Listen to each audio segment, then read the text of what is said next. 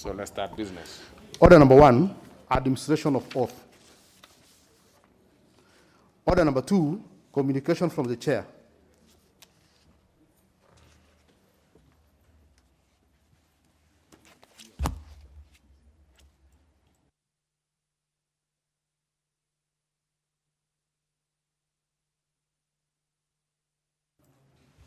Order members, those ones coming in, please take your seats.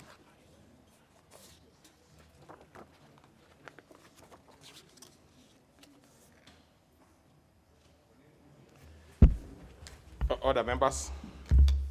Honorable members, I wish to introduce to you a group of 20 students and 5 staff members of the Still Arise organization seated in the Speaker's Gallery.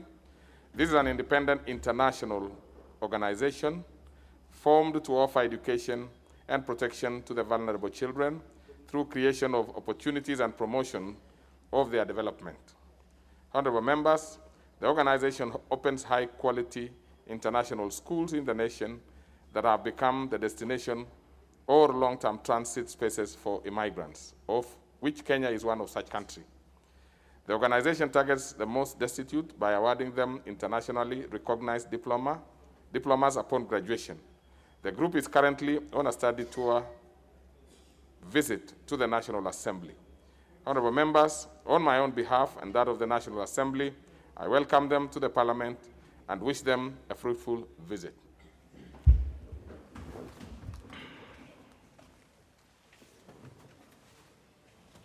Next order. Order number 3, messages. Order number 4, petitions. Order number 5, papers. I think we have quite a handful of that. Majority Leader, please. Yes, Honorable Speaker, I beg to lay the following papers on the table of the House today, Thursday, February the 24th, 2022. The first batch of papers is the reports of the Auditor General of Financial Statements in respect to the following institutions for the year ended 30th of June, 2021, and the certificates therein. And these belong to the Roads Annuity, the African Union, another international organization subscription fund, State Department for Shipping and Maritime, Kenya Roads Board, and Commission on Revenue Allocation. The second batch is the reports of the Auditor General and financial statements in respect to the following institutions for the year ended 30th of June 2020 and the certificates therein. And these are the Kenya Urban Roads Authority, the National Construction Authority, Engineers Board of Kenya, National Housing Corporation, KWS Kenya Roads Board Project, the Nairobi Metropolitan Area Transport Authority, Kenya Railways Corporation, Kenya Forest Service, Kenya Civil Aviation Authority, the Kenya Institute for Public Policy and Research, Micro and Small Enterprises Authority, the National Waterworks Development Agency, National Environment Management Authority, Kenya Wildlife Service, Kenya Investment Authority, Bandari Maritime Academy, Kenya Bureau of Standards, Tourism Fund, Tourism Promotion Fund, Kenya Industrial Estates Limited, Taita Taveta University, Rongo University, Kisii University, University of Kabianga, Laikipia University, Maseno University, Kenya Utalii College, Kenya Industrial Research and Development Institute, Gatanga Technical and Vocational Training, Kipkabos Technical and Vocational College, Moiben Technical and Vocational College, Coast Institute of Technology, Cochin Technical Training Institute, Kenya Industrial Property Institute, Tinderet Technical and Vocational College, Mathioya Technical and Vocational College, Siala Technical Training Institute, Kisii National Polytechnic, Taveta Technical and Vocational College, Karumo Technical and Training College, Tetu Technical and Vocational College, EMSOS Technical and Vocational College, Michuki Technical Training Institute, Rift Valley Technical Training Institute, Mukurweini Technical Training Institute, Godoma Technical Training Institute, Muranga Technical Training Institute, Mukiria Technical Training Institute, Sabatia Technical and Vocational College, and Nachu Technical and Vocational College. The third is the report of the Auditor General and financial statement in respect of Rongai constituency for the year ended 30th of June 2020 and the certificate therein. And lastly is the report of the Auditor General and financial statement in respect of the following institutions for the year ended 30th of June 2019 and certificates therein: the Northern Water Works Development Agency, formerly referred to as the Northern Water Services Board, the Lake Victoria North Water Works Development Agency, and Tourism Fund. Thank you, Honorable Speaker. Very well. So we get to the chairperson, Committee on Implementation, the Honorable Kenta Moitalel. Thank you, Honorable Speaker. Honorable Speaker, I beg to lay the following paper on the table of the House today, Thursday, February 24th, 2022. Report of the Select Committee on Implementation on its consideration of the implementation status of the report of the Departmental Committee on Finance and National Planning on the optimization of revenue collection in grain handling services at the Port of Mombasa. Thank you, Honorable Speaker. Very well. And for those members who do not know, the other name of the Honorable Kenta is also called Richard. Then we go to the Committee on Constitutional Implementation and Oversight Committee.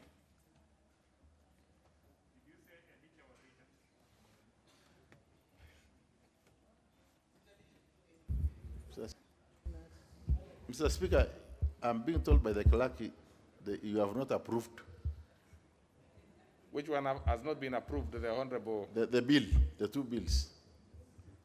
There's nothing that needs my approval that has not been approved. And if it was not approved, well, I would understand, of course, that you are new in your station. I could easily do it even from where I sit.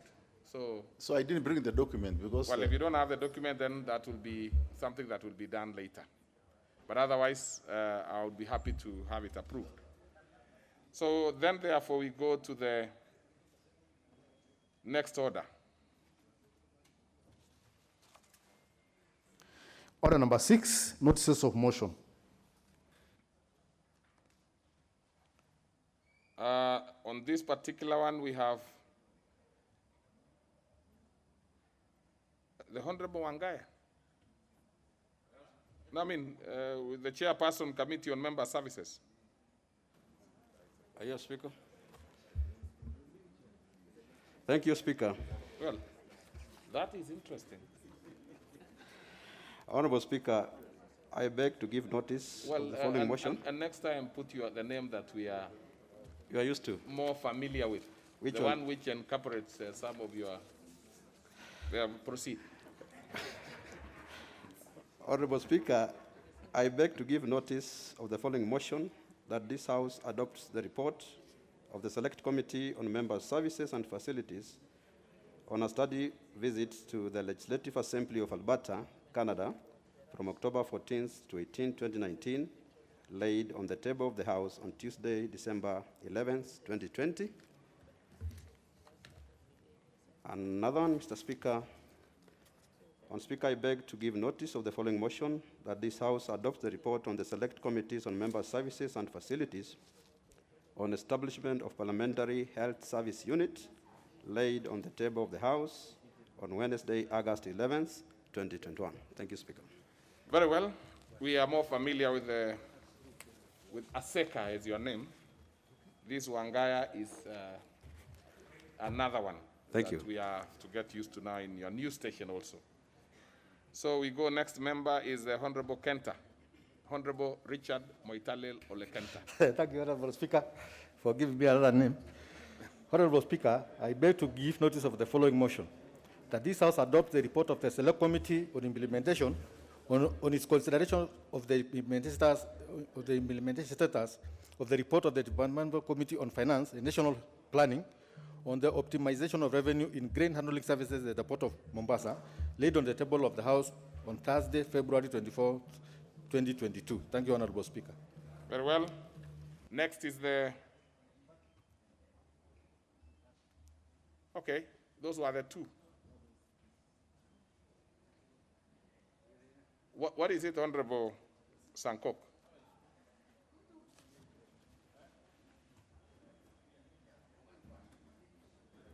Thank you very much, Honorable Speaker, for giving this opportunity. And Honorable Speaker, pursuant to Standing Order 33-1, I rise to seek leave for adjournment of the House for purpose of discussing a definite matter of urgent national importance on rising food prices in the country. Honorable Speaker, according to the latest data from the Kenya National Bureau of Statistics, food prices rose by 8.89% in January 2022, making it hard for thousands of Kenyans to put food on the table.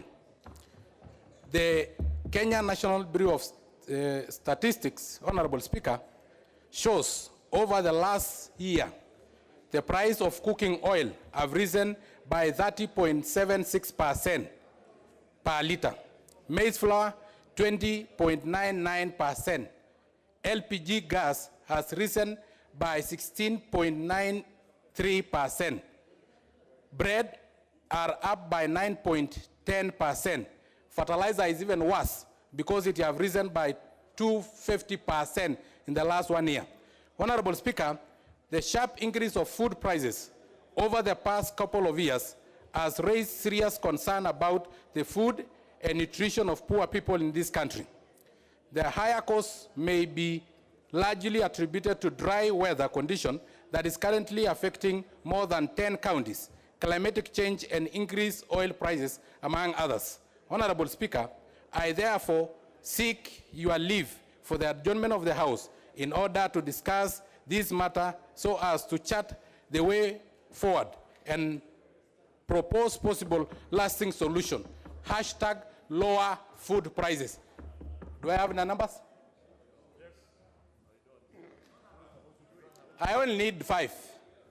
They are already there. Of course, I've seen Junet and Honorable Kimunya saying that I don't have the numbers to discuss food prices. You know, we have to be sensitive to Kenyans. No, order, members. You might actually be misleading yourself, the Honorable Sankok, that you require 5 members. Now let's count. If you have less than the required numbers, then you for sure will. How many are they? Because it's very clear. We know the numbers. Simameni bwana. Simama. We are talking about food. We are talking about food. It's not about BBI. It's not about anything. It's not political parties. Where is Simama bwana? Food prices. Even the price of fish has gone up. Just confirm the numbers. Junet, thank you. Junet is up. Junet represent 10 of them. Order, members. Take your seats. Now, the numbers that are required are 20, not 5, as Honorable Sankok wanted to lead the House to believe. So it's 20 members. Luckily for you, you got the 20. Now, the only problem is that we probably are not going to have it today, because we will be dealing with the budget policy statement, which has to be completed. There is even a probability that we will increase, the sitting of today in terms of timing. It's going to be a very critical bit, honorable members, and this probably is one thing that will also deal with some of the issues that you've raised. I am trying to consult to confirm if I can slot it for next week, Tuesday, at the close of the House. Next week, Tuesday. So I want to consult briefly to see if the standing orders allows, or I have to invoke standing order number 1. Because the budget policy statement, honorable members, as you are aware, is going to be something that we need to finalize today. So whereas what the Honorable Sankok has raised is very critical, this other one, also the BBS one, is as critical because it deals with exactly probably the same things. So I want to hear if the Honorable Sankok is happy with it, then we can fix it for Tuesday. I'm well guided by the chair, by the speaker, and I accept any decision that we'll make because food prices are it's an emergency, but BPS is even also a critical matter that this House must complete it. So with your guidance, I accept if it is Tuesday, yes. Is well accepted by me. Thank you, Honorable Chair. Thank you very much. And thank you for your understanding, Honorable Sankok. So Tuesday it is. Thank you. Tuesday. Thank you. The time will be communicated to you so that you are properly, but it's going to be Tuesday. Thank you very much.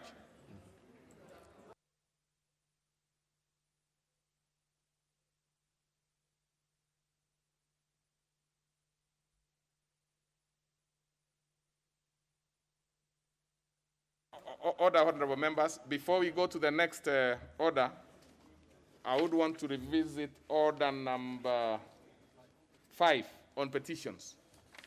Because as the new chair would be aware, his matter had already been approved and signed, so please table the document. Just a minute. What is your point of order, Honorable Wandai?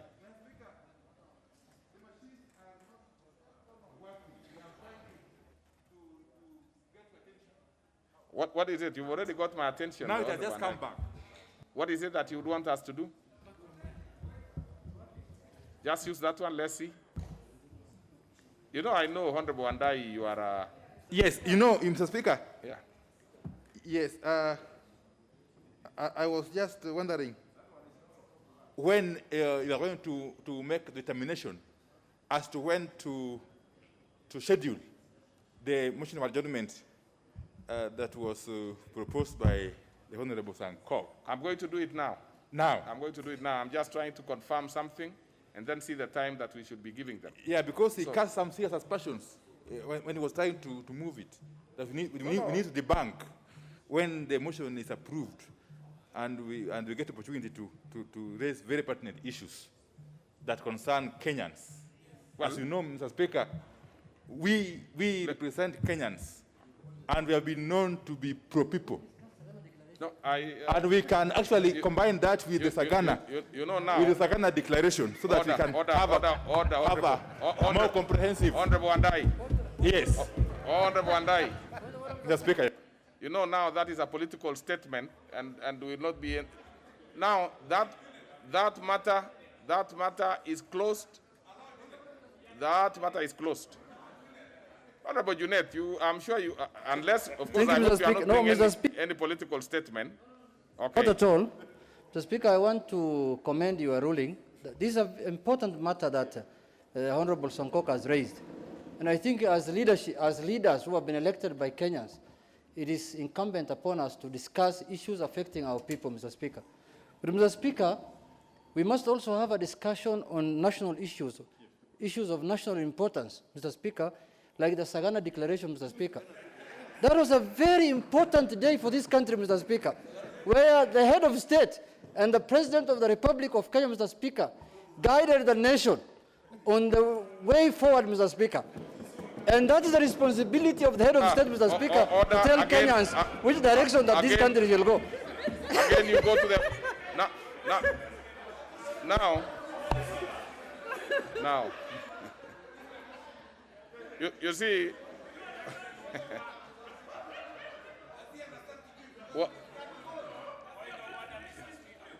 what is it, Honorable Bukose? You know, now you raise issues. I see even the minority leader wants to. Now, honorable members, let's hear. You know, Honorable Speaker, the issue that the matter that Honorable Sangoka has raised is critical, and my friend Honorable Junet and Honorable Pio and I, being senior members in this House, should not trivialize the matter associating with a declaration that was made in a language that not everybody understood. So I think that is a very strange concept to bring it into the House. Here in the House, Honorable Speaker, we speak either in English or in Kiswahili, and that's the language we understand. So giving guidance to what the Honorable Sangoka said, I think it will be good that we can be able to discuss it now, and dispense with it. Let's leave this. Let's say, just to make things easy, we will be discussing this particular motion from 6 o'clock on Tuesday, all the way to 7.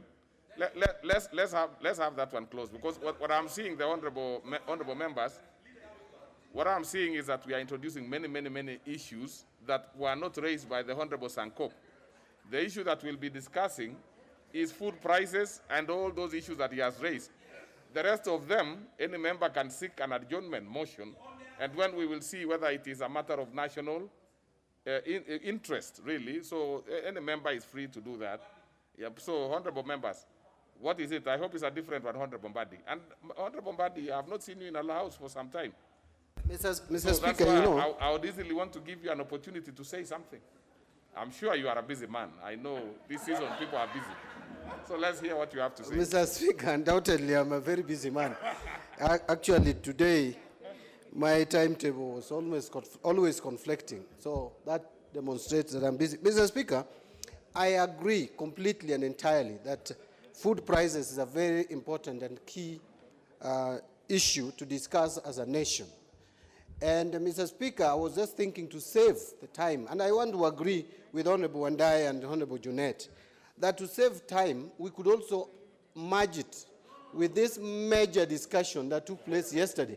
You know, when head of state, Mr. Speaker, sitting head of state, not a former head of state, Mr. Speaker, holds such an event and makes a pronouncements, Mr. Speaker, and these are pronouncements, some of which I don't want to discuss the details, but he even talked about how corruption, Mr. Speaker, I beg to be, take your seat. I beg to be heard, Mr. Speaker. No, if you are let me tell you this. Mr. Speaker, I'm just saying that if you listened to what the head of state said, the translation, he was talking about how this country's economy has been battered as a result of corruption.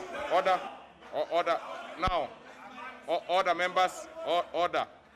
Now, the only presidential address that we will discuss in this house is the State of the Nation address that is done in Parliament, and so please let's leave that for now. Order, honourable members. Now I've given you Honourable Sankop Tuesday. Any member who has an issue, bring it on Tuesday, whether it is in the line. But the only thing is we cannot merge it with any other. The motion that we'll be dealing with is Honourable Sankop's motion. So we will not merge, but we will be happy to hear any other member who would wish to have a house adjourned on another matter of definite national importance, if there is any. So please, honourable members, let's proceed. I think now, honourable members, order, Honourable Ngujiri.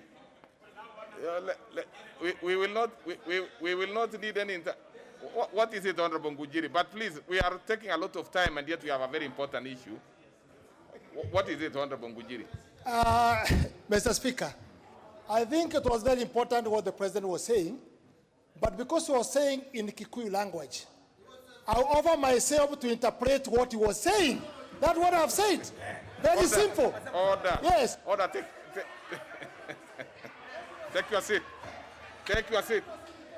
Take your seat. Oh, no. Order. Take your seat. Now, honourable members, I think that made the afternoon a little lighter. But now let's go to business. I'm giving no other member on this one. We go to business. Next order. Order, members. Order number 7, questions and statements. Honourable members, on this particular one, we will start with the ordinary questions. Starting us off is the member for Kadiani, the Honourable Mbui. Thank you, Mr. Speaker, sir, for this opportunity to ask question number 44 of 2022 to the Registrar of Political Parties. First off, Mr. Speaker, could the Registrar of Political Parties explain how and why Kenyans have been registered as members of various political parties without their knowledge and consent?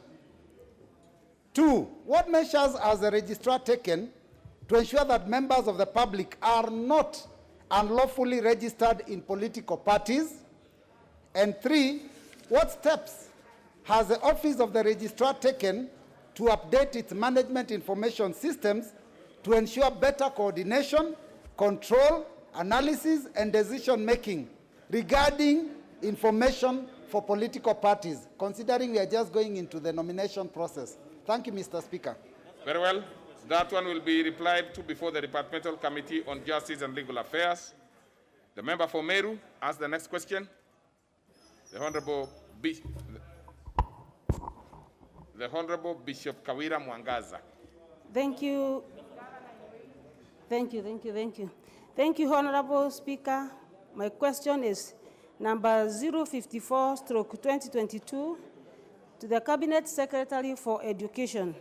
Could the Cabinet Secretary outline the measures that the Ministry has put in place to ensure that construction of infrastructure in public learning institutions across the country is adequately supervised by experts to ensure it is of quality standards and that of the safety of the learners is not compromised? What steps is the Ministry taking to ensure the repair of old and dilapidated school infrastructure in Meru County? Could the Cabinet Secretary explain the criteria used by the Ministry to allocate and disburse infrastructure funds to the public learning institutions in Meru County? Thank you, Honorable Speaker. Very well. That will be replied to before the Departmental Committee on Education and Research. Next is a member for Madioya, Honorable Kihara. Member for Madioya. Member for Madioya. Let's go to member for Nakuru Town East. Ask the next question. Again, seeming absent. Member for Endebess.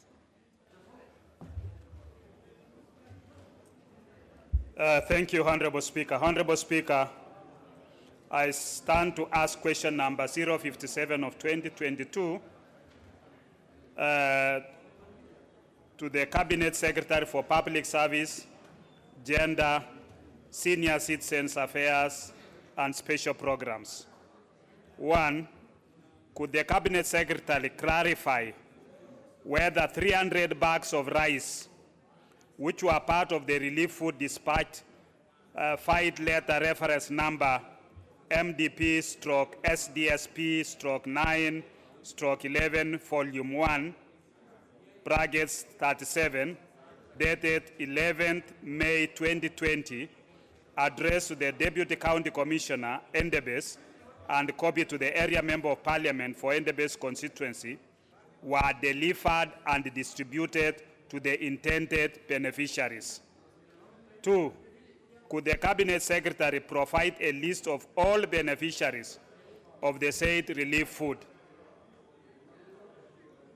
3, could the Cabinet Secretary also provide a breakdown of all the relief food that was distributed in Trans Nzoia County in the year 2020, indicating its estimated cost, details of all beneficiaries in the county, indicating their sub-locations, locations, and sub-counties. This was during the epidemic, Honorable Speaker. And this relief food, we want to find out whether it reached the intended purposes. Okay. Thank you, Honorable Speaker. That will be replied to before the Departmental Committee on Administration and National Security. Next is the member for Gilgil.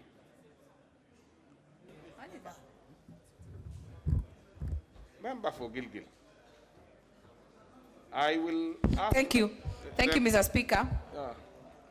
I rise to ask question 058 of 2022. Yes, and the member who is in the neighborhood, kindly allow the member for Gilgil to ask her question Mr. in Speaker, absolute peace. Mr. Speaker, I was consulting Honorable KJ on the fact that the order paper is not uploaded on my system. So I was checking whether it's uploaded on his.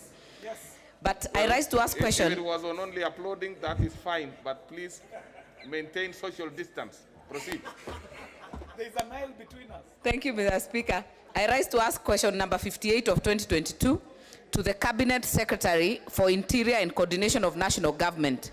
Number 1, what is the status of investigations into the disappearance of Mr. Boniface Njuguna Ndungu of ID number 20125197, a businessman and resident of Gilgil constituency who was kidnapped in Churo area, Baringo County, on 31st August 2021 while sourcing for chicken for his business, as reported in Gilgil Police Station on 17th September 2021, vide OB number 21/17/9/2021. Number 2, Have there been any arrests of those involved in the disappearance, particularly the suspects who allegedly demanded for a ransom for the release of Mr. Njuguna on 2nd September 2021, but later reneged on grounds that the incident was a revenge mission? Thank you, Mr. Speaker.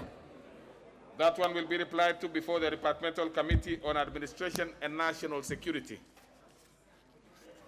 Now, the other questions which are not, which the member for Nakuru Town East, is he in now? The Honorable Gikaria. And the member for Madioya. Those questions are deferred to next week. So next, we go to the second segment of that particular order, which is statements. We will start with the majority leader, who obviously has a statement. Mr. Speaker, pursuant to the provisions of Standing Order number 44.2a, I rise to give the following statement on behalf of the House Business Committee, which met on Tuesday, 22nd of February 2022, to prioritize the business for consideration. Honorable Speaker, last week you concluded the process of reorganizing various committees of this House, and I wish to take this opportunity to congratulate the members who have been given fresh mandate as chairpersons or vice chairpersons. I urge them to hit the ground running and encourage the committees to keep working hard to expedite all the pending but urgent business before them, since the time remaining in this session is not much, yet a lot needs to be done. Honorable Speaker, I also wish to urge members who have sponsored certain bills to keep track of the progress made in the consideration of individual member bills whenever they are scheduled on the order paper, mainly on Wednesday mornings. And this will obviate members from losing an opportunity to move their bills. Honorable Speaker, for the sitting of Tuesday, 1st of March 2022, the House Business Committee has scheduled the continuation of the following motions, if not concluded today. And these are the report of the budget, the Appropriations Committee on the Budget Policy Statement for the financial year 2022-2023, and the report of the Budget and Appropriations Committee on the Medium-Term Debt Management Strategy for the financial year 2022-2023. Honorable Speaker, the following bills have also been scheduled for consideration in second reading, being the Children's Bill, Huduma Bill, and Advocates Amendment Bill of 2021. Honorable Speaker, in accordance with the provisions of Standing Order number 42A, 5 and 6, I wish to convey that the following cabinet secretaries are scheduled to appear before the departmental committees as follows. The Cabinet Secretary for Lands is scheduled to appear before the Departmental Committee on Lands on Tuesday, the 1st of March 2022, to respond to question number 43 of 2022 by the Honorable Peter Kihara, MP, regarding compensation of Keriaine Cairo Road residents. The Cabinet Secretary for East Africa Community and Northern Corridor Development is scheduled to appear before the Departmental Committee on Defense and Foreign Relations on Tuesday, the 1st of March 2022, to respond to question number 013 of 2022 by the Honorable Olago Aluoch, MP, regarding the payment of terminal dues to all former employees of the defunct East Africa Post and Telecommunications Corporation, who were not compensated following the winding up of the corporation in the late 1970s. The Cabinet Secretary for Public Service, Gender, Senior Citizen Affairs and Special Programs is scheduled to appear before the Departmental Committee on Labor and Social Welfare on Tuesday, the 1st of March, to respond to question number 27 of 2022 by the Honorable Zulekha Hassan regarding fresh registration of beneficiaries to the Inua Jamii program. The Cabinet Secretary for Interior and Coordination of National Government is scheduled to appear before the Departmental Committee on Administration and National Security on, again, Tuesday, 1st of March, to respond to the following two questions. Question number 18 and 19 of 2022 by the Honorable Abdul Rahim Dawood regarding the abduction of Louis Mudhuri and payment of dues to Police Constable Japheth Kambudu, respectively. And two, question number 30 of 2022 by the Honorable Bernard Okoth regarding the abduction and killing of Ms. Cynthia Makoha. The House Business Committee will reconvene on Tuesday, the 1st of March, to schedule the business for the rest of the week. Honorable Speaker, I now wish to lay this statement on the table of the House. Thank you.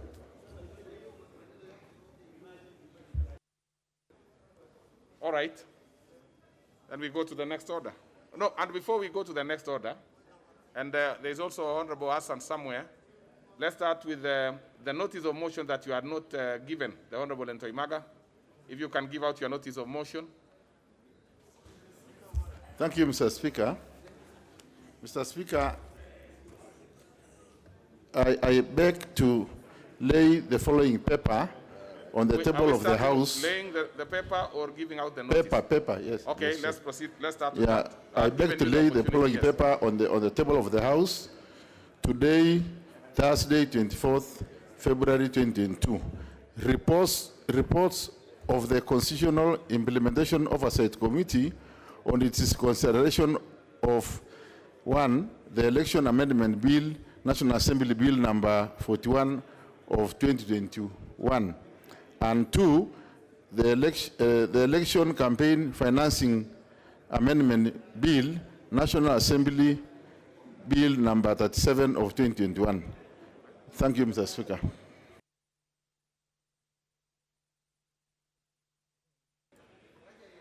Honorable Ntoimaga, do you have a notice?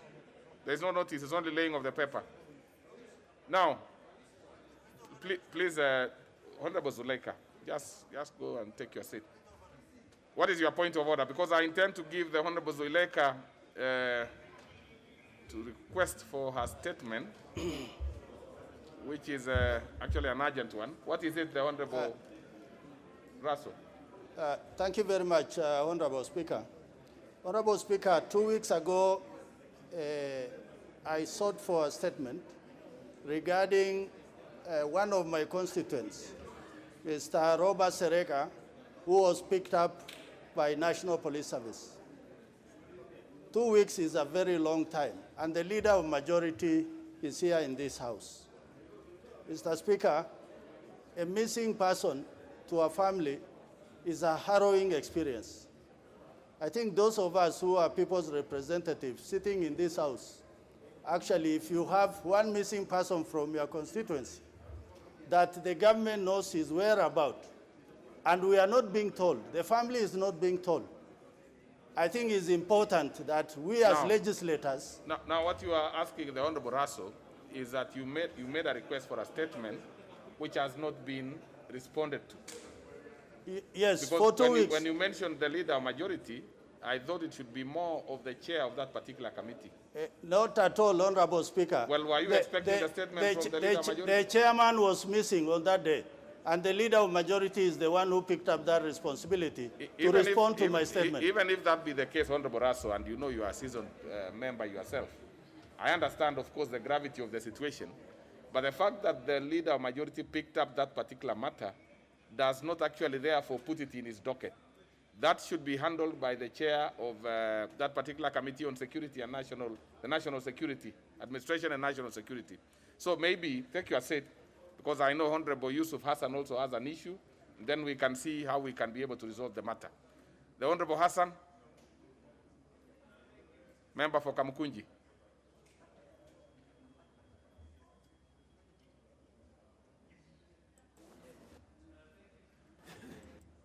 Speaker, for the opportunity.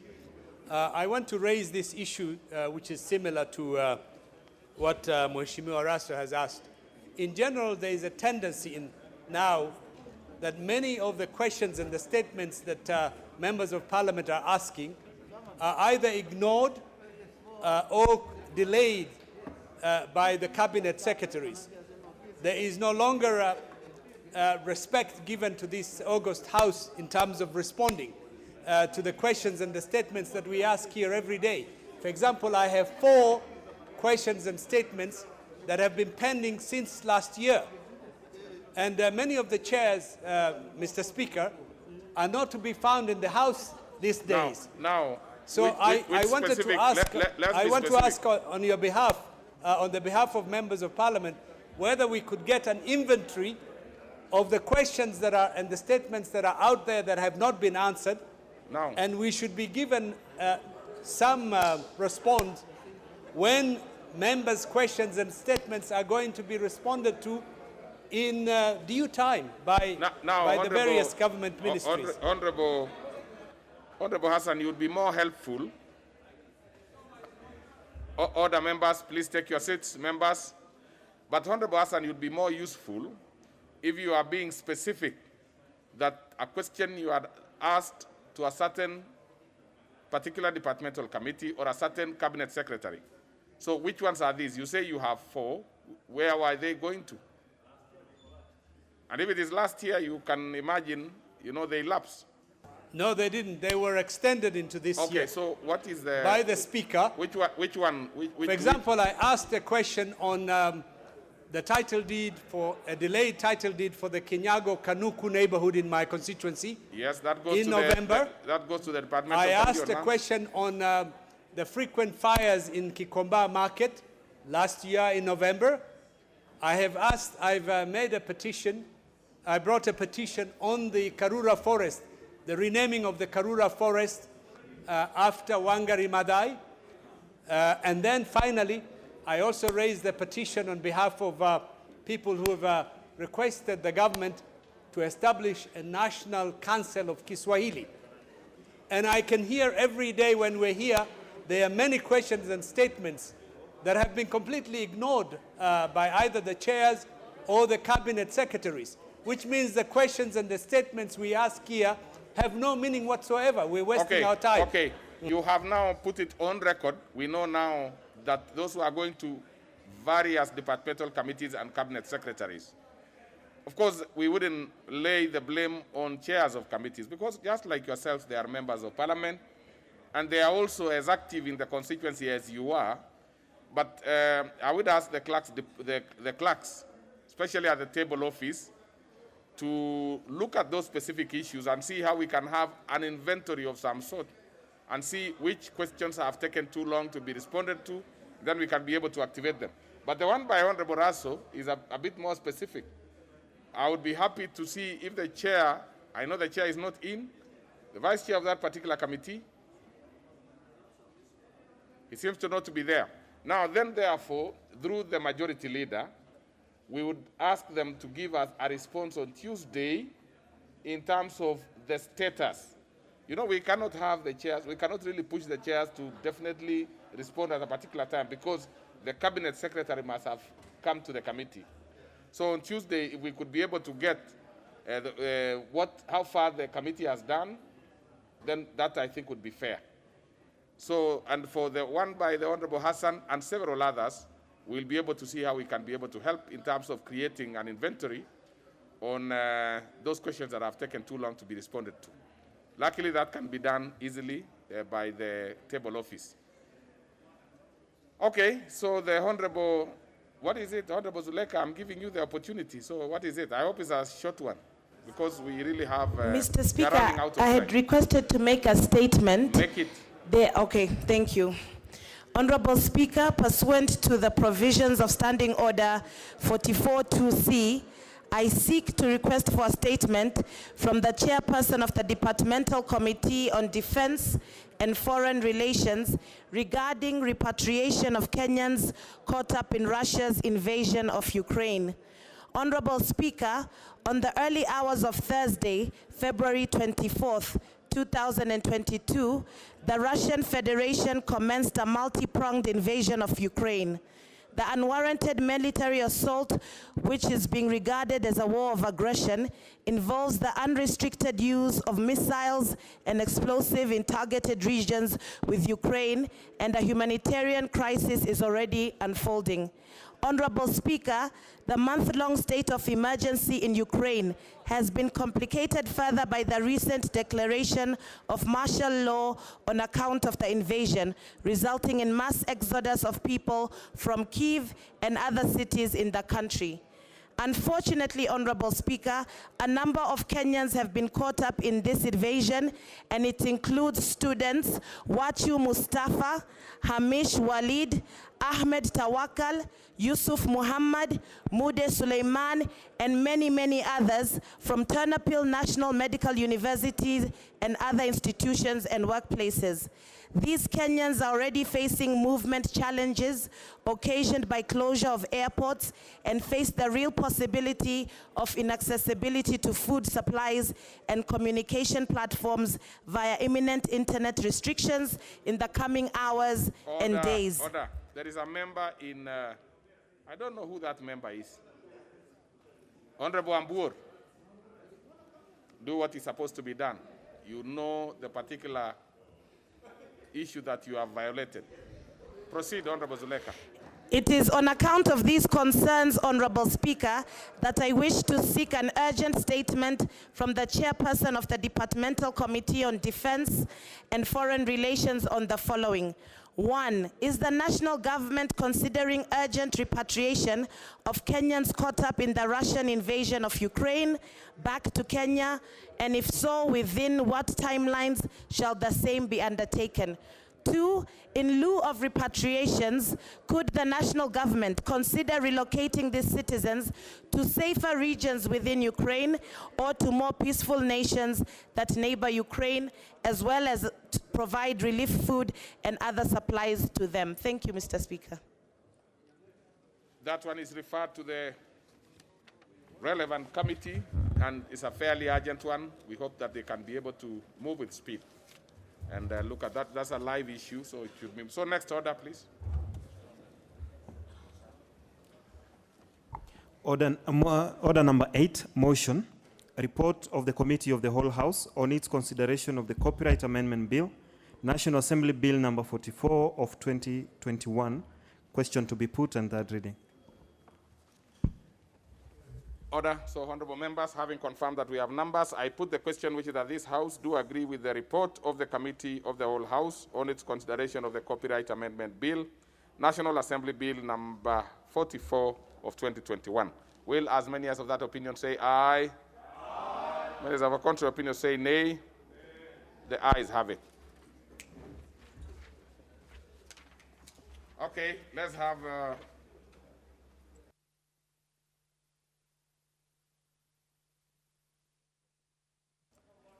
the mover to move third reading.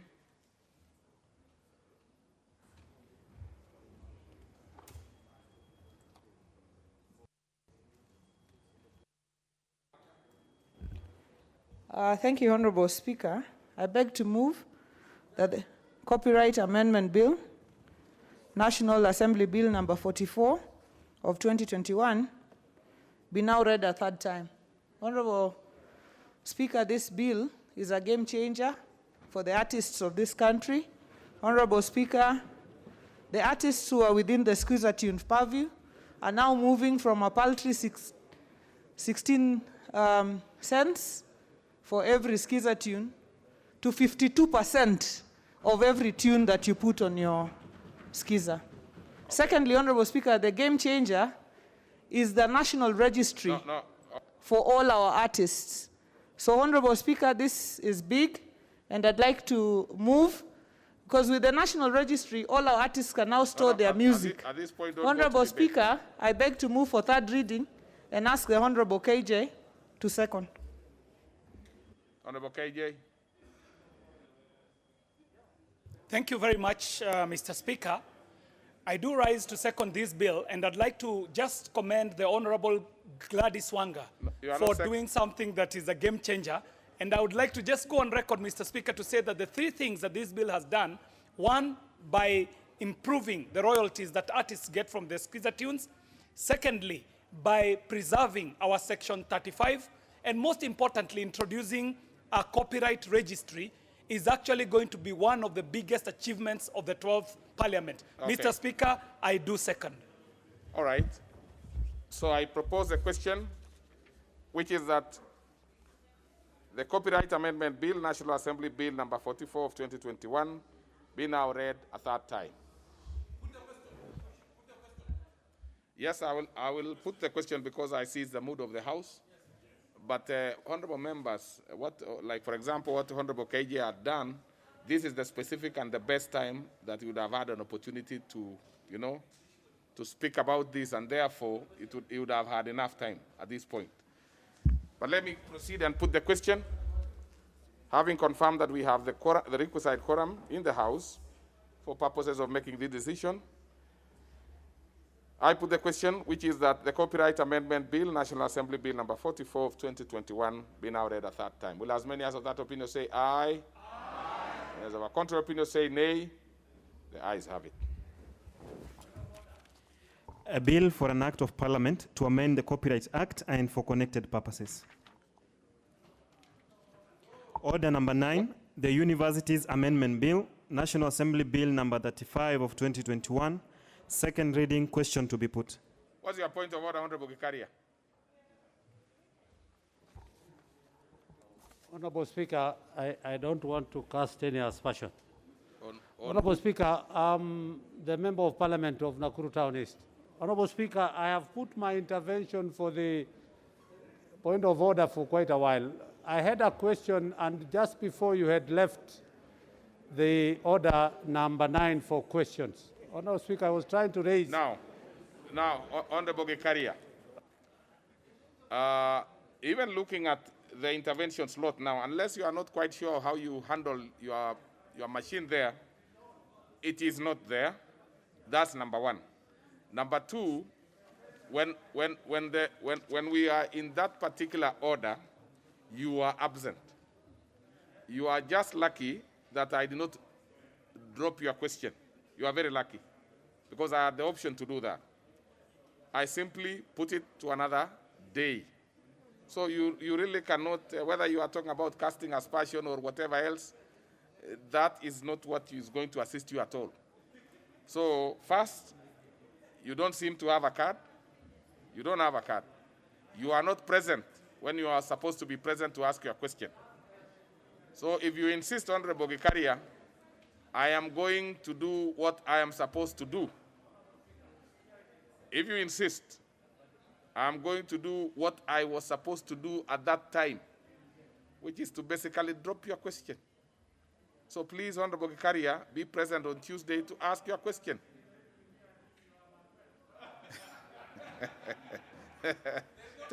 Take your seat, Honorable Gikaria. So your question will not be dropped, but please be there to ask it on Tuesday. Right? So let's proceed. And so I'm going to do, order members, take your seats. Order, take your seat, Honorable Gikaria. Order. So again, honorable members, we have the numbers to make this decision. So I put the question, which is that the Universities Amendment Bill, National Assembly Bill number 35 of 2021, be now read a second time. Will as many as of that opinion say aye? Aye. Many as of a contrary opinion say nay? The ayes have it. A bill for an act of parliament to amend the Universities Act 2012 and for connected purposes. Well, then we go to the next order. Order number 10, Committee of the Whole House.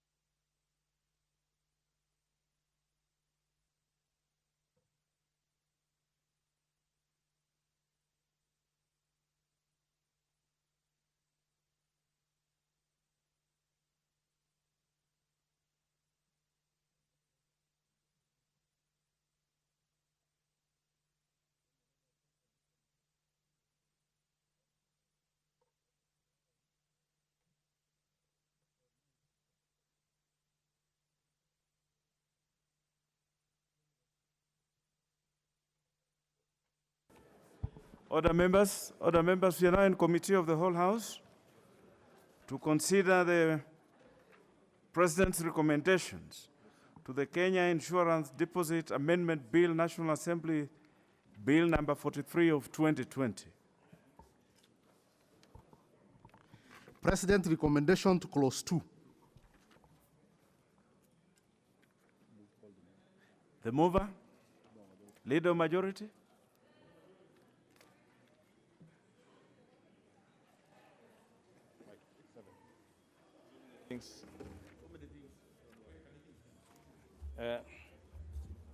Honorable Speaker, Honorable Chair, I beg to move that clause 2 of the bill be amended as per the order paper, and this is basically to ask the President's memorandum, which was explained, which was actually brought to the House, explained by the Speaker, to accommodate the reservations by His Excellency the President, where he did recommend deletion of some clauses and rewarding of others, and hence it's a straightforward matter that does not require debate.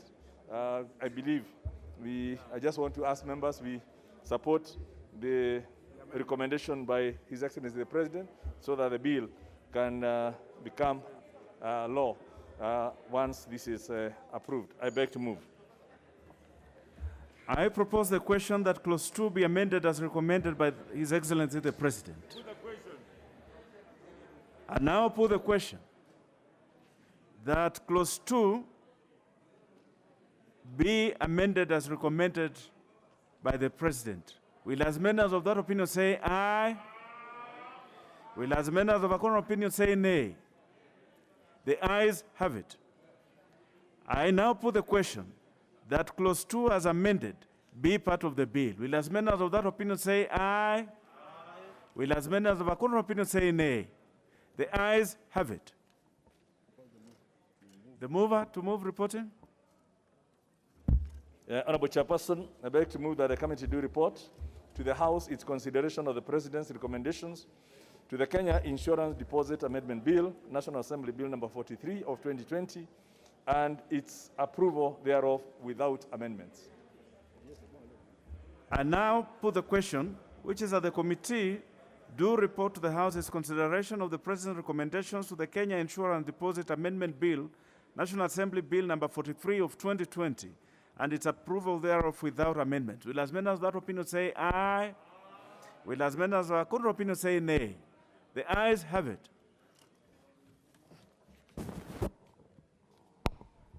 Honorable members, Honorable Speaker,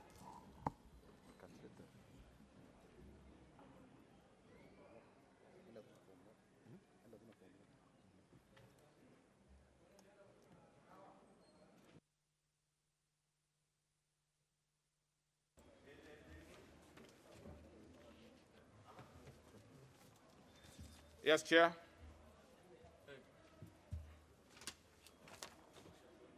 Please. Honorable Speaker, I beg to report that the Committee of the Whole House has considered the President's recommendations to the Kenya Insurance Deposit Amendment Bill, National Assembly Bill number 43 of 2020, and its approval thereof without amendments. Very well. Let's have the mover of the bill to move agreement with the report. Honorable Speaker, I beg to move that the House do agree with the committee in the said report, and I also request the Honorable Angweni to second the motion for agreement with the report of the Committee of the Whole House.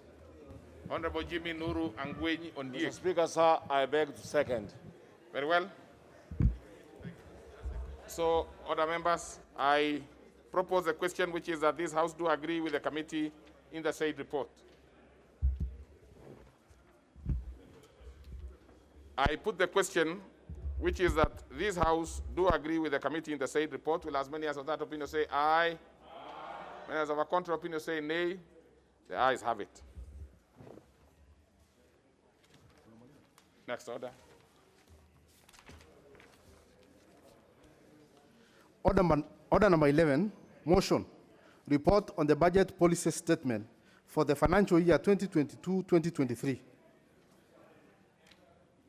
Honorable members, please take your seats because I want to give some guidance which will take a few minutes. Order, order members, order, order. Honorable members, I wish to guide the House that I have received notices of proposed amendments from various members as published in today's order paper. The proposed amendments are by the member for Kikuyu, the Honorable Kimani Ichung'wah, the nominated member, the Honorable Sosion Wilson, the member for Kilifi North, Honorable Owen Baya, and the member for Garissa Township, the Honorable Aden Duale. Honorable members, as you have noticed, the proposed amendments are published in the order paper, are preceded by a disclaimer to the effect that They are subject to the Speaker's decision on application of Article 114 of the Constitution. In this decision, I wish to now convey to the House, which I wish to now convey to the House. To start with, the Honorable Members, Article 114.2 of the Constitution states as follows with respect to money motions, and I quote. That's Article 114.2. If in the opinion of the Speaker of the National Assembly, a motion makes a provision for a matter listed in definition of a money bill, the Assembly may proceed only in accordance with the recommendation of the relevant committee of the Assembly after taking into account the views of the Cabinet Secretary responsible for finance. 3, in this Constitution, a money bill means a bill other than bill specified in Article 218 that contains provisions dealing with A, taxes, B, imposition of charges on public fund or variation or repeal of those charges, C, appropriation, receipt, custody, investment, or issue of public money, D, the raising of or guaranteeing of any loan or its repayment, or E, matters incidental to any of those matters. On the other hand, the honorable members processing the annual budget policy statement, BPS, is provided for under Section 25 of the Public Finance Management Act 2012. The BPS sets out broad strategic priorities and policy goals that will guide the national government and the county governments in preparing their budgets, both for the following financial year and over the medium term, and includes inter alia, A, the assessment. Honorable members, you can take your seats because this will be a little long. Take your seats and quickly, please. Thank you.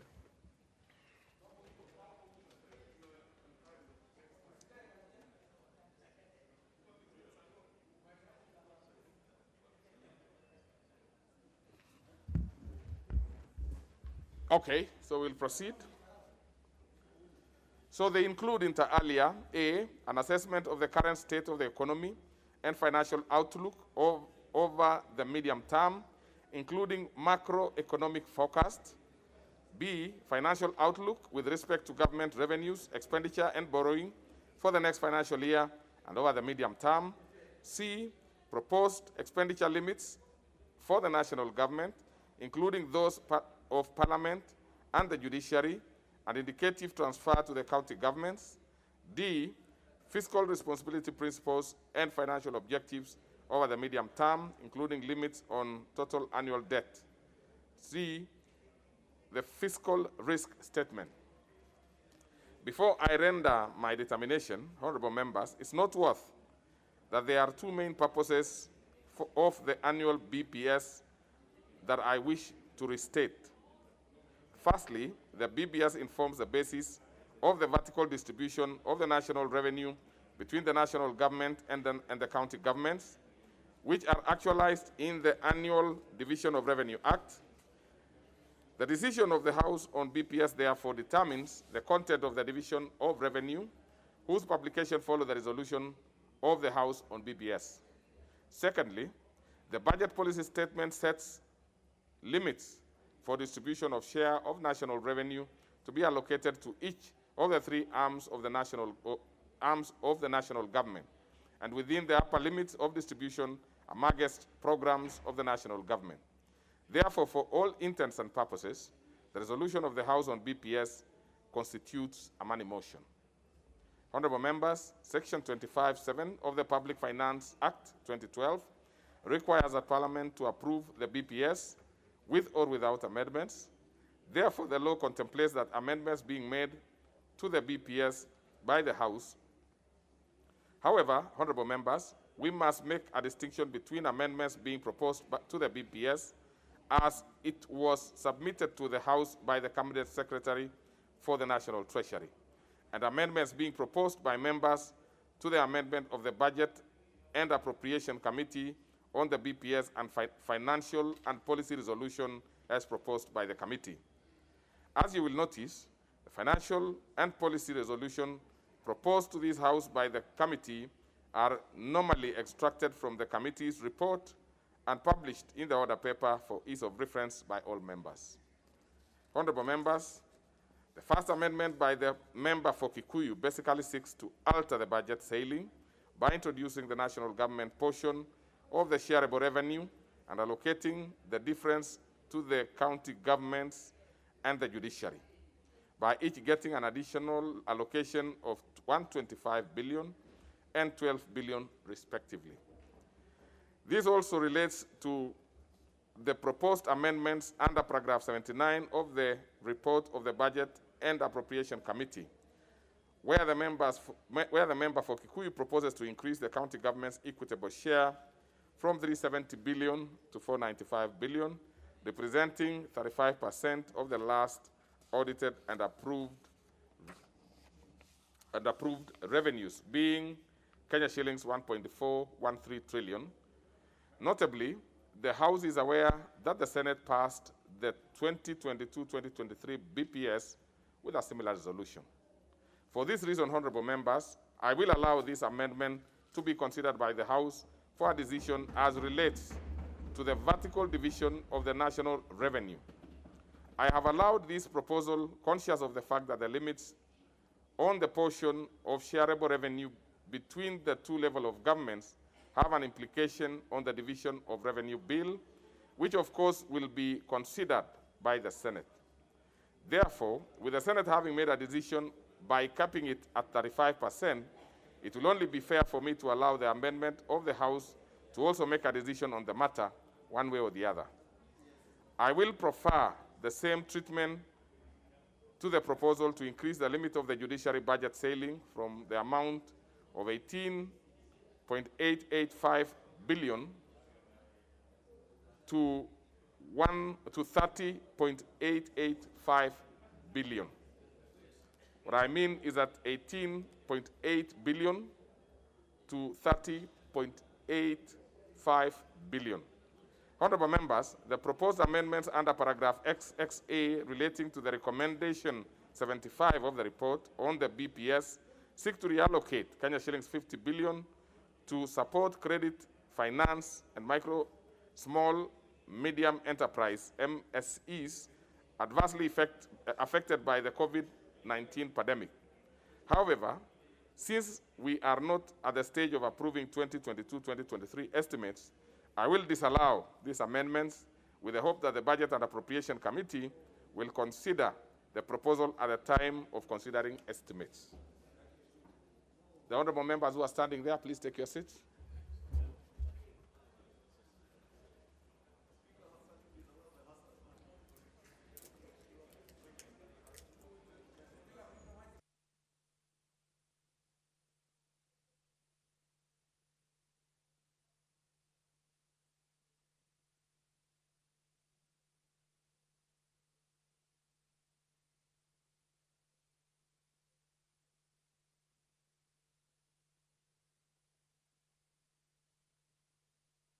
Take your seats, members, quickly.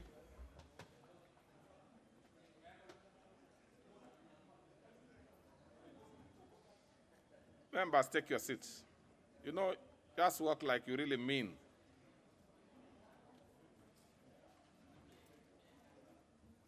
Now, who is this member? Please take your seat.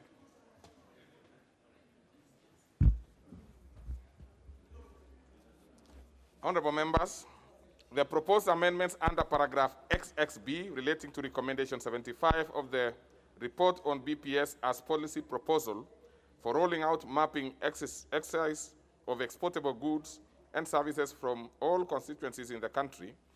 I will therefore allow this amendment if If approved, if approved by the House, the government will consider the proposal in line with existing broad priorities. This will also apply to the proposal on operationalization of the Judiciary Fund, the designation of the Inspector General of Police as an accounting officer for the National Police Service, and the proposed additional allocation of resources to facilitate upward review of remuneration by police officers. The proposed amendment by the Honorable Wilson Sossion seeks to provide for funding of the Teachers' Professional Development Program under Section 35 of the Teacher Service Commission Act 2009. This being a policy proposition to the government, I will allow it to be considered by the House. Honorable members, the member for Kilifi North, the Honorable Owen Bayer, has also proposed various amendments to this motion. The proposal relates to allocation of resources to State Department for Crops Development and Agricultural Research to provide for subsidies on fertilizer so as to reduce the price of purchasing fertilizer. To the extent that this proposal is not asking for any additional resources, but rather asking the Cabinet Secretary for Treasury to consider reallocation of the availing resources to actualize this proposal, I will allow the House to debate the matter and make a decision one way or the other. However, I will disallow the members' other two proposed amendments relating to revival of cashew nut and mango subsector in Kilifi County and resettlement of squatters, as they are better canvassed at the level of consideration of estimates. The purpose of the BPS is really to allocate and determine the detail of funding. The purpose of BPS is really not to allocate and determine the details of funding, but rather to set out a broad strategic priorities and policy goals that will guide the national government and the county government in preparing their budgets. Finally, honorable members, the member for Garissa, the Honorable Aden Duale, has proposed an amendment seeking to alter the budget ceiling of the national government's portion of shareable revenue by reducing the reallocation of 12 billion difference to judiciary. You will notice that the effect of the proposed amendments is similar to that being proposed by the member for Kikuyu. And in this regard, I'll therefore allow the consideration of the two, of course in line with the procedure and processing of amendments of a similar nature. The Honorable Darley has also proposed the restatement of livestock off-take program and drought mitigation measures by allocating 1.5 billion and 2 billion to the programs, respectively. Noting that this is a specific program-based allocation, I will disallow this amendment as it will be best placed at the stage of consideration of the estimates. Honorable members, the motion on the medium-term debt strategy under order number 12, the member for Kikuyu is proposing an insertion of a new paragraph BA to the effect that the House notes the approval of 2022-2023 BPS and the medium-term debt management strategy is to be construed to be an approval for raising of the national debt limit currently stipulated in law. It is observed that the member is asking the House to make a further recommendation whose implication is to affirm that the approval of BPS and the medium-term debt management strategy is not an approval of increase of the national debt limit. It will be noted that in its recommendation to this House, the committee is also asking the House to cause the National Treasury to align the projected 2022-2023 expenditure to be within the headroom allowed by the limit set out by the House on the 9th October 2019. To this extent, I'm inclined to allow this amendment as it emphasizes the resolution of the House of the 9th October 2019. Honorable members, before I conclude, I wish to respond to the point of order raised by Honorable Kimani Ichung'wah relating to the matter during the afternoon sitting of Tuesday, February 22, 2022. The essence of the point of order was threefold, being whether the House can amend the BPS, two, whether the House can amend the report of the Budget and Appropriation Committee on BPS, and three, whether the amendments proposed are subject to Article 114 of the Constitution. Honorable members, these are fairly straightforward matters, which I have guided before. On whether BPS can be amended, the answer is, as I've stated above, lies on Section 25(7) of the PFM Act 2012, which contemplates an approval of the BPS with or without amendments. As to whether the House can amend the report of the Budget and Appropriation Committee, I wish to note that the motion for adoption of the report is a motion like any other and may be amended in the usual manner and provided for in the standing orders. Lastly, as to whether the amendments relating to BPS are subject to Article 114 of the Constitution, the answer is in the affirmative. Whenever amendments relate to matters provided under Article 114 of the Constitution. In conclusion, therefore, the motion will now proceed as I have directed, noting that the determination herein. The House is accordingly guided, and I thank you.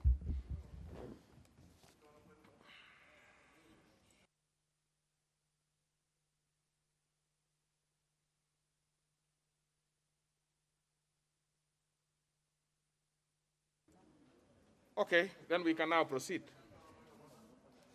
First of all, Can we amend? Yes, what is it, Honorable Shungwa?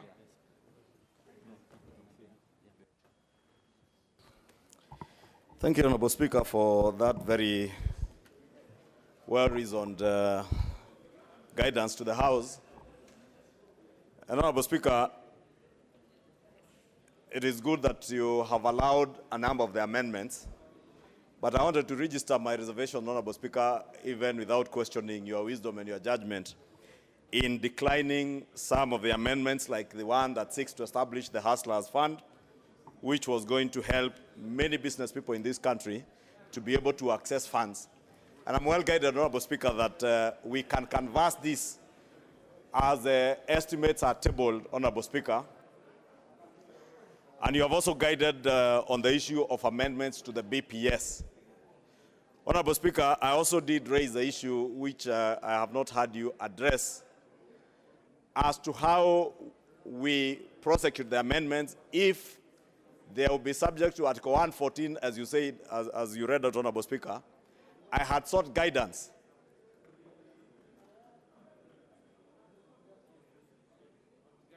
Yes, I had sought guidance, Honorable Speaker, that if there is any proposal that is subject to either Article 114 or Standing Order 114, the Speaker to give guidance as to whether we need, as members of Parliament, to appear before the Budget and Appropriations Committee to be able to canvass all those amendments, Honorable Speaker.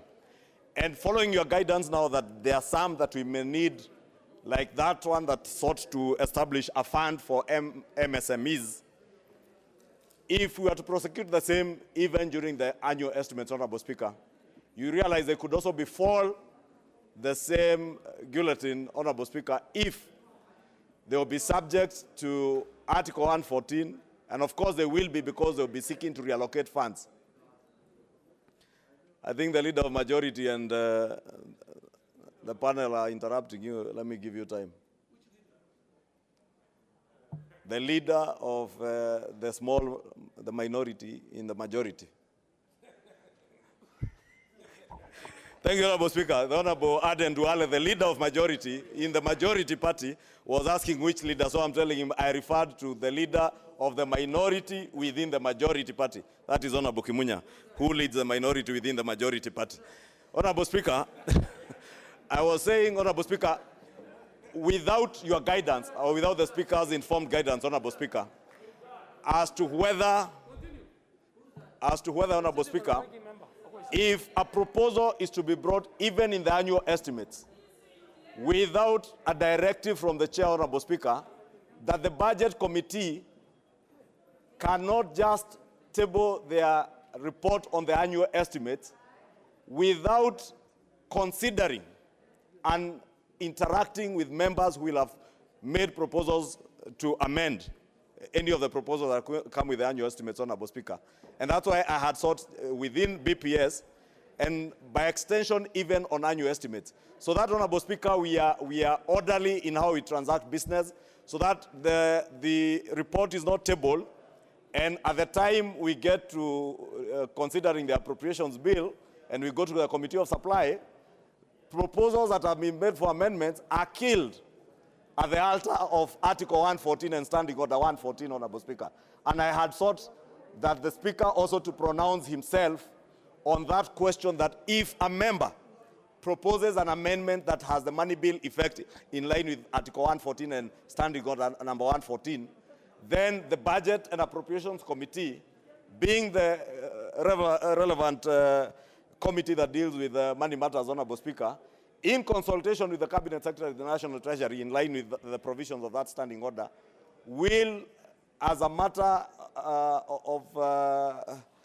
of direction from the chair, Honorable Speaker, is directed to make sure that any proposal that has been forwarded is considered, even by inviting that particular member who may propose amendments now as you guide in the annual estimates. So that if and when buyer proposes the reallocations he wanted for settling landless people in the coast, and he's proposing to move that money from one vote to another, Honorable Speaker, then we obligate the Budget and Appropriations Committee that they must sit with the Honorable Owen Buyer, get comments from the National Treasury, so that his recommendations or his proposals for amendment are not killed at the altar of Standing Order number 114.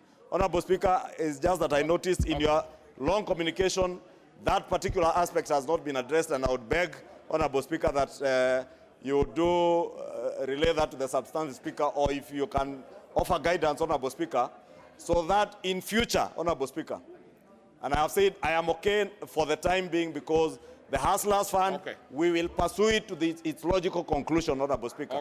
And I must thank you, Honorable Speaker, for allowing us to debate on the merits and demerits of increasing money to our county governments. And I'm sure those who want to be governors in this House will be there to support, and those who are supporting BBI, Honorable Speaker, will also be there to support. And also support more money going to our judiciary, Honorable Speaker, and establishment of the Judiciary Fund, Honorable Speaker. And I thank you, Honorable Speaker, for the guidance. And I beg that you do offer guidance on the other issue. Well, now that you are comfortable in the meantime, generally, I think some of these things, and you know we are at the tail end. We are at the tail end of this particular parliament. We could also approach it, and you could approach it, through the amendments to specific standing orders that will govern the next session of parliament. I mean, the next parliament that is coming after this one. So those kind of, and I can tell you that currently the Committee on Procedure and House Rules is meeting frequently to try and tidy up our standing orders to make it a bit more usable in the coming parliaments. But I see also the chair budget wants to say something. And what is it, Honorable Chair? Honorable Speaker, we can't hear you. We can't hear what you're saying. Now, I don't know if it is better there. So, honorable members, what I've just said, honorable members, is that since the Honorable Ishungwa seems to be fairly comfortable and happy, we can now leave the rest to the tidying up of our standing orders for future purposes, which is currently live in the Committee of Procedure and House Rules. If you want to propose any modification of the standing orders, feel free to do that now. That will help the future parliaments. But as it is now, we will proceed in the manner that I've communicated. Everything else, Honorable, we now will proceed to the main matter. What is it, Honorable Bayer? I hope it's not the same thing. Please. Just to say a few things. I want to thank you, really, that one of my items has gone through, and that is coming to the floor of the House. But I also want to note that two of the very important items that I proposed have fallen off the wayside. But I also want to move the chair or the speaker that the same may not befall my proposals when it comes to the budget and appropriations at the appropriations level, so that we may be able to get the land question and the cash nets question handled very well without it having to be dropped when it comes to that level. So I thank you, Speaker, and I stand guided. But you know, when you will be appearing before the Budget Committee, it will be nothing to do with the speakership. It will be between yourself and that particular committee when you'll be canvassing those. Once it comes to the House, we will be happy to transact it as brought to the House. And what is it, the Honorable Junet? You know, Honorable Junet, just like your colleague farther from you, you have not been very visible in the House, but I'm happy that when you came, you are hitting the ground running. Proceed, Honorable Junet. Mr. Speaker, not that I am trying to oppose or to comment negatively on your communication, But Mr. Speaker, for the purpose of record, and with your indulgence, Mr. Speaker, now that the budget policy statement was handled by the committee of the budget, Mr. Speaker, I thought all those amendments should have been referred to the committee, Mr. Speaker, so the committee can look at it and bring a report to the House, Mr. Speaker. Otherwise, the statement should have been handled by the floor of the House directly without going to the committee. Mr. Speaker, since the statement went to the committee, the amendments being proposed by Honorable Ishungwa and other members should have also been referred to the committee. That has been the tradition. That has been, even when Ishungwa was the chairman. When Ishungwa was the chairman himself, Mr. Speaker, that's what has happened. Why is this year, I'm seeing some change, a abrupt change, Mr. Speaker, from the norms. This is a house of traditions and procedures, Mr. Speaker, and precedents. I think if you notice, the Honorable Junet, anything that titled on Article 114 has been actually refused. So therefore, it will not proceed because it is governed by that particular. It has to either be referred to the Budget and Appropriation Committee. There is no shortcut about that. But in terms of amendment, you know, amendments are always proposed in the House. Even if the committees have done whatever they have done, you can still be able to process amendments in the House. So I think basically we were dealing with amendments.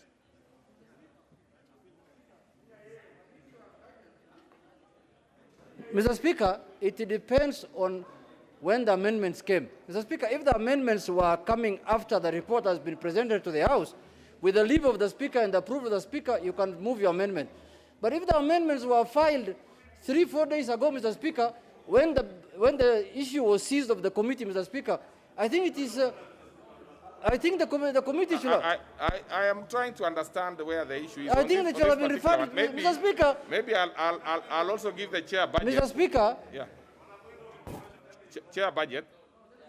Let's hear. Honorable Speaker, all these matters were referred to to the committee, and I have a report on the same. We considered these issues, and I have a report. So I don't understand why we are, you know, we should at least go to the substantive issues, and then when it comes to the amendments, we will, because the time for amendments will come, Honorable Speaker. I should move, Honorable Speaker, if you guide, we deal with the substantive issues, Honorable Speaker. I think that makes a lot of sense, the chair.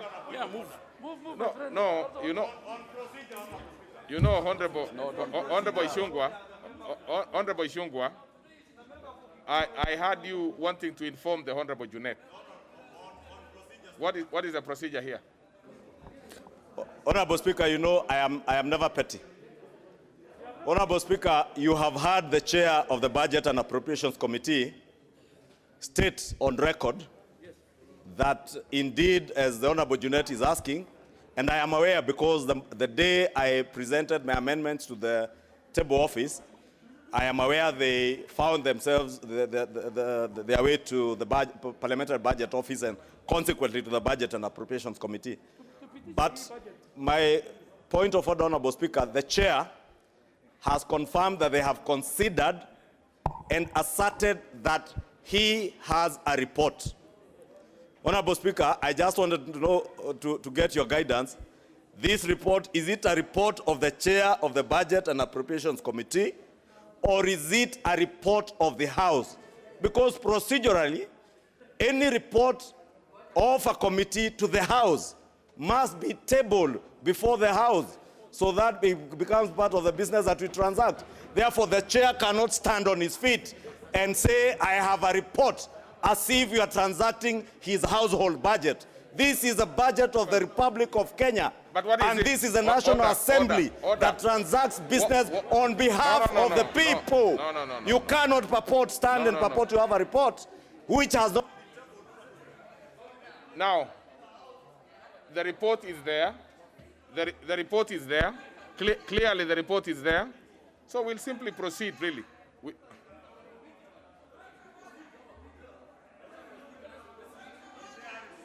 You see, what is it that the honorable member for Suba South or Suba North, sorry. Thank you, Mr. Speaker, for giving me this opportunity. Mr. Speaker, my main concern is that there are many of us who have been pressing the intervention button for a long time, and your eyes seem to be only catching the attention of only the UDA members in the House. And at one point, Mr. Speaker, I was getting concerned that this is appearing more as a UDA rally, and we are not going to allow it. This is a house. This is a parliamentary house. It is not a UDA rally.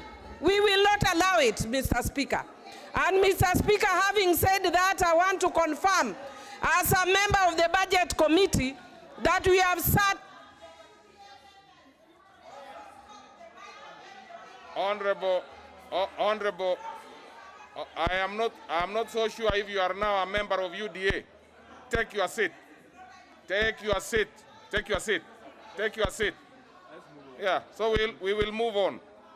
Those members who want to get petty political mileage out of the House should be ashamed of themselves. Let's proceed. You don't just wake up and state things that you cannot be able to confirm. You are not a UDA member yourself. So let's proceed. Let's proceed, the Honorable Leader of Majority.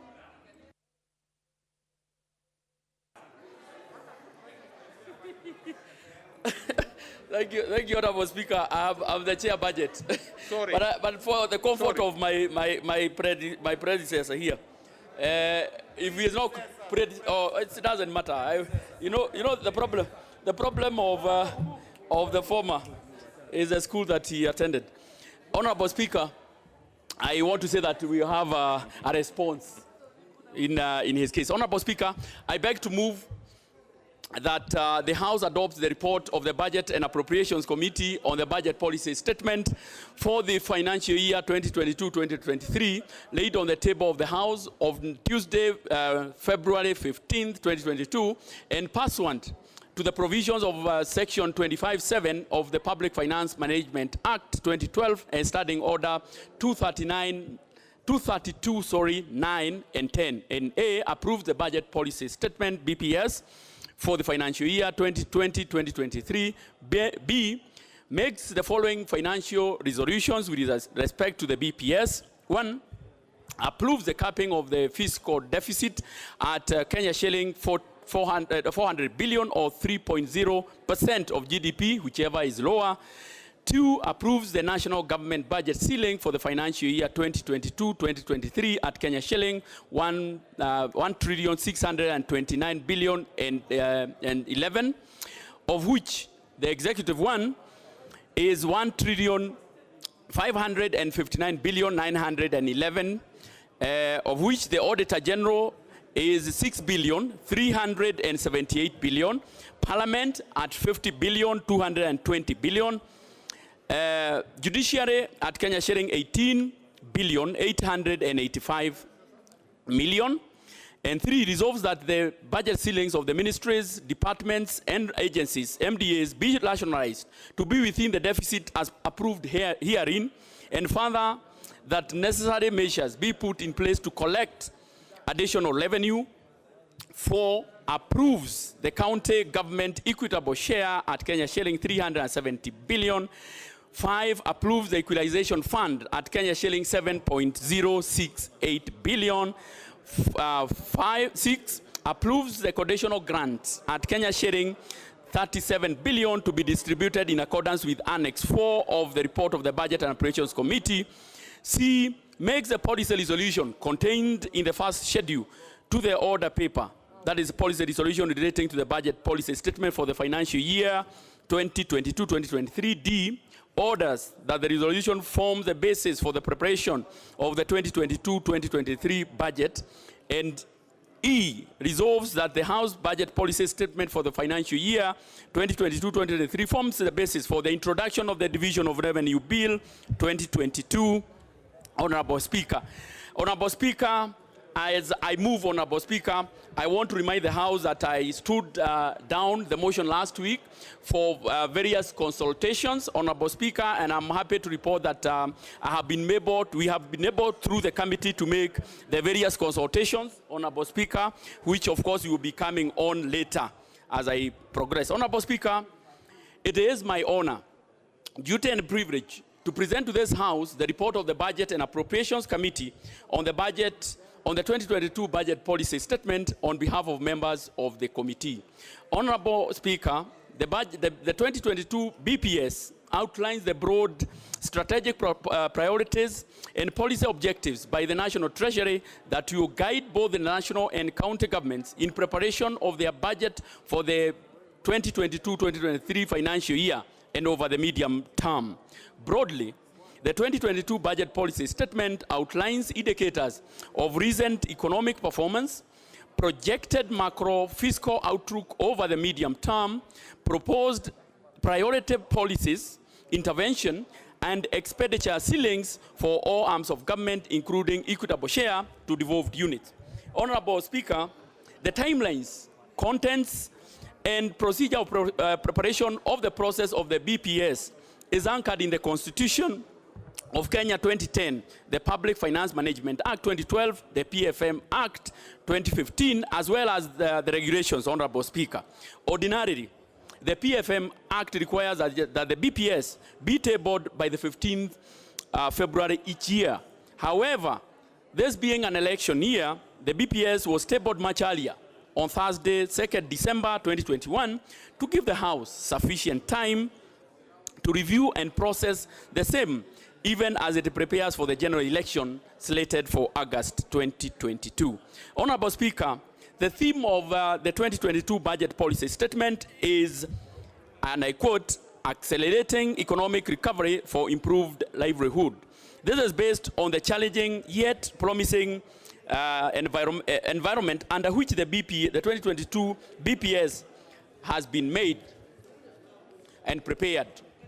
The economy, while progressively recovering from the adverse effects of COVID-19 pandemic, is facing other significant challenges, notably the ongoing drought crisis, as well as heightened election activities. This may have a bearing in private investment decisions. In this regard, the BPS outlines the foundations of the third economic stimulus program.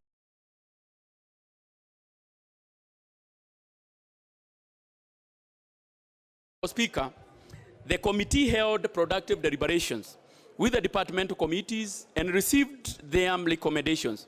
Discussions were also held with the Office of the Auditor General and the Parliamentary Service Commission on their broad policy priorities, as well as budget ceilings, as those fall under the purview of the Budget and Appropriations Committee. Honorable Speaker, additionally, in line with Article 210A of the Constitution on public participation, the committee invited the public to give their views on the 2022 BPS. This was carried out through a virtual platform where memorandums were submitted. Further, the committee held a consultative forum with the National Treasury before the report was finalized. The recommendations arising from all these deliberations, including the public hearings, have been incorporated in this report. Honorable Speaker, while the committee was processing the 2022 budget policy statement, it made a number of observations which are well captured in the report, but allow me to mention but a few. The committee observed that although a raft of measures have been proposed in line with this theme, there are some gaps. Firstly, some interventions in the ESP are not clearly articulated or targeted, which makes it difficult to monitor them. For instance, interventions towards the coffee subsector and the sugar belt do not have critical information on specific KPIs, which is responsible, and the specific locations where these interventions will be undertaken. Secondly, some of the proposed interventions, Honorable Speaker, such as the livestock offtake program, school infrastructure expansion, and Kazi Mutaani, are not completely new interventions, but a critical review of their impact has not been provided. Thirdly, the BPS has remained silent over the growing level, of course, of poverty that has exhibited by the pandemic and how it intends to tackle them. Honorable Speaker, the committee further observed that the BPS has also been prepared at a time when the country is about to breach the legally binding debt ceiling of Kenya shilling 9 trillion. The committee is concerned that given the accelerated pressure for government spending towards election-related outlays, social service delivery, and realization or completion of key flagship projects, the ceiling could soon be breached. Honorable Speaker, furthermore, elevated level of election fever could have also a negative bearing on overall economic performance as investors and economic agents adopt a wait-and-see approach. Honorable Speaker, the committee also noted that this is a transitional BPS, which holds great significance. Not only is it the last by the current administration, but it also marks the end of the medium-term plan, that is the MTP3, as well as the sunset period for the Big Four agenda. It is therefore expected that in addition to providing the strategic policy direction to guide the government in preparation of the 2022-2023 budget, the BPS would also provide a comprehensive coverage of key milestones attained, targets missed, and the proposal therein to ensure that the delayed or missed targets are on track even as another administration comes to office. Honorable Speaker, the committee observed that although some achievements have been indicated in the BPS, a critical analysis of the performance of key projects is also lacking. It is in the opinion of the committee that the 2022 BPS should have critical review, not only the achievement during the lifetime of the administration, but also the gaps, including a plan on how to ensure that key projects will be finalized. Honorable Speaker, in view of the observation made by the committee, it made a raft of recommendations as contained in the report.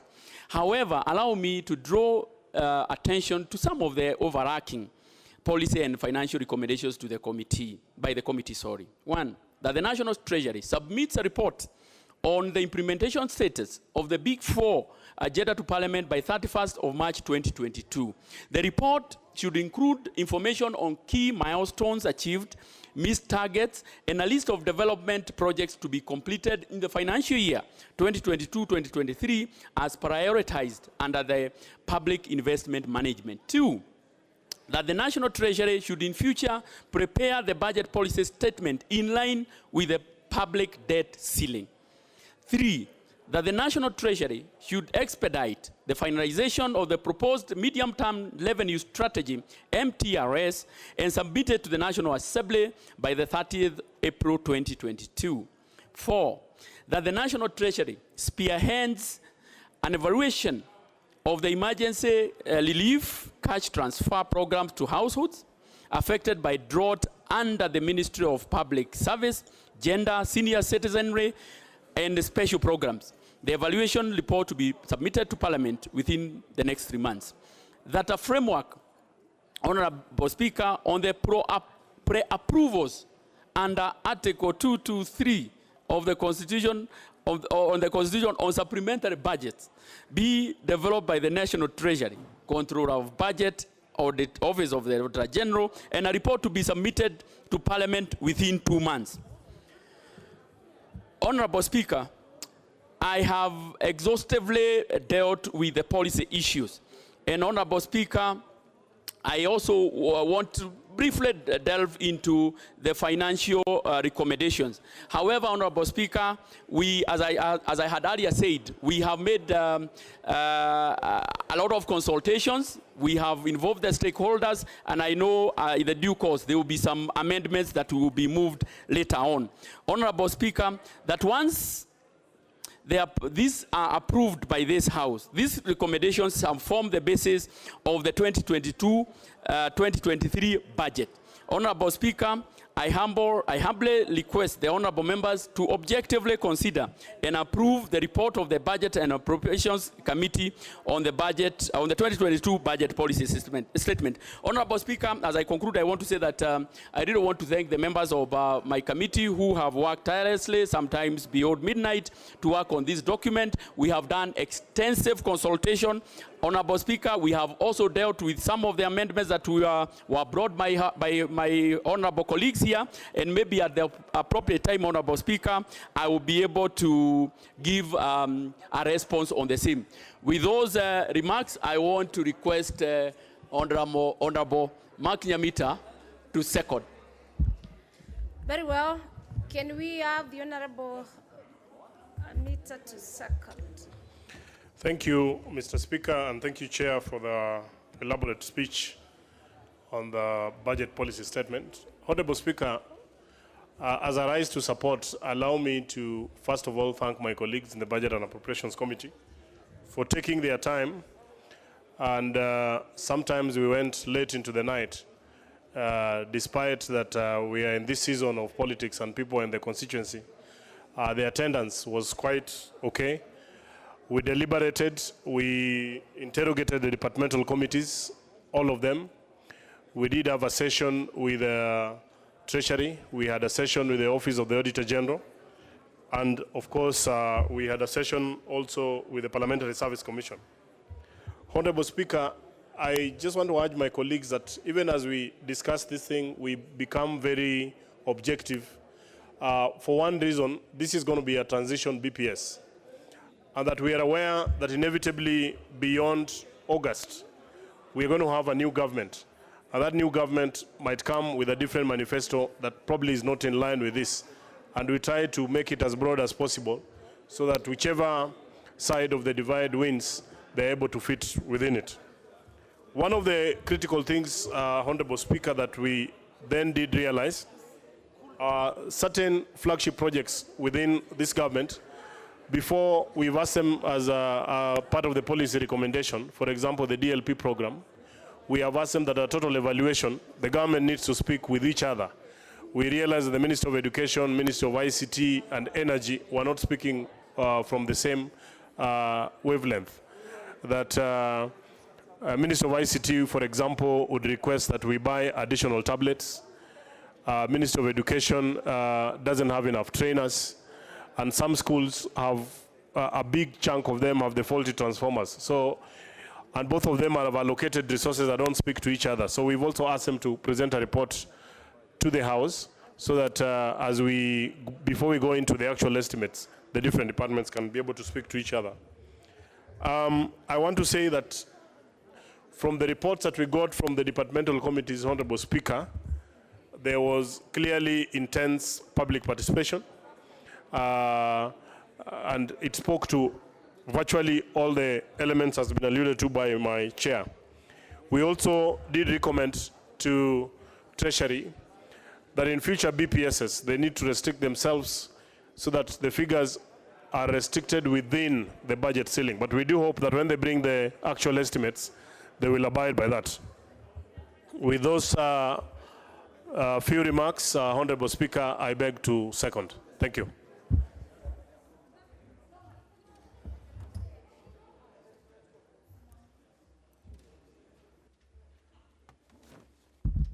Honourable members, I propose the question, which is that the report on the budget policy statement for the year financial 2022-2023 be as set out in the order paper. And I'm sure members, you have the order paper.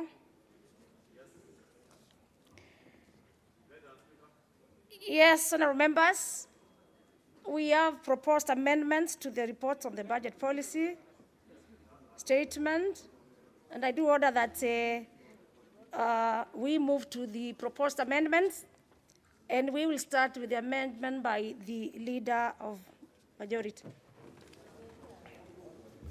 Honourable Speaker, I beg to move.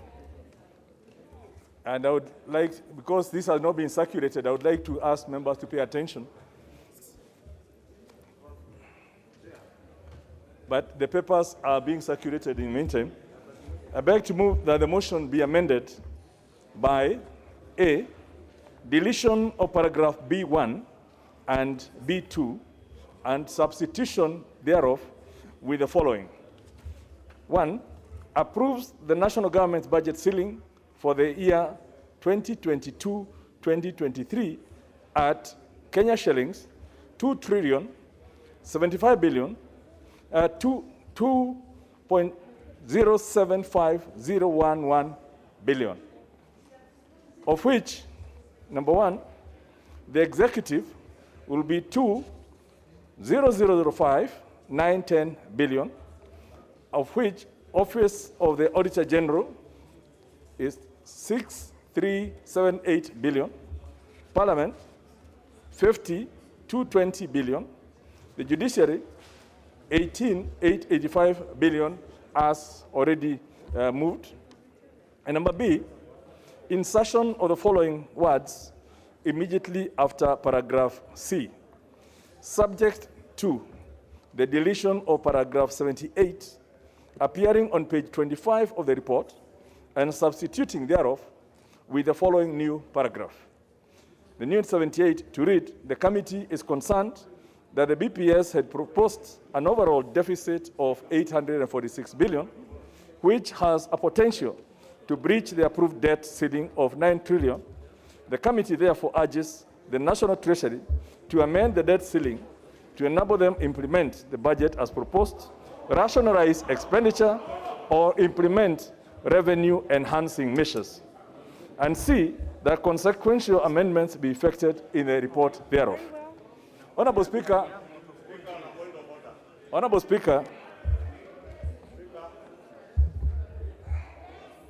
the amendment has not been proposed. Shut up, sit down. You're telling me to shut up. Please sit down. Stupid. Hey.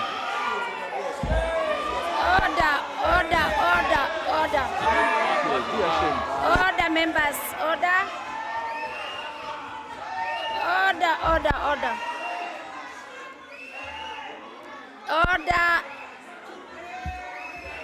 Honorable members, order. Honorable Ichung'wa, honorable member for Kikuyu.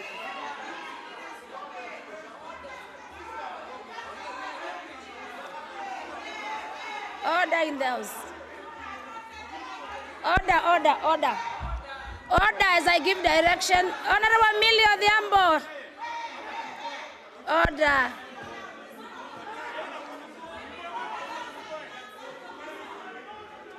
Order. Order.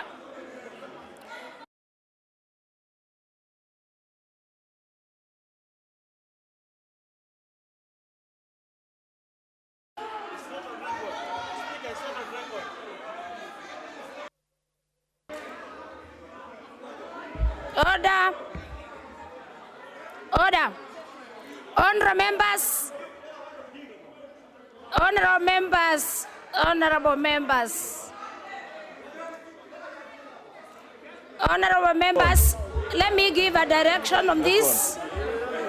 There are members who are rising on a point of order, but members, let us have the proposed amendment be moved first, then seconded, and then we propose it. Then we can get the point of order. Yes.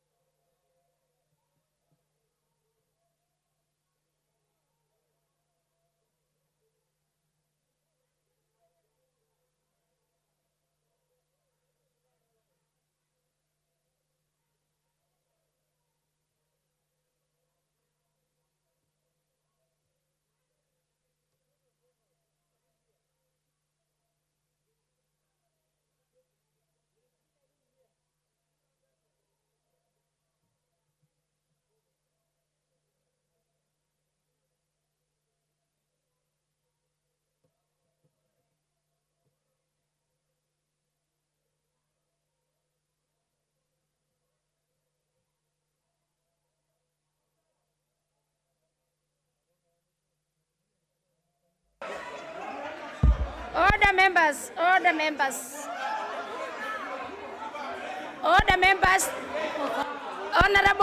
Honorable Leader of Majority, the members who are abstaining, please.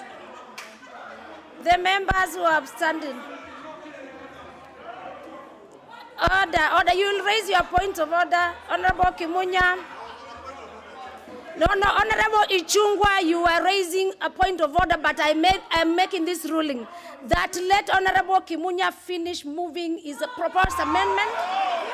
Then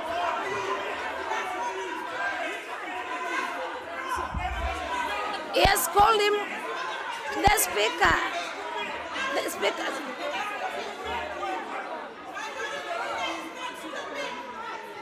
Did I? The speaker never heard that he was being called as. Let me find out whether he's on record. Other the speaker did not hear. Clerk, find out whether. Yes, find out whether he's on record.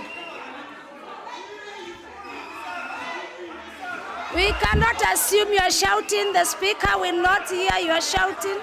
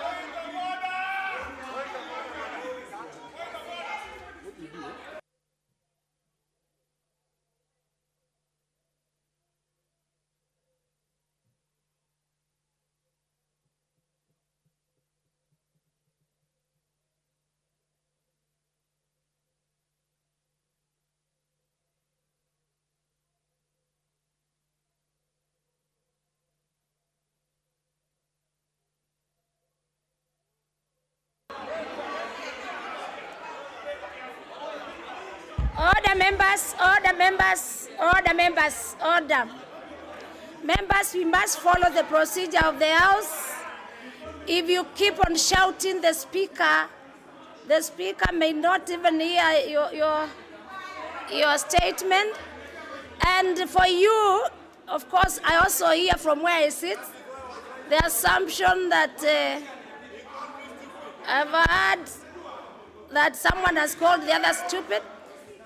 A member, but I need to be informed. The speaker must be informed officially. Can I have the member for Limuru?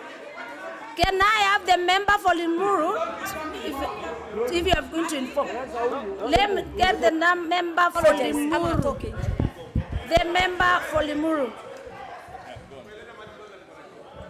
Honorable Speaker, on a point of order, I was seated here when Honorable Kimunya was moving those amendments.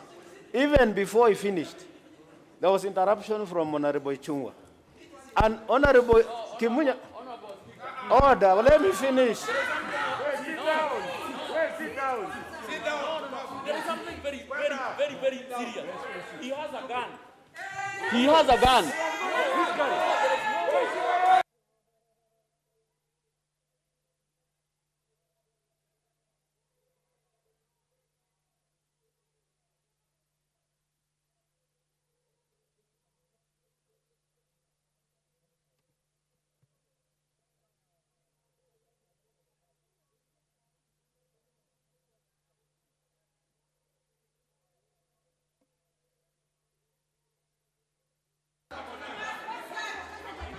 Honorable Kanini Kega, are you able to substantiate the same? Then, Honorable Speaker, let me say it. Order, member for Limuru. Member for Limuru, please. Member for Limuru. Let me get the member for Kanini Kega for the sergeant arms to be able to establish on Yes, this. Honorable Speaker, I want to categorically say that Honorable Sankok has a gun. I saw it when he bent. Yes. Why did he run away? It is a fact. I can confirm that, and maybe the sergeant at arms can also confirm. I saw it myself. I know how our guns look like. I know how guns are. And why did they allow him to go out? The sergeant at arms has heard me very well. That's a very important. This is a point of order. It's a serious issue, but I've already ordered the sergeant at arms to confirm the same. I had already ordered the sergeant at arms to confirm the same, since he's also in the presence of the House. But he has gone. Then, very well, with that, let us have the member for Limuru.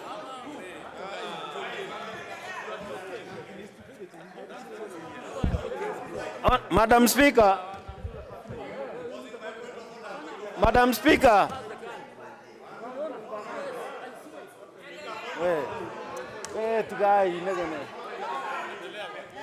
Madam Speaker. Ngoja huyo toke hapo. Madam Speaker, you have destroyed this parliament.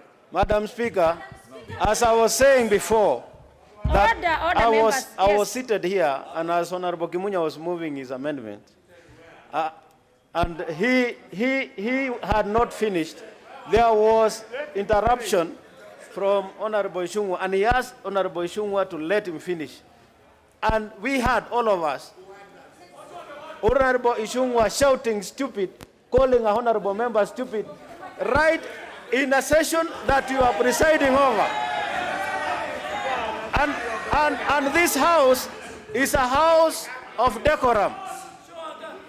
Honorable Speaker, the only thing you can do to maintain the dignity of this house, Honorable Speaker, is to ask him to withdraw and apologize.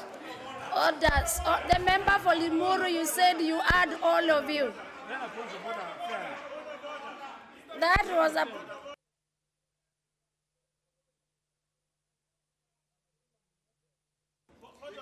That is the member for Limuru who sat next to the Honorable Kimunya.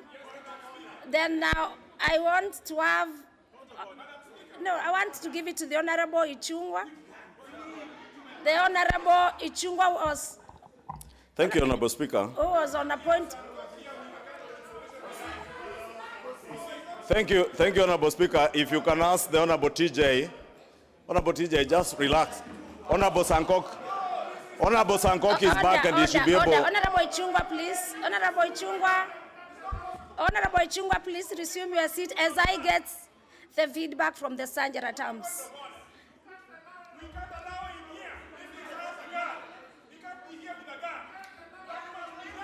Sergeant at Arms, please, can you clarify that Honorable Sangok does not have a gun in the house?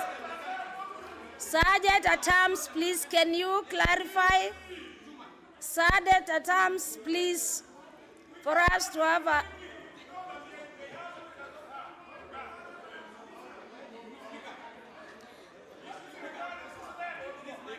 Sergeant at Arms, can you make sure that we get the information?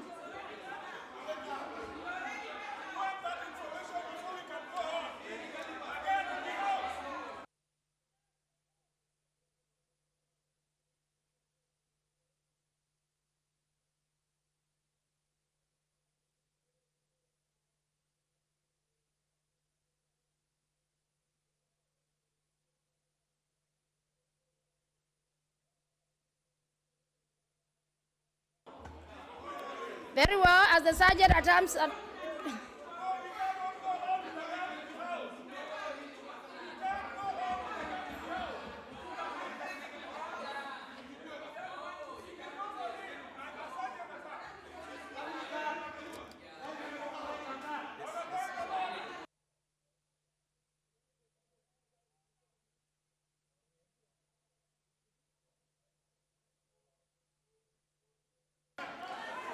confirm whether he has a gun for me. As for now.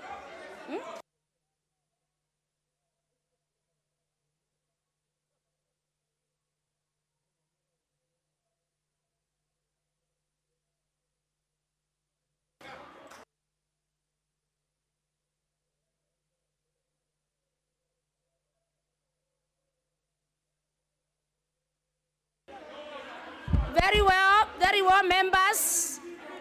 Very well, members have confirmed from the Sergeant at Arms, Officer of Sergeant at Arms, that they never found the Honorable Sangok having had a gun in the house. Members, you are safe.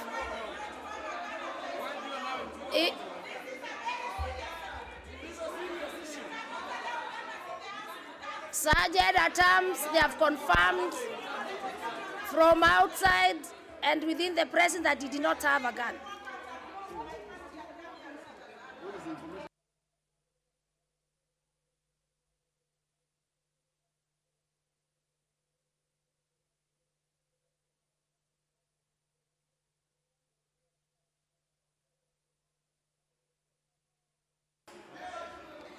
Very well, with that confirmation from within and outside the chamber, I now give the Honorable Ichung'wa,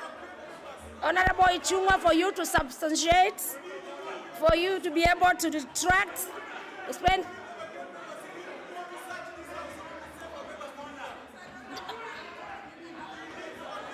Honorable Ichung'wa.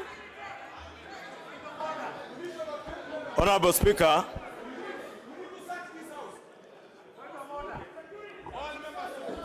Honorable Speaker,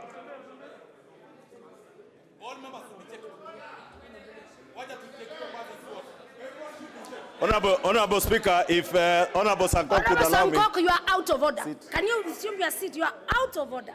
Honorable Sankok, you are out of order. Honorable Speaker, if you allow me. Yes, Honorable. I think the issue raised by the Honorable Kanini Kega is a very serious issue. Yes. And Honorable Speaker, I don't want to get into whether or not it was a gun or calipers or a clutch. I think the issue, Honorable Speaker, that should be addressed is whether, as we walk into this chamber at the door, there are sensors. Do they work? There are sergeant at arms. Do they check whether people are armed? Honorable Speaker, I wish to rest that matter at that because it is more serious than shouting at each other. Guns, calipers, and even Honorable Sankok's clutches could also be arms. Honorable Speaker, let me go to a substantive matter that has been raised by the Honorable Mwadhi. Honorable Yes, Speaker, if you now allow me, yes. if you protect me from the heckling by You are Rosa Buyu, protected, Honorable Ichung'wa, you are protected. I will address the issue that I'll now address the issue that has been raised by my neighbor, the Honorable Mwadhi. Yes. Honorable Speaker, you know I sought to intervene by pressing my intervention button. And from my seat, I sought to stand on a point of order. I caught your eye. I caught your eye, Madam Speaker. And as you put on your mask, How did you catch my eye? you turned and looked at me, then you took your mask. You know you're wearing spectacles, Madam Speaker. I can tell when you are facing this way or when you are facing that side. No. So when you caught my eye, Honorable Speaker, the Honorable Kimunya in his place paused. And I repeated, on a point of order, Madam Speaker. The Honorable Kimunya turned to me and told me, shut up. Don't be stupid, wait. Therefore, he was on record, Honorable Speaker. Can I finish? Can I finish, Honorable Speaker? Let's hear order, members. You will allow me, you have accused me. I am on the dock, you will allow me to table my defense. Members, and I shall be heard. The moment the Honorable Kimunya told me to shut up and don't be stupid, Honorable Speaker, I told him, I have not asked you to stand. I have sought permission from the Speaker, not you. And you cannot tell me I am stupid. I am not your son. That is what I told him. And I want to repeat it on record, Mr. Speaker. I am neither Kimunya's son, neither am I subservient. Order. Honorable Ichung'wa. Honorable Ichung'wa. Honorable Ichung'wa, did you call him Honorable Ichung'wa? Honorable Ichung'wa. Honorable Ichung'wa, let me hear from Honorable before I get back to you. And my first thing that you must know that you never caught my eye. In fact, you shouted, before I give another member, in fact, you shouted a point of order, and it's a matter of procedure. We were to allow the Honorable Kimunya move his proposed amendment, be seconded, and then now we can hear your point of order. So at that point, Honorable Ichung'wa, I want to hear from one more member because that you, Honorable Millie Odhiambo.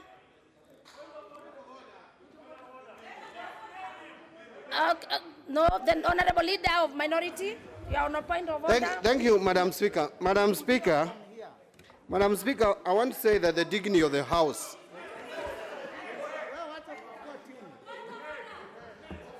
Madam Speaker,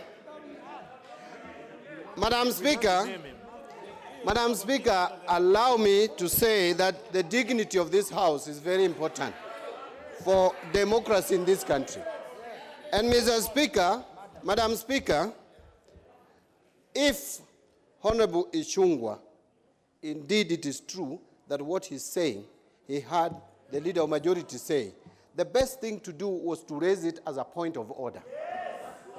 But you cannot exchange, even the words that he's saying, he uttered to the majority leader are unacceptable. The House has its rules, the standing orders, and if you have not been heard, then it has not been heard. If you have been heard like we heard the MP for Kikuyu, then we raise it like Honorable Muadhe has done it, and so the Honorable Member for Kikuyu should do the right thing of apologizing, withdrawing, apologizing, then we proceed. Very well. But Madam Speaker, if you don't do that, then the dignity of this House will be compromised. Thank you, Madam Speaker. Let me get one more that members who had. The Honorable Kajwang. Madam Speaker, as I see it, this is a house of record. Everything that is said on record is on record. But it's a very serious thing for the type of language and the type of explicit that we have had today. The easiest thing, Madam Speaker, in my mind, is to consult the Hansard and find who said this and who said to who. Once we have done that, Madam Speaker, this time we want to name someone. We want to go through the whole procedure of naming someone, whether he is the member for Kikuyu, or whether he is majority leader, or whoever he is, must face the full wrath of this House so that we can maintain the dignity of this House. We don't want jokes. Madam Speaker, very well. Consult the Hansard. Very well. As we make a direction, can I have the member for... It's important for me to hear, and please let us not make it as a political. Let me have the member, Honorable Duale. Then. Madam Speaker, I am a member for Garissa, and I have no. But Madam Speaker, I think we, as the August House, and I'm sure we are on live TV, and the motion before us is so important. It's about the Budget and Preparation Committee. Madam Chair, because some of us, after Honorable Kimunya moves and second the amendment, we will ask you to rule on serious constitutional issues. So I think it's better we move, we allow Honorable Kimunya to move, and then to second, and then you allow some of us,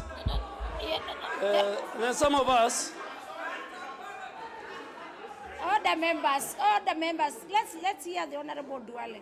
Yes, Honorable Duale, just a comment, yes. No, yeah, Madam Speaker. Yeah, Madam Speaker, I think as Honorable TJ said, if you want to name somebody, the procedure is in the standing order. We can even do it tomorrow. But I think, Madam Speaker, guide us so that the amendment is carried. We bring some decorum. We listen to each other. The budget policy statement is the physical framework of the budget. So let's accommodate each other. And Madam Speaker, if you are here and you came to shout, then you are in the wrong place. You are in the wrong place. Thank you, Honorable Duale. The last one, the Honorable Junet. Thank you, Madam Speaker. Madam Speaker, Madam Speaker, I want to seek your indulgence, Madam Speaker, because we need to operate as a house in a form of decorum, Madam Speaker. Madam Speaker, what Honorable Ishungwa is raising is saying that the majority leader used some unparliamentary words on him, but they are not on record. But his is on record, Madam Speaker. His is on record. No, let me finish. Madam Speaker, the one for Honorable Ishungwa is on record. Madam Speaker, so Madam Speaker, we cannot, Madam Speaker, we cannot transact business in an environment that is unruly, Madam Chair, Madam Speaker. It is my opinion, Madam Speaker, now that he has refused to apologize and withdraw, Madam Chair, Madam Speaker, I am requesting you, Madam Speaker, understanding order 108 or 107, he should withdraw from the precinct of Parliament, Madam Speaker. Honorable Ishungwa must leave this house, Madam Speaker. That is the only way we are going to transact business here. He must leave forthwith and escorted by 3 sergeant at arms, by 3, not even 2, 3 sergeant at arms must escort him. Madam Speaker, if we are to conduct business going forward, because we want to discuss a very serious matter, Madam Speaker, the budget policy statement. It's a very serious business, Madam Speaker. We cannot conduct it in an environment that is unruly, like what Ishungwa has done today. He must withdraw from the house. He must go. Ishungwa must go. Ishungwa must go. And Ishungwa must go. Ishungwa must go. Ishungwa must go. Ishungwa must go. Yeah, Ishungwa must go. Ishungwa must go. Honorable members, now Honorable Ishungwa. Honorable Ishungwa, I direct that you withdraw your unparliamentary or Honorable Ishungwa 107.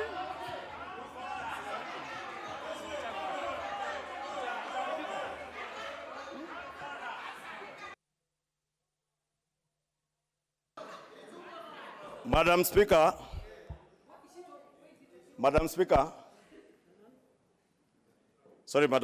I was consulting with the leader of majority, so I didn't hear what you are directing. I was seeking to hear what you are saying.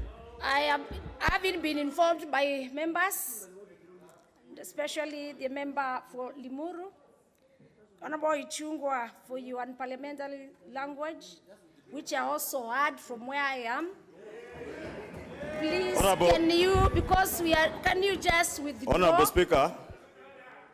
Honorable Speaker, you know I'm a man who adheres to procedures and directives. And Honorable Speaker, you know I have listened to what TJ has said and what the leader of minority, who happens to be the leader of the majority within the minority, has said. Honorable Speaker, why I was consulting with the Honorable Kimunya? Yes. If you allow me. Order members, protect me from the likes of Rosa Buyu who is shouting.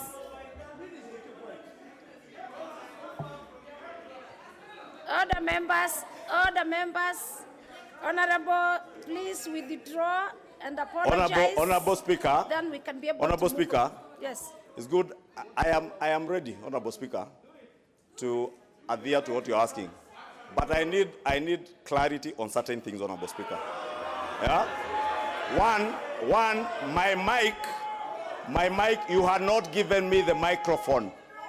Therefore, nothing that was said from where I sit that is unanswered and on record. Therefore, Honorable Speaker, even as you seek me to withdraw what was uttered from this space around here, Honorable because I did not have the microphone, the Honorable Kimunya had the microphone. We can confirm from the Hansard, Honorable Chair, we can confirm from the Hansard who said what. Because, Honorable Speaker, we cannot... Honorable Ishungwa, I heard you, myself. Yes. Honorable Ishungwa, you were even shouting points of order. And I was giving you the direction that we finish. Since there was not anything out of order, it's only Honorable Kimunya who was moving his proposed amendment.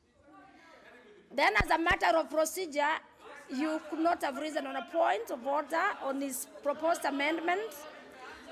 So, Honorable Ichungwa, for us to be able to move, because I had to please withdraw, just do the necessary, withdraw and apologize, and we move on, because you also have an appointment, yes. Honorable Speaker, why I was seeking your guidance, Honorable Speaker, because this is Honorable a house of Ichungwa, you are records. wasting more time. Honorable Speaker, On standing order number 107B. Honorable Speaker, Order, members, order. Honorable Ichungwa, you also have your proposed no, amendment. the shouting, I can't even hear what you're saying, Honorable Speaker. Honorable Sankok, in fact, I'm going to rule you out of order. Do the Yeah, necessary. the shouting is too much. Honorable Ichungwa, please carry on. Order, members. Can we have Honorable Ichungwa have the floor? Honorable Speaker, I was saying, even as you seek to direct that I withdraw, Honorable Speaker, you are obligated, Honorable Speaker, as a person on the seat, to make sure that your decisions are guided by what is on record, not by the shouting by members of Parliament. Honorable Speaker, you are obligated, and I wanted to request, Honorable Speaker, even as you seek, I can withdraw because you have directed so. And because if you direct and I do not withdraw, you have the right to take any other action. However, Madam Speaker, as you seek to do that, your decisions as a chair cannot be guided by shouting of members. It must be guided by what is on record, on Hansard, but not what is being shouted here, Honorable Speaker. Because I am Honorable Ichungwa, you are protected. Honorable Ichungwa, you are protected. Honorable Ichungwa, please do the necessary. The speaker cannot be guided and will never be guided by noises. Honorable, yes. Honorable Speaker,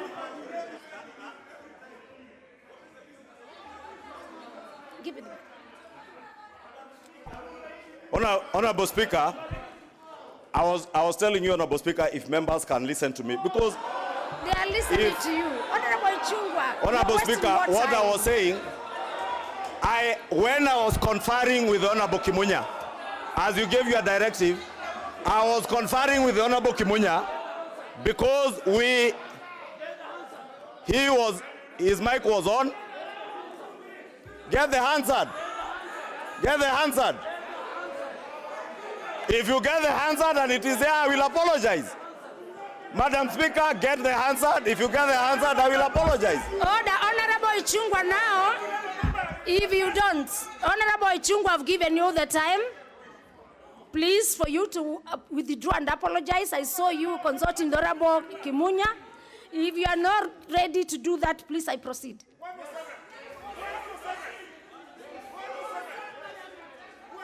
Give the Honorable Ichungwa the mic. Honorable Speaker, for the sake of moving on, Honorable Speaker, and in the absence of the Hansard, and for the sake of this assembly, and for the sake of moving on, not because I am guilty of anything, I withdraw. Please, Honorable Ichungwa, just be what brief. is purported to have been said. I withdraw and apologize. What is purported to have been said? What is purported to have been said that is not on Hansard, Honorable Speaker, but for the sake of proceeding. Order, members. Honorable Ichungwa, you are on record withdrawing and apologizing to Honorable Kimunya. So with that, otherwise I can see you are aware of the standing orders. So honorable members, let us have. Not as have honorable member, that's the leader of majority, finish moving his amendment. Honorable Jeanette, Honorable Jeanette. Madam Speaker, wait. Madam Speaker, Ichungwa, listen, madam. Madam Speaker, the way Madam Speaker, the procedure of apologizing and withdrawing is very well stipulated in standing orders, Madam Speaker. When a member is on the wrong side, he just needs to stand up and say, I withdraw and apologize. But not issue a statement like what Honorable Kimunya has, what Honorable Ishungu has done. Ishungu has issued a statement here, Madam Speaker. Thank you. This man must withdraw from the chamber, Madam Speaker. You are also now, Honorable Junetti, also talking. Honourable members, Madam it Speaker. is on record that the Honourable Ichungwa has withdrawn and apologized to Honourable Kimunya. Otherwise, if he never did so, we would have followed our own standing orders and did the necessary. So, honourable members, give time and let us have the Honourable Kimunya finish moving his proposed amendments. And members, it must be heard. Let us listen to the proposed amendment being moved Thank you, Honourable Speaker. Kimunya. Honourable Speaker, I do hope members will remember what I moved, because that interruption was meant to do exactly what it has done, to sort of kind of throw things off and let us move, Honourable Kimunya, just move your... Honourable Kimunya, Honourable let us Speaker, move the reason proposed for amendment. this amendment is, as members will be aware, the Budget Committee had looked at the debt ceiling and the projections and had recommended that the BPS should be reduced in terms of figures so that the BPS does not, the figures in the BPS do not exceed the debt ceiling. Honourable Speaker, we are dealing here with the broader policy statement, not the financial estimates. And those two have a totally different treatment when it comes to impact on the debt ceiling. The issue, Honourable Speaker, may be protected from some loud Kimunya, consultations. you are protect members, please. We are let dealing us with a know very our serious consultations. matter.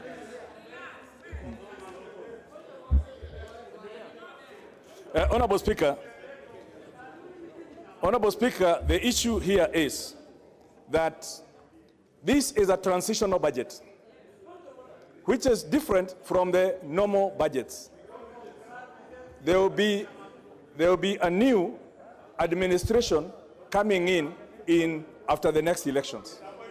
And at that point, that new government will need to have the leeway to adjust their budget to accord with their priorities. And hence, if we were to limit the incoming administration through curtailing on the BPS, it means we have not only, we will have reduced the legroom available for them to even implement their budget by 400 billion. So this issue here of the BPS and its impact, I think there are people who have been going around and saying, if we approve the budget policy statement as it is, we will indirectly be approving an increase in the debt ceiling through the back door. That can never be the situation, because the two are totally different. Now, the BPS, it's important to know, once we approve this BPS, it's binding on just not this government, but on the future government until the next BPS is approved. There is no room for a supplementary BPS. Whereas when it comes to the estimates, we will now be able to look at the estimates and say, those estimates,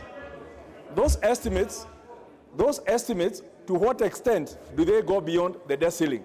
And at that point, Parliament can now be able to pronounce itself, because that can be amended later through supplementaries. But there's no supplementary BPS.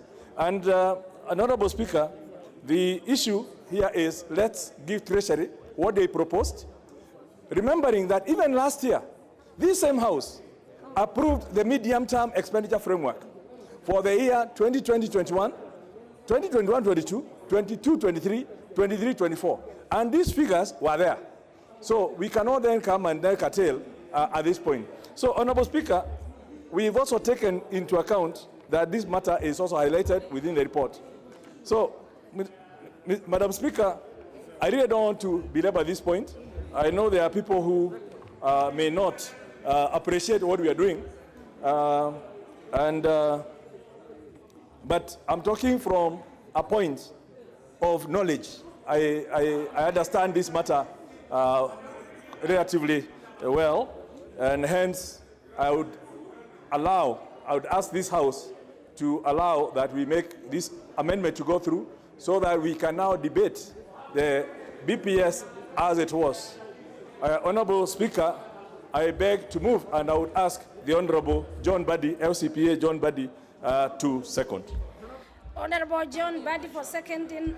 Thank you, Madam Speaker. Madam Speaker, I want to be very clear first. It must be observed that I'm a member of the Budget and Appropriations Committee. I have to apologize first that when the committee was considering this matter, because of other commitments, I was not able to be in the committee meetings. But I want to second this amendment by saying the following. I think, members, we need to understand the difference between budget policy statement and the budget estimates. The budget policy statement is purely a statement of intent by the government to carry out certain policy issues and certain programs and projections and indication of how much is likely to go to the counties and how much would remain at the national government level. As to the actuals of financing and the details of borrowings and the details of revenue collections and projections, that will be dealt with at the level when we are dealing with budget estimates. So you cannot say at this point, because you have an intention of spending so much, that you are already violating the law. No, far from it. The violation will only come when Parliament approves expenditure in excess of what can be financed. Then that becomes a violation. So I think, Madam Speaker, we are splitting hairs about nothing.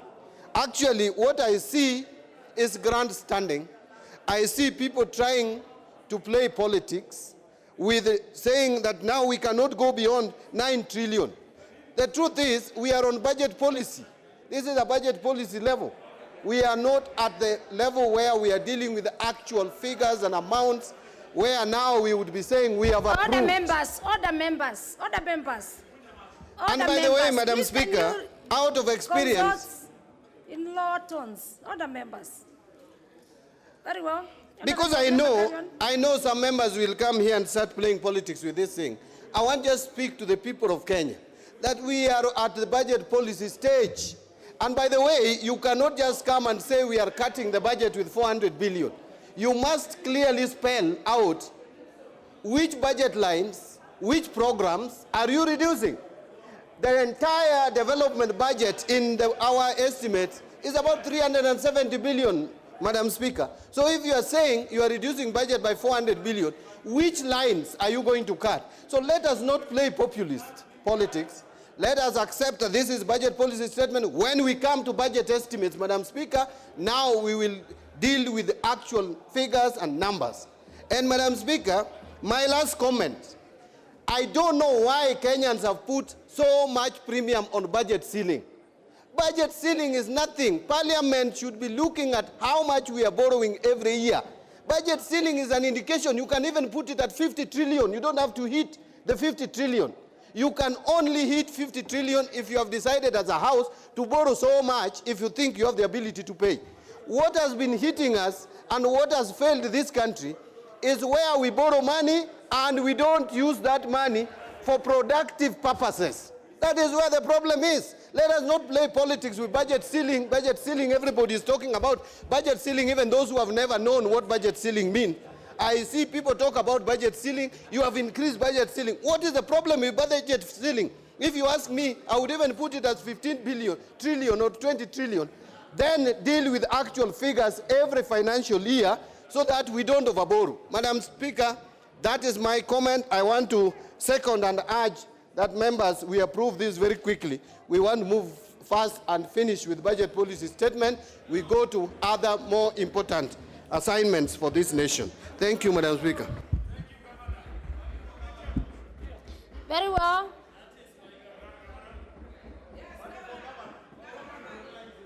Order members, I propose the question, which is that the motion on the budget policy statement for the financial year 2022-2023 be amended as proposed by the Leader of Majority, the Honorable Kimunya.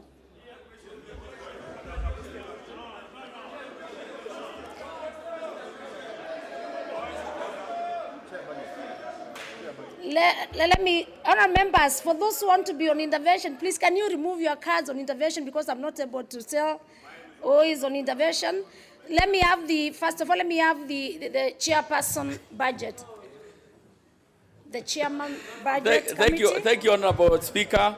Honourable Speaker, the matter came before my committee, the Budget and Appropriations Committee, and Article 114 of the Constitution, the matter was considered, Honourable Speaker, and I want to confirm to this committee, to this House, Honourable Speaker, we conversed about the issue, we interacted with Treasury, and we passed the amendments from the Leader of Majority.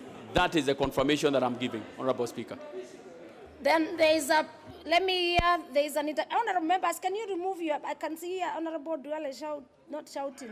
Speaking from where? Members, please remove your cards from intervention. I start with Honourable Ichungwa, who was, yes? Thank you, Honourable Speaker. Honourable Ole Sankok, please remove your card from intervention.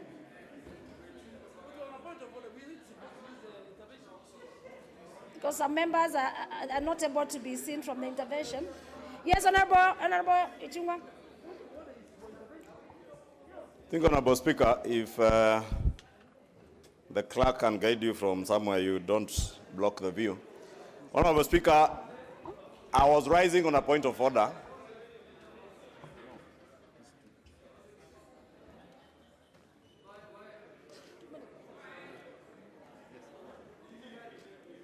Honourable Ichungwa, you have the floor. Yes, Honourable, I was seeking your attention, Honourable Speaker, because I need your guidance.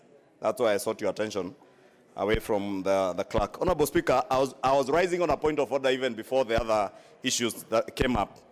And why I had sought your intervention, Honourable Speaker, is because if you read the import of this particular amendment by the Honourable Kimunya, the member for Kipipiri, this amendment is in a very substantive way amending the committee's report on page 25, Honourable Speaker. Honourable Speaker, you remember I had sought to ask when the chair of the Budget and Appropriations Committee indicated that he had a report to the issues, the amendments that had gone before the committee. I raised the issue, procedurally, Honourable Speaker, as to whether if there is a report on the amendments that had been proposed, there ought to be a report from the Budget and Appropriations Committee so that we may be able to benefit from the engagement of the committee. What has been circulated, Honourable Speaker, you can see on the order paper, this particular amendment was not there. Unlike mine, the Honourable Owen Byers and Honourable Sosions that were in the order paper, and Honourable Duales, this particular amendment by the Honourable Kimunya was not there. This amendment, Honourable Speaker, on part 1, Honourable Speaker, and if you listen to me, part 1, Honourable Speaker, seeks to amend what is being approved as the national government ceiling to 2,075 billion. And Honourable Speaker, it then goes to stipulate what goes to the executive, what goes to the judiciary, the Auditor General, and Parliament.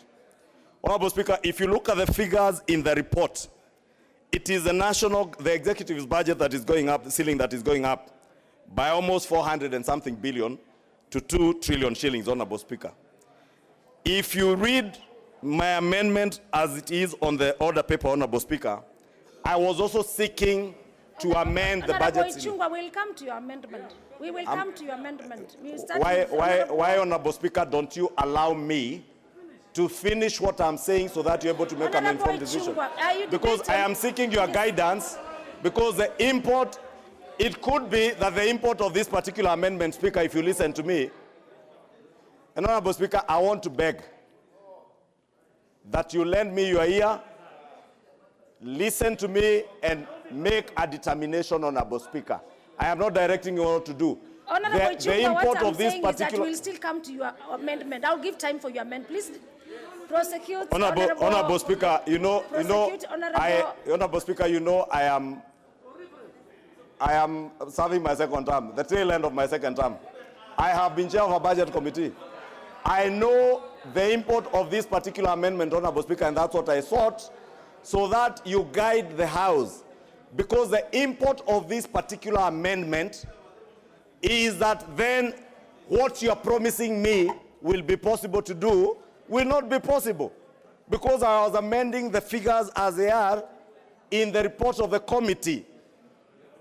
Honorable Speaker, if then I cannot amend,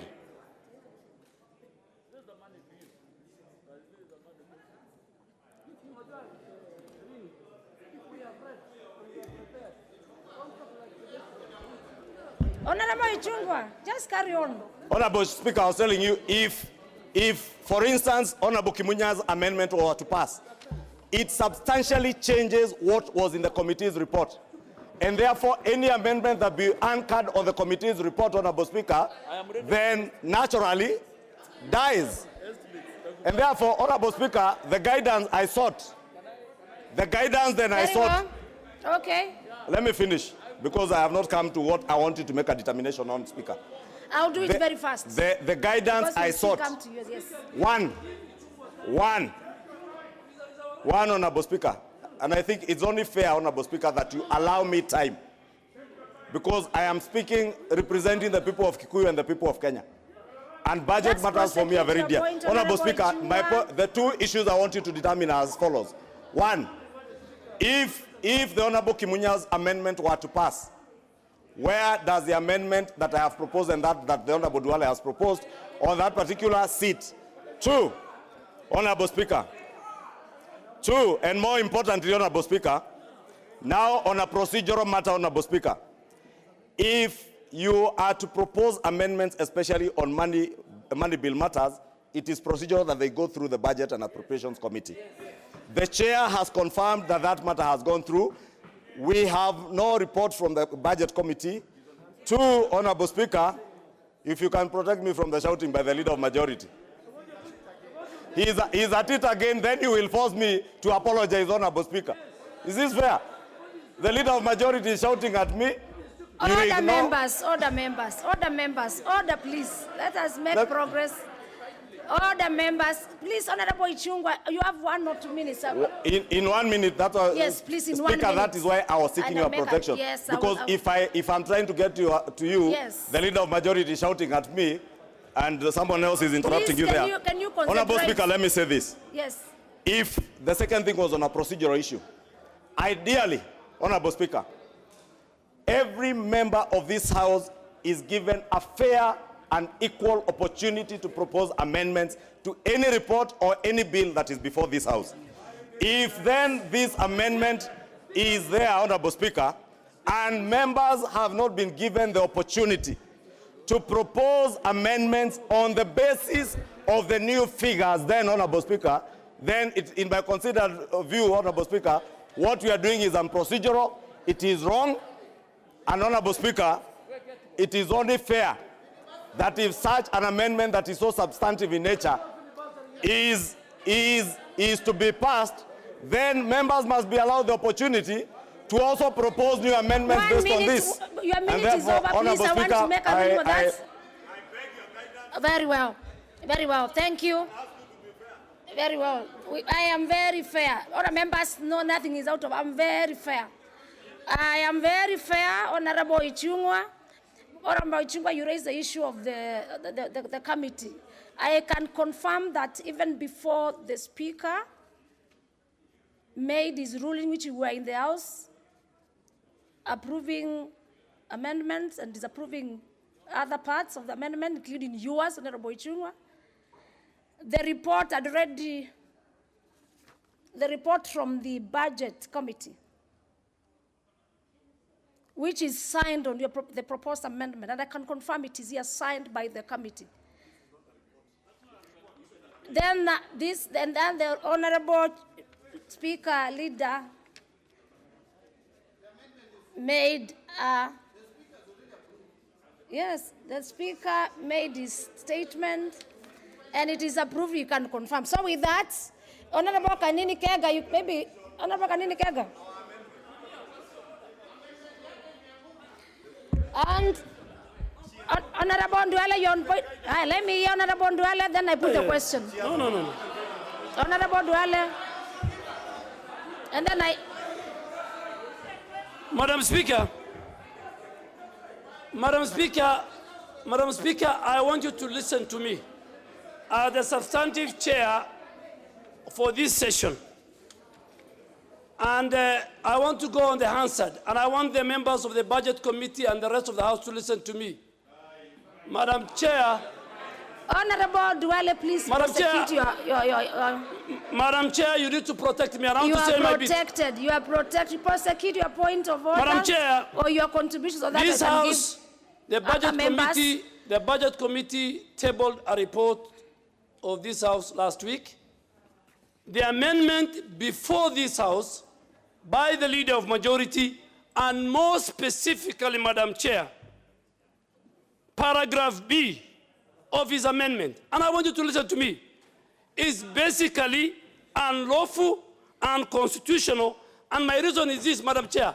That amendment is saying, and I want to ask this House, how does the National Assembly, well, that's what that amendment is doing, how does the National Assembly ask the National Treasury to amend the debt ceiling, which is a statutory function, Madam Chair? You can shake your hand, but I'm sure the Speaker is watching me. The Budget Office is looking at me. Madam Chair, this amendment of Honorable Kimunya is opening the ceiling of 9 trillion passed by this House by about 200 billion. And I'm telling you, the people of Kenya are listening to me. This House should not open the debt ceiling through the back door, Madam Chair. Madam Chair, this is unconstitutional. This should not be allowed. Section B of this amendment is this House and the Senate must receive a regulation. I'm not finished. The debt ceiling is a function, Madam Chair, Madam Speaker. The debt ceiling, the opening of a debt ceiling, or the approval is not even a function of this House alone. It's a function of both houses. Madam Speaker, I want you to critically, and you will be remembered, critically look at Amendment Section B. Section B wants to amend and approve a debt ceiling outside the law, outside the PFM Act. Madam Speaker, and I want to go on record that this is unacceptable, and you need to stop it until you give a communication, you or the Speaker, substantive Speaker. I have not, finally, Madam Speaker. Yes, Madam Speaker, finally, I want to speak to my colleague, the Honorable Minority Leader. I want to speak to him. No, you cannot address him. Okay, I want to address you. You cannot. I want to address you through. You cannot address the Leader of Majority. Madam Speaker. Make your contribution, and please, you have 1 minute. Madam Speaker, as a member for Garissa Town, I am entitled, and you cannot gag me. Let me go on record. You cannot gag me. What I am raising is a matter of constitutionality. You cannot gag me. Honorable Duale is on the floor. I will still give you members, and then I think from there we'll move a bit Then faster. they better listen to me. Madam Chair, I took an oath to protect the Constitution and other legal framework passed by this House. Madam Chair, this amendment, Section B, and Kenyans will remember me, and I want you to rule on it before even you put the question. Section B, consult with the Budget Office technical team who are sitting at next on your left or on the right. This is unconstitutional. This House should not agree. We cannot surpass the ceiling, and I say this cannot continue, and you cannot drag me.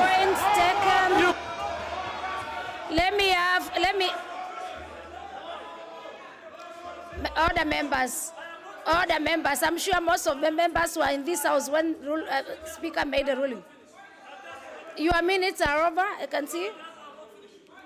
Let me, Honorable. No, you were making contribution, or you were on point of order.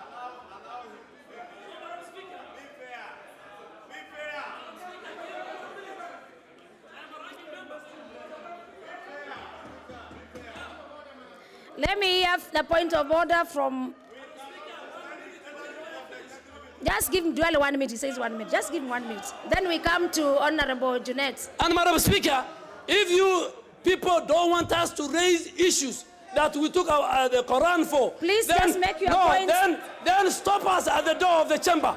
But I have come in here, I have asked you for your guidance. This House this evening wants to approve and open the debt ceiling, ask for more borrowing outside the law section, outside the law, Constitution, Article 211, and the PFM Act, Section 50, Section 2. This is a house of debate. Let me, before Honorable Jeanette, let me have the Honorable Leader of Minority, then Jeanette, please.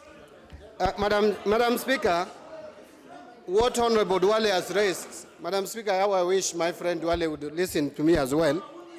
I actually listened to him carefully, and Madam Speaker. Honorable, I'm listening. Is your point of order? Is it a point of order because you had already contributed, Honorable Leader? It's a point of order, yes. Madam Speaker, I'm actually rising on a point of order. Madam Speaker, the Honorable Duale should not be an alarmist. Madam Speaker, Honorable Duale has been leader of majority in this House. We have changed, amended debt ceilings in this House. We have never done it through BPS. You can never amend debt ceiling or change debt ceiling of the Republic of Kenya through budget policy statement. This is budget policy statement, and Honorable Duale, I know you are playing politics, but that is not how to do politics. Okay, Honorable. Please be factual. Okay, that's okay. Let me the last one. Honorable Jeanette, give it, Honorable, on a point of order. You have been heard. You have been heard. Order, members. Madam Speaker, can you protect me? Can you protect me, Madam Speaker? You are protected. You are protected. Madam Speaker. Honorable Leader of Minority, you are already contributing. Yes. Honorable Leader of Minority, can we listen to Honorable Jeanette? Shungwa, what we are discussing is the budget policy statement. Madam Speaker, we are not discussing the estimates. We are discussing a statement of intent by the Treasury on how they want to prepare the budget. Madam Speaker, what Honorable Duale is doing this afternoon is what is called political posturing. He is addressing the gallery. He's not addressing the substantial issues that we are discussing in this House. Madam Speaker, we need to understand that the budget policy statement has got nothing to do with the debt ceiling, Madam Speaker. Madam Speaker, the procedure of increasing the debt ceiling is known. As he said, is a statutory requirement. So, Madam Speaker, I don't know when Duale lost his knowledge of running this House after losing or stopping being the majority leader. Madam Speaker, what we are discussing is the budget policy statement. Put the question, Madam Speaker. Very well. Order, members. Order, members. Order, members. Order, members, before I put the question. Order, members. Now, with that, the House will take a vote on the same. The Speaker does not have a vote. Order. Order. The members who are standing. Order, members. Order. Order. I put the question. Order, members. Before I put the question. Order, members. I am giving a guidance.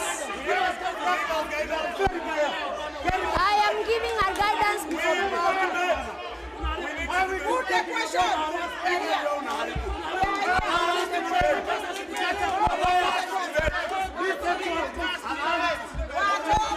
Order, members. I want to reply to Honorable Duale for guidance before I put the question.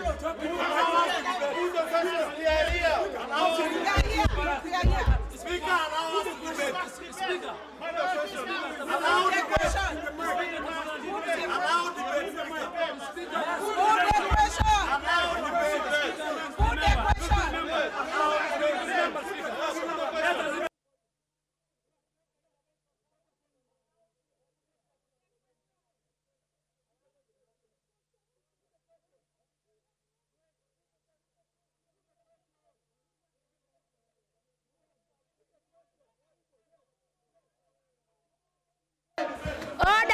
members, can you resume your seats? I will not be ordered, I will not be guided by any member. Please, all members.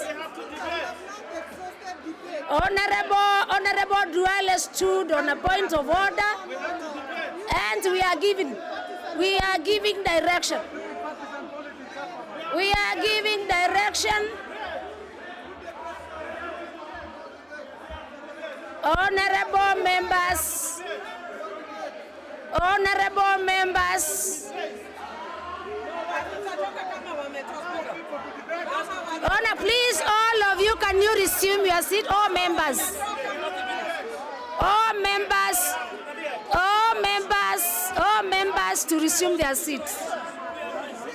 All members.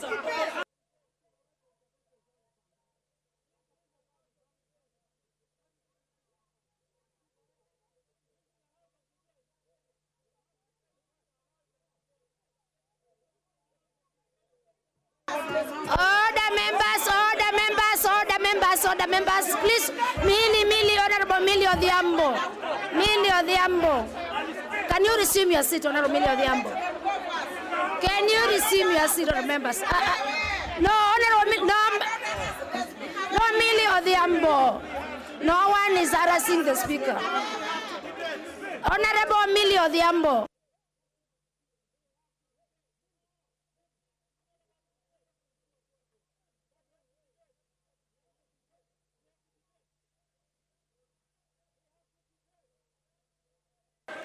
Please, members, can you go to your seats?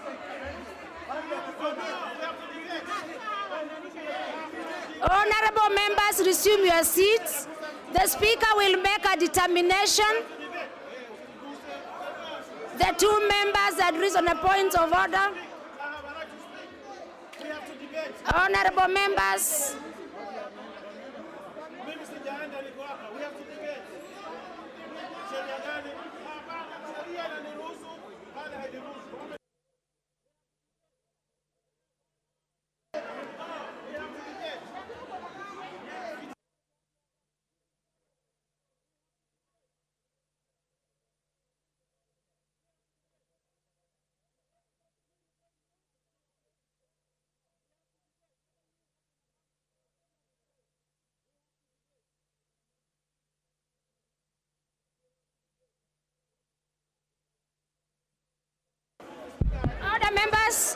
Order members.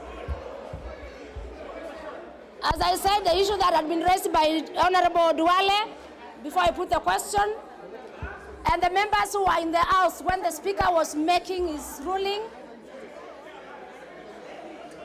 he approved some amendments and disapproved others. It is in record that the committee report has been approved by the Speaker. So, for that matter, the House will take a vote on this, the Speaker. And I therefore move to put the question, which is that the proposed amendment. Members, I put the question, which is that this House adopts the proposed amendment by the Honorable Leader of Majority. As many as are there, if you say aye.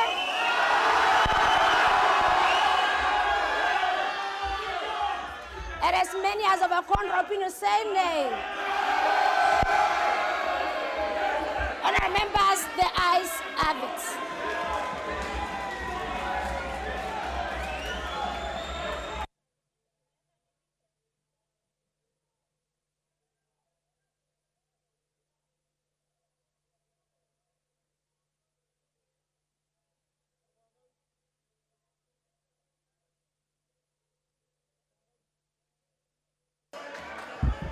There is, I need to confirm that we have the numbers for division.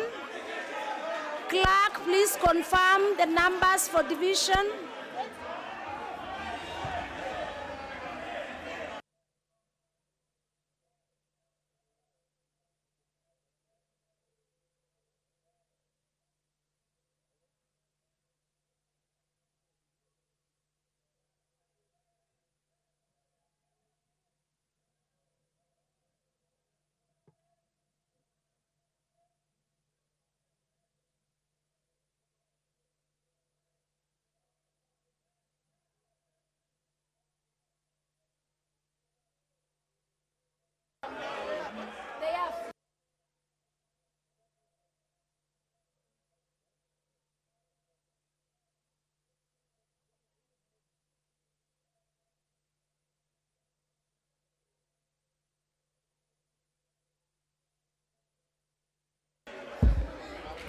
Order members from the clerk. I have confirmed that we have no numbers for division.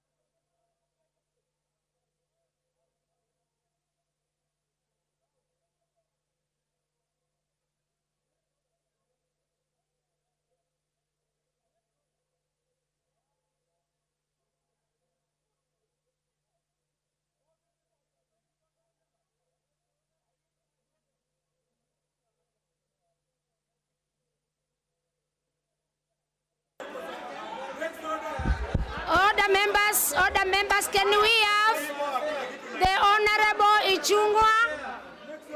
Can we have the Honorable Ichungwa move his proposed amendment? Honorable Ichungwa to move his proposed amendment.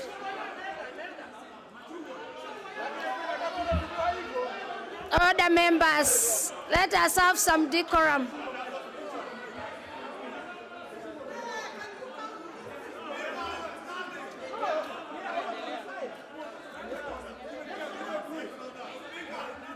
Order members, order members.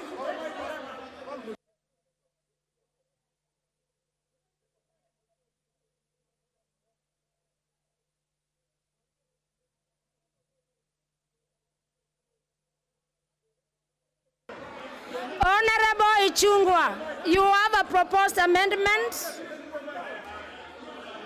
Honorable Ichungwa, Honorable you Speaker, have a proposed is only amendment. that my view is blocked, Honorable Speaker. Honorable Speaker. Honorable Speaker. Ichungwa, please, you must be Honorable Speaker, I can't even see you.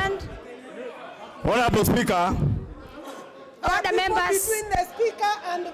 Honorable Speaker, if you could ask the people between me and you to allow me a direct view of you. No, I can see you, and you can see I even have extra eyes. I can see you. Honorable Speaker. Yes. As I move my amendment, Honorable Speaker, it must be on record that the numbers required for division have been attained. And if you count, and Honorable Speaker, the numbers available for division are available. You cannot act against House procedures. You are destroying this House, Madam Speaker. Allow division, even if you are 21 people, allow Kenyans to see who is it that voted for an illegal expansion of the debt ceiling and who are those who supported. But you cannot force me, Mr. Speaker. Madam Speaker, you have to listen to us. Madam Speaker, the members who are upstanding are more than the number required for division. Therefore, you cannot be asking me to move to the next order, the next amendment, yet we call for division, and you have declined to offer us that division. Allow division, then we proceed to the next amendment. Are you ready to move your amendment? Madam Speaker. You have the floor to move your amendment. Madam Speaker, how do I move an amendment, Honorable Speaker, if members cannot even be allowed to vote on amendment? We are being denied the opportunity to debate. This is a house of debate. You cannot extend the dictatorship from State House to this house. We will not allow it. That you do not want to move your proposed amendment. Honorable Ichungwa, please move your proposed amendment. Please move your proposed amendment.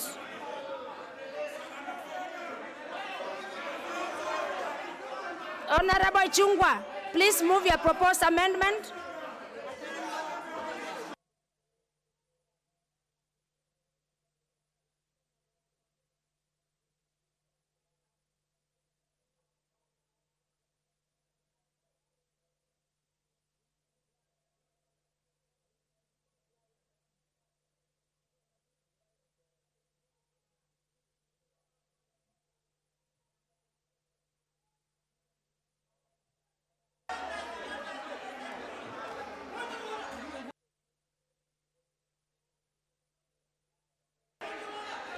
Honorable Ichung'wah, please move your proposed amendment. Honorable Ichung'wah, you have the floor to move your proposed amendment.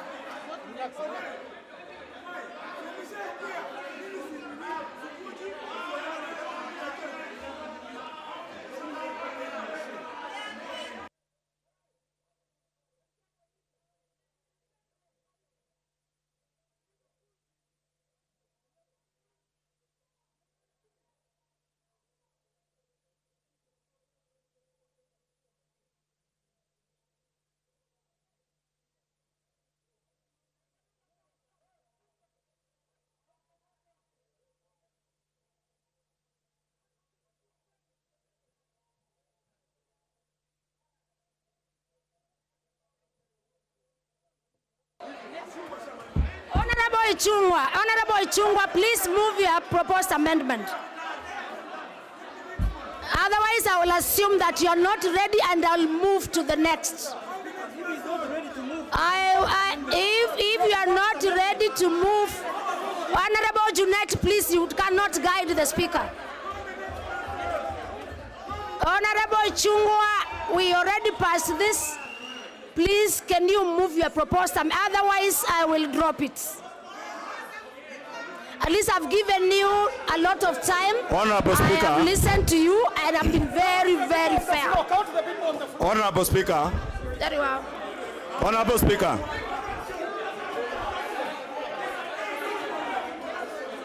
Please move your proposed amendment. Honorable Speaker, I need your protection and your assurance that if I move an amendment, it will be subjected to debate and voting. Otherwise, Honorable Speaker, Ichung'wah, please move your amendment. The earlier amendment we have not voted on. Members to debate. Honorable Speaker, you are destroying the House. You are destroying the House, Honorable Speaker. Please, you are out of order. Move your proposed amendment. Honorable Ichung'wah, do I assume that you are not ready to move your proposed amendment? Give him the mic. Give Honorable Ichung'wah the mic to move his proposed amendment. Honorable Speaker. Honorable Ichung'wah Kimani. Honorable Speaker, I can hear you. Who has a proposed amendment? Honorable Speaker, Please, my amendment. I beg that you move your proposed amendment. The members are here. Listen. Honorable Millie, please. You must listen to Honorable Ichung'wah. Please move your proposed amendment. Honorable Speaker. And he's moving his proposed amendment. He cannot be interrupted. Honorable Speaker, I sought your guidance, Honorable Speaker. Honorable Ichung'wah, we are past that.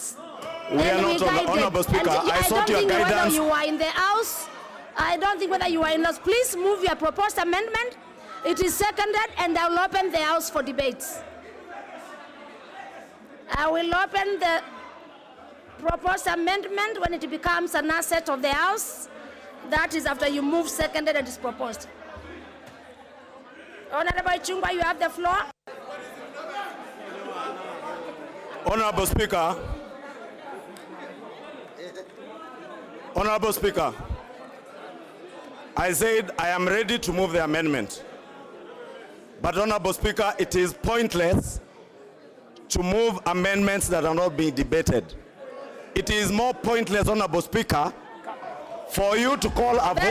Very well, Honorable Ichung'wah. Allow me to finish what I'm saying, Honorable Speaker. Ready to move your proposed I amendment. am ready. You are interrupting me. Please move your amendment.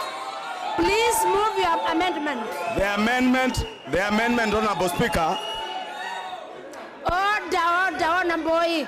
Protect me from Millie Odhiambo. You are protected. Please move. Otherwise, I'll go to the next member. Honorable Speaker, please.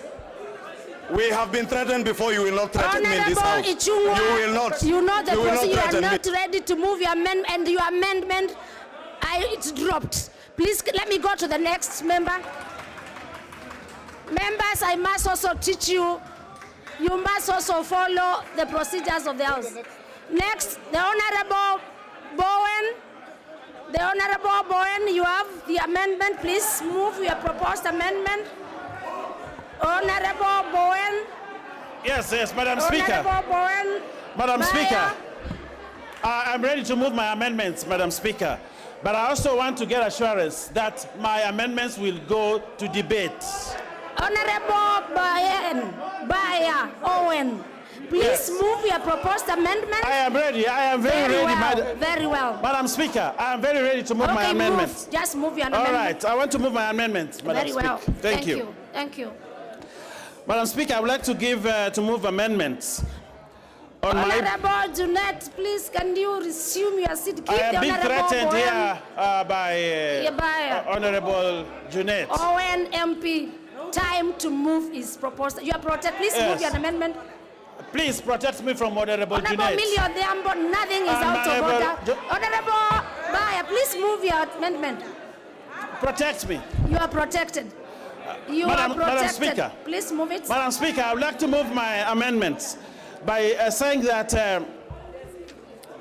we would like to that adequate resources be provided under the State Department for crops development and agricultural research to provide for subsidies on fertilizers so as to reduce the price of purchasing fertilizers from current Kenya shillings 6,000 to Kenya shillings 2,500.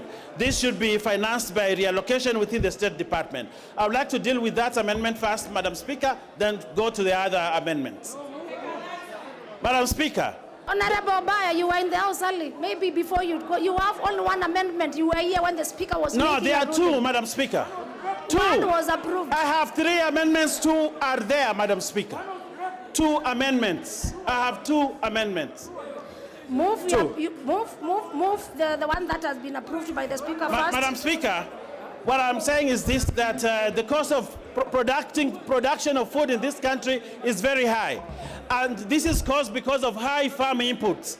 Madam Speaker, what we need to do is to cushion farmers by ensuring that we reduce the cost of fertilizer in this country. Honorable Baya, I'm just moving. Move your amendment, the I'm first moving one. my amendment.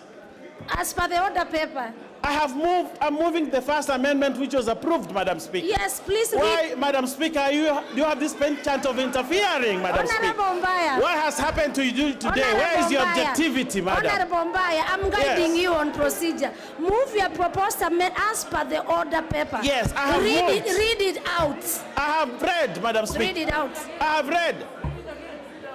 have read that adequate resources be provided under the State Department for Crops Development and Agricultural Research to provide for subsidies of fertilizers so as to reduce the price of purchasing fertilizers from the current Kenya shilling 6,000 to 2,500. That is this should be part one. financed.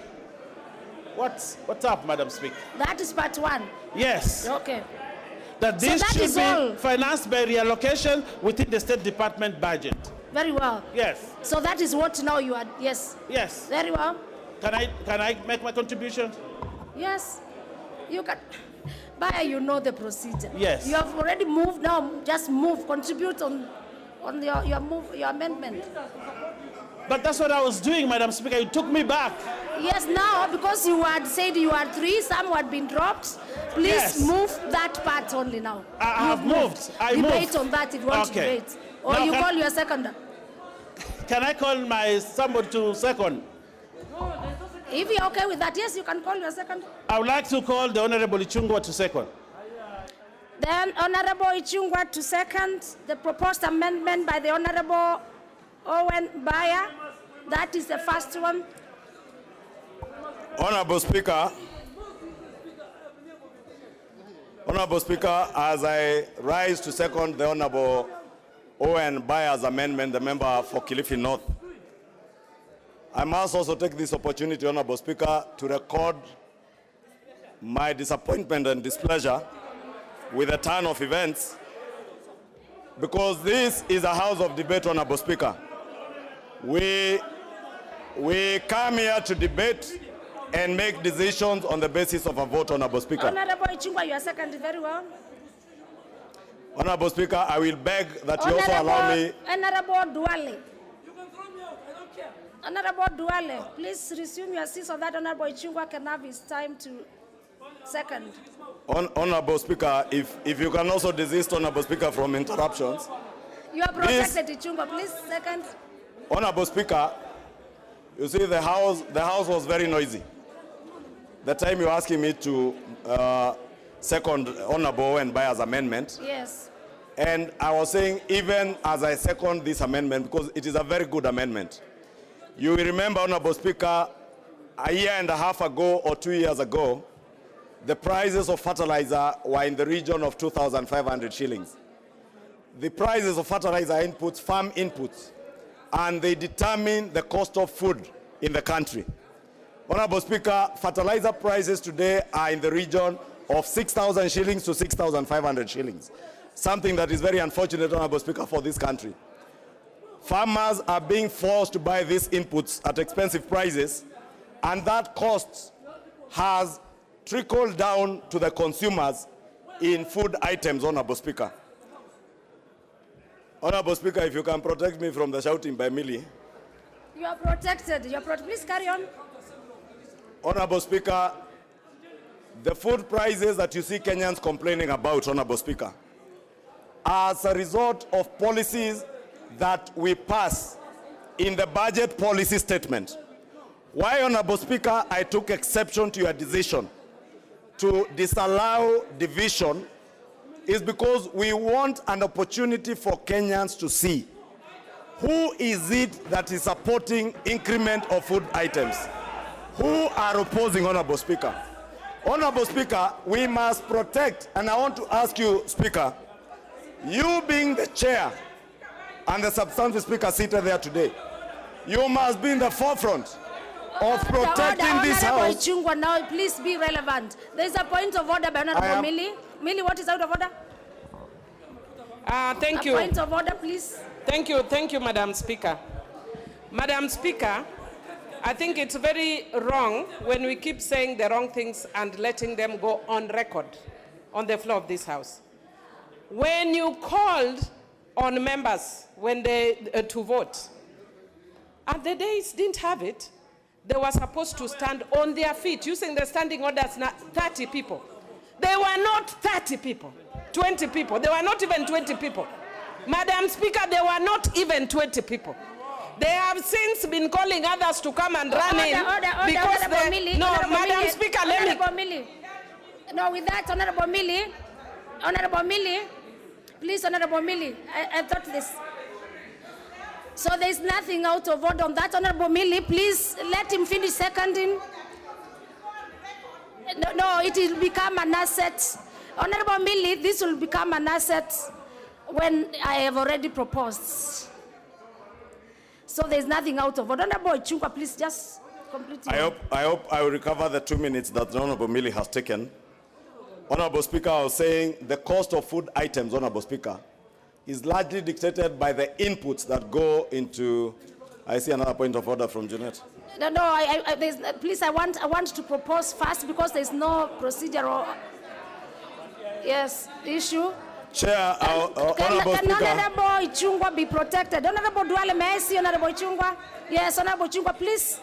You know, Honorable Speaker, there are too many interruptions from the other side.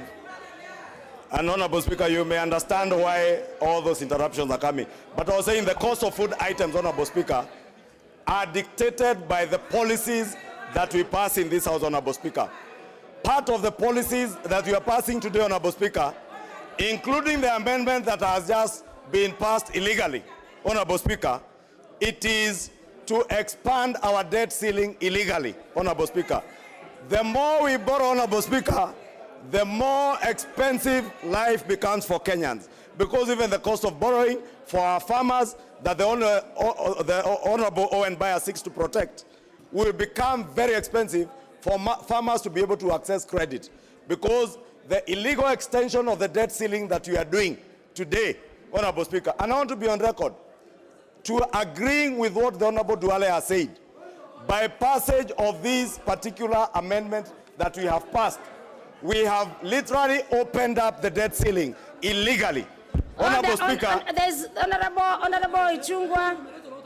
I thought you said you are protecting me. Yeah, you are protected. Please let him finish and then I'll give you time to debate on it. Honorable Ichungwa, carry on. Honorable Speaker, I was saying the illegal expansion of the debt ceiling If you read the committee's report, Honorable Speaker. Honorable Junet, you'll be on the first one to page- speak to this when it becomes an asset of the House. Honorable Speaker. It's a house of debate. Honorable Please, Speaker, please second if you read the committee's recommendations, Honorable Speaker, the Budget and Appropriations Committee, well guided by the Parliamentary Budget Office, set to put a cap on the budget deficit at 400 billion, or 3% of our GDP. Because that 400 billion is the fiscal space that this country enjoys within the 9 trillion shillings debt ceiling that we have put. What we have done, Honorable Speaker, with the passage of 846 billion, we have literally expanded the debt ceiling illegally and procedurally and without regulations coming to this House, Honorable Speaker. Honorable Speaker, the Honorable Wenbaya, his amendment seeks to apportion money to the Ministry of Agriculture, Honorable Speaker, to ensure. Can you are protect me, Honorable second Speaker? one. You are protected. You are second. Just 1 minute. The amendment, Honorable Speaker, I listened to His Excellency the President yesterday, speaking in Sakana in my vernacular language, and he asserted that agriculture had become better in the last 1.5 years. Honorable Speaker, if there is a greater lie to the people of Kenya, was that lie? Honorable Junet, I can see you on a point of order because now, and I'm sure it's relevance. Honorable Junet, now with that one, so that I propose the question. Madam Speaker, I must start first by taking exception, Madam Speaker, with the amount of time you have given to Honorable Chungwa to lecture us in this House, Madam Speaker, like small children. We are not students of Honorable Chungwa, Madam Speaker. But secondly, Mr. Speaker, and more fundamentally, Madam Speaker, he has just said here that we are increasing the debt ceiling. No, Honorable Junet, you'll have time to debate on this. Please, Honorable Chungwa, finish. I propose the question, and then it becomes. Honorable Speaker, if you protect me, it's good to know that there are time limits set at the clerk's table, and I'm within my time. Honorable Speaker, Junet says I am not his student, but you know he has no capacity even to learn some of the things that I am talking about. Honorable Speaker, the fertilizer prices, and I was saying the lies in Sakana yesterday. Agriculture in Kenya has become more expensive. Agriculture in Kenya, Honorable Speaker, has become expensive because of the cost of fertilizer. And we must pass laws in this House that makes agriculture cheaper, more accessible to our people, including our young people. Honorable Speaker. Honorable Chungwa, members, we must learn relevance, and your time I can see is even up. I propose the question, then I can open the floor now for members to debate. I propose the question, which is that the proposed amendment.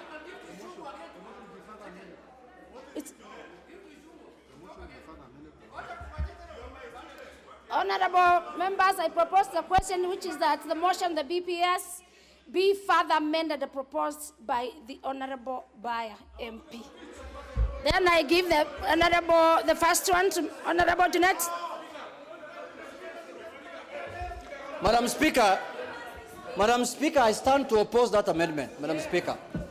The proposed amendment has no relevance completely with the budget policy statement, Madam Speaker. Madam Speaker, if you listen to the secondment of Honorable Chungwa was just doing political posturing. He has not even told us the import of the amendment, Madam Speaker. Madam Speaker, the prices of fertilizer is a global phenomenon, Madam Speaker.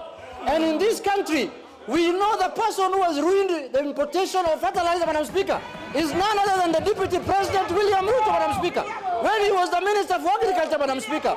He is the one who messed the agricultural sector of this country, Madam Speaker.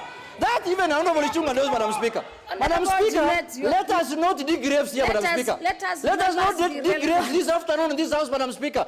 We know the mess the agricultural sector is facing in this country was done by none other than the former Minister of Agriculture, Honorable William Ruto, Madam Speaker. Madam Speaker, now Tanga is trying to posture in this House today to claim that they want to reduce the price of fuel, the price of fertilizer, the price of food, when it is themselves who created the problems Kenyans are suffering from today, Madam Speaker. Madam Speaker, Honorable Ishungwa has been the chair of the budget committee for the last 7 years, Madam Speaker. Why did he not bring any amendment to make the life of the people of this country better, Madam Speaker? Madam Speaker, let us not spread lies on the floor of the House, Madam Speaker. Let us not use the floor of the House to do political posturing. We can do it in rallies, we can do it in burials, we can do it elsewhere, Madam Speaker. Madam Speaker, let me tell you something, let me say something. Huh? Madam Speaker, this amendment is meant for politics only. It has nothing to do with Kenyans, Madam Speaker. Madam Speaker, we are going to reject it, and we will come up with a proper policy to make sure that the price of fertilizer is reduced, the price of fuel is reduced, we will do it in the supplementary budget, and we will do it in the main budget, and when we form government, we will make it better, Madam Speaker. Thank you so much, Madam Speaker. Well, let me have the member for Tharaka. And the debate should be purely on the proposed amendment. Thank you. Thank you very much. Thank you, Madam Speaker. Madam Speaker, this is absolutely in order, and I support that we actually agree to the proposed further amendment such that we are able to accommodate Kenyans who actually are below any line that we can imagine of. As we talk about today, fertilizers are going for about 6,000 shillings, while just about 2 years ago, it was 2,500. The question that begs to be answered is, why are we in the situation where we are in today? And one of it is this, and it goes without saying, is because of the debts that we continue to incur in this country, that we are overborrowing, we are overspending, like now we are budgeting for money that we do not have. We are anchoring on the fact that we are going to borrow, and this is problematic. Therefore, from today, and this House must act with sanity, that we only act within the monies that we have, not to depend on borrowing, which is now burdening our citizens and increasing everything, including food, farm inputs, and whatever else we are thinking of. This is very timely, and I do support that we actually accept that proposed further amendment. Thank you.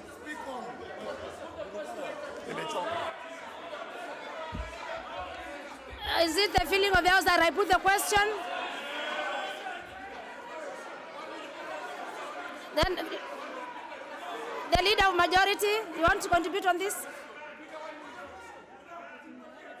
Give me the leader of majority. It's a house of debate, members. Honorable Speaker, I think it's becoming very clear that there's an amendment that has been brought by member for Kilifi, and what members are actually discussing is totally different from what has been brought. And I think the best thing we do, Honorable Speaker, I would like to propose that you put a question so the House makes a decision.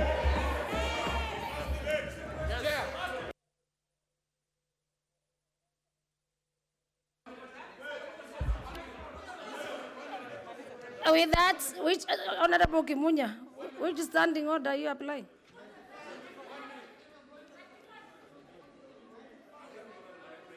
Give Honorable Kimunya, because members we must. Honorable Speaker, so standing order number 95. Honorable members, again, the Speaker has no votes. I will put the question on the standing order number 95 that we put the question. Will as many as are of this opinion say aye? And as many as have a contrary opinion say nay? The ayes have it.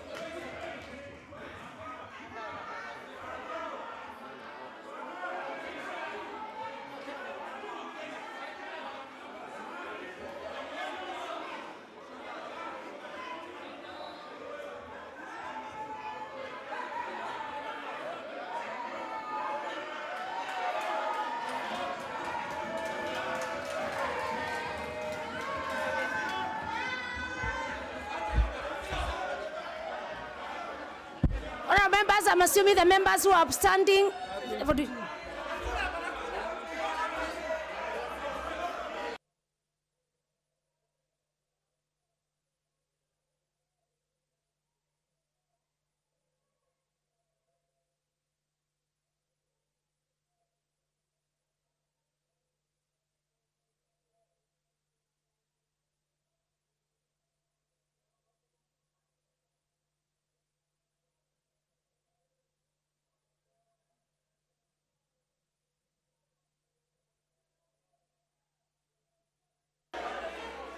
Honorable members,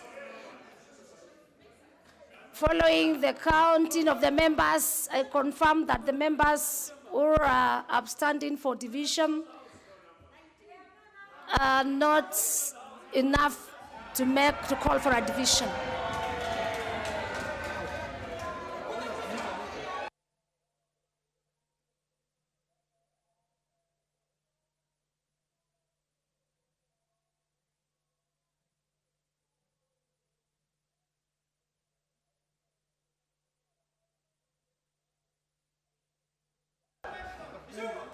Leader of majority, I can see you on intervention.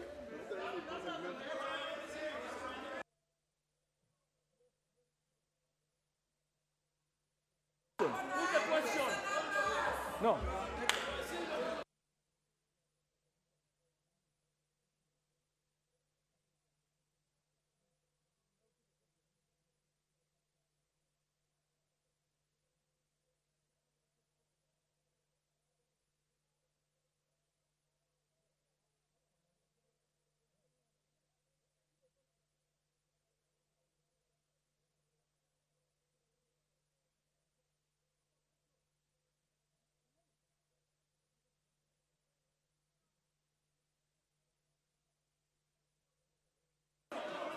Honorable Leader of Majority has an intervention, but he has confirmed that he can wait because of the interest of the matter after I put the question.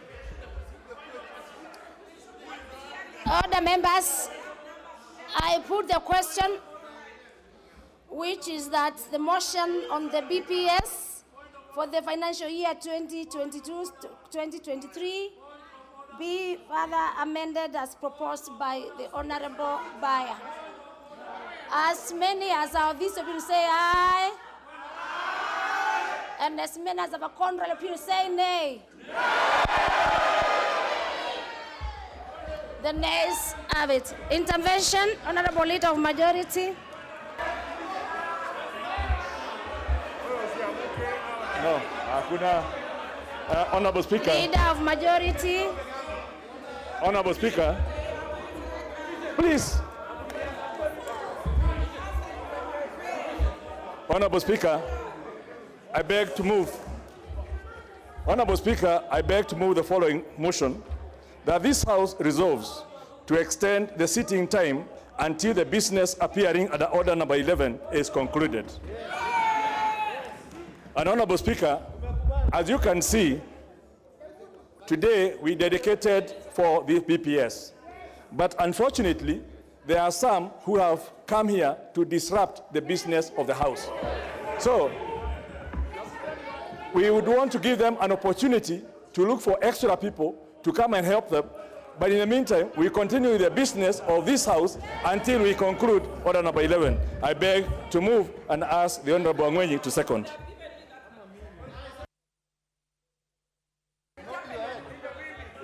Seconder. Hello.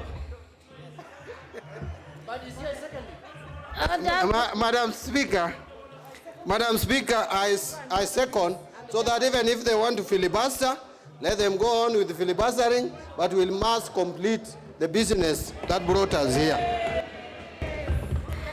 From where I sit, Honorable Dwell, I will give you your chance. Let me just propose the motion, which is that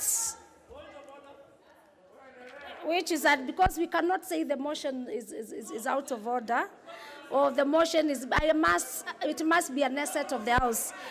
Members, I propose the question, which is that this House resolves to extend the sitting time, members, until the business appearing under order number 11 is concluded.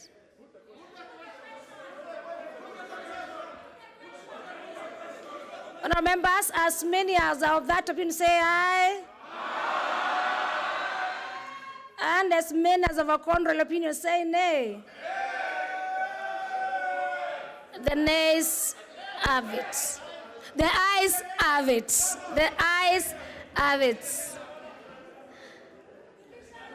Honorable Sankok, the ruling is that the ayes have it. Thank you. Honorable Sossion, but let me hear from Honorable Duale before Sossion. Honorable Duale. Honorable Duale, a ranking member. And Madam Speaker, Madam Speaker, don't interrupt me. I want to have my peace as a member for township. Madam Speaker, I am. He is not told. Please, honorable members, allow the member for Garissa, a ranking member, be heard. Honorable member, Honorable Duale, please carry on. Madam Speaker. But you can't order me also. Be guided. Madam Speaker, I stand here not by choice or by default. I have been elected to this August House 3 times in 3 different parties. But I want to say, Madam Speaker, this afternoon, I am perturbed and shocked. I raised serious constitutional issues on Article 211 on the PFM Act, Section 50, Section 2. I asked for the Speaker to give direction. Madam Speaker, this will go in history this afternoon, that you can extend the time if you want. And I want to say, as the former majority leader, we used to pass government agenda, but we never used to violate the Constitution and the law. Madam Speaker, you can extend and sit until midnight. But let me talk to the people of Kenya. This is what the late Charles Njonjo did in the early parliaments of the Republic of Kenya. This is what many other leaders did. And I want to ask members sitting here, when you have free time, go to the Hansard room and listen to what Jaramogi said, what Tom Mboya said, what great leaders used to say. So that's some of us. And as I exit, Madam Speaker, and Madam Speaker, we can shout, we can do anything. I am a big supporter of this budget because the people of Garissa Township need CDF. I'm a big supporter because Parliament needs resources. But Madam Speaker, I cannot sit here and allow this House, under your leadership this afternoon, to violate and even deny a role given by the Constitution, not only to this House, but even to the Senate in a ceiling, and it is very shameful. As I leave, I want these members, I finish. As I finish, I want these members to read a book. I want them to read a book. All the members, please. I want them to read a book that was written in 1896 by an Italian writer. And the title of the book, and I can provide, is about the laws of human stupidity.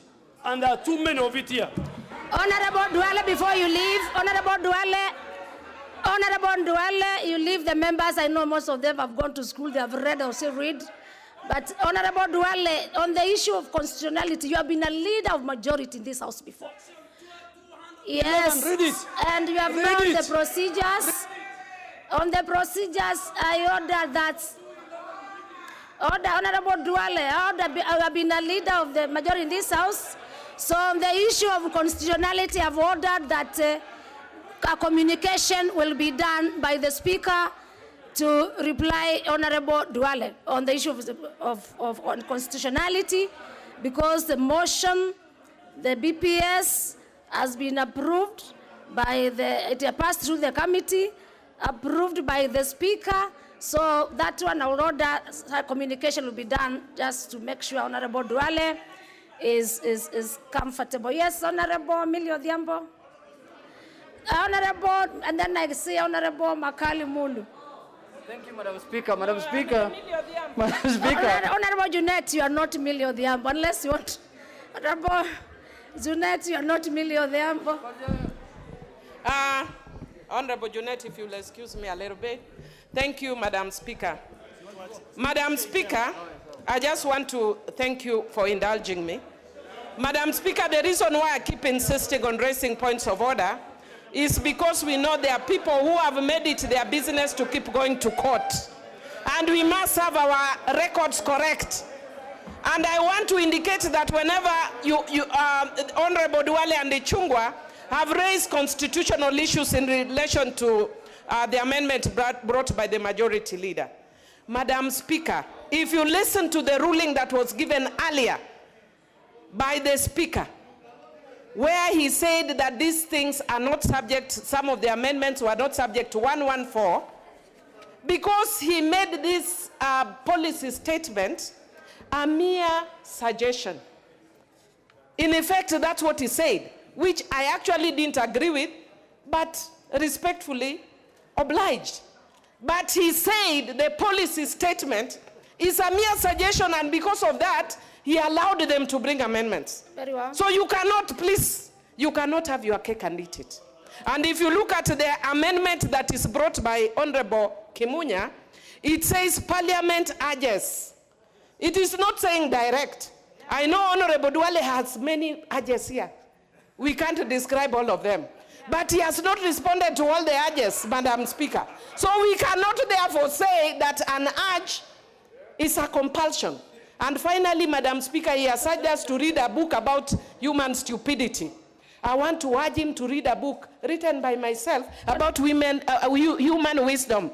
He will become wiser. Women wisdom or human wisdom? Human wisdom. Oh, he will well, become wiser. He should stop reading books about stupidity. Honorable members, those who are in the House, and that's why I said if the leader of majority, former leader of majority, wants some clarification to be done, those who are in the House, the Honorable Deputy Speaker made a ruling on these proposed amendments. That is Honorable Chiboy. Some were disapproved, others were approved. So the issues of unconstitutionality, they were tackled, and I'm sure if the leader, that is the Honorable Duale, would want further clarification, a communication official also be done. So Honorable Makali Mulu, expert, as a member of budget. Let me get this, Honorable Speaker. You know, today those of us who are not gifted in shouting are really sad. We have been in this house since 2:30. We have been shouting since we are not gifted in that we could not hear us. I want my friend, Honorable Ichung'wah Kimani. We were together and I told him he has to be very strategic the way he moves these things. You know, Honorable Speaker, the reason why his amendments were approved is because they are not touching on the actual meat of revenue collection, taxes, and all that. They were only talking about the vertical division between one level of government and the other one. And I think there's been a lot of misleading statements as I listened here today, Honorable Speaker. Honorable Speaker, when somebody says you are changing the debt ceiling through the BPS, that can't be true. And the reason why Honorable Kimunya was moving the amendments was actually to take care of that. Honorable Speaker, we did realize as a budget committee that we were confused. Actually, some of us had crossed their lines. Because, Honorable Speaker, what we are saying is, if you read those amendments by Honorable Kimunya, so that we put the record straight, we are saying Treasury or the executive, you can do your business, but don't go beyond 9 trillion ceiling, which was fixed by this House. What am I saying, Honorable Speaker? Honorable Speaker, I'm saying the executive has a free hand to do 3 things if they wish to do them. They can enhance revenue collection so that the remaining the ceiling of 9 trillion, they can drop some of the programs or projects so that the remaining within the 9 trillion ceiling, Or they can even engage cost-saving mechanisms or expenditure reduction so that they'll think that.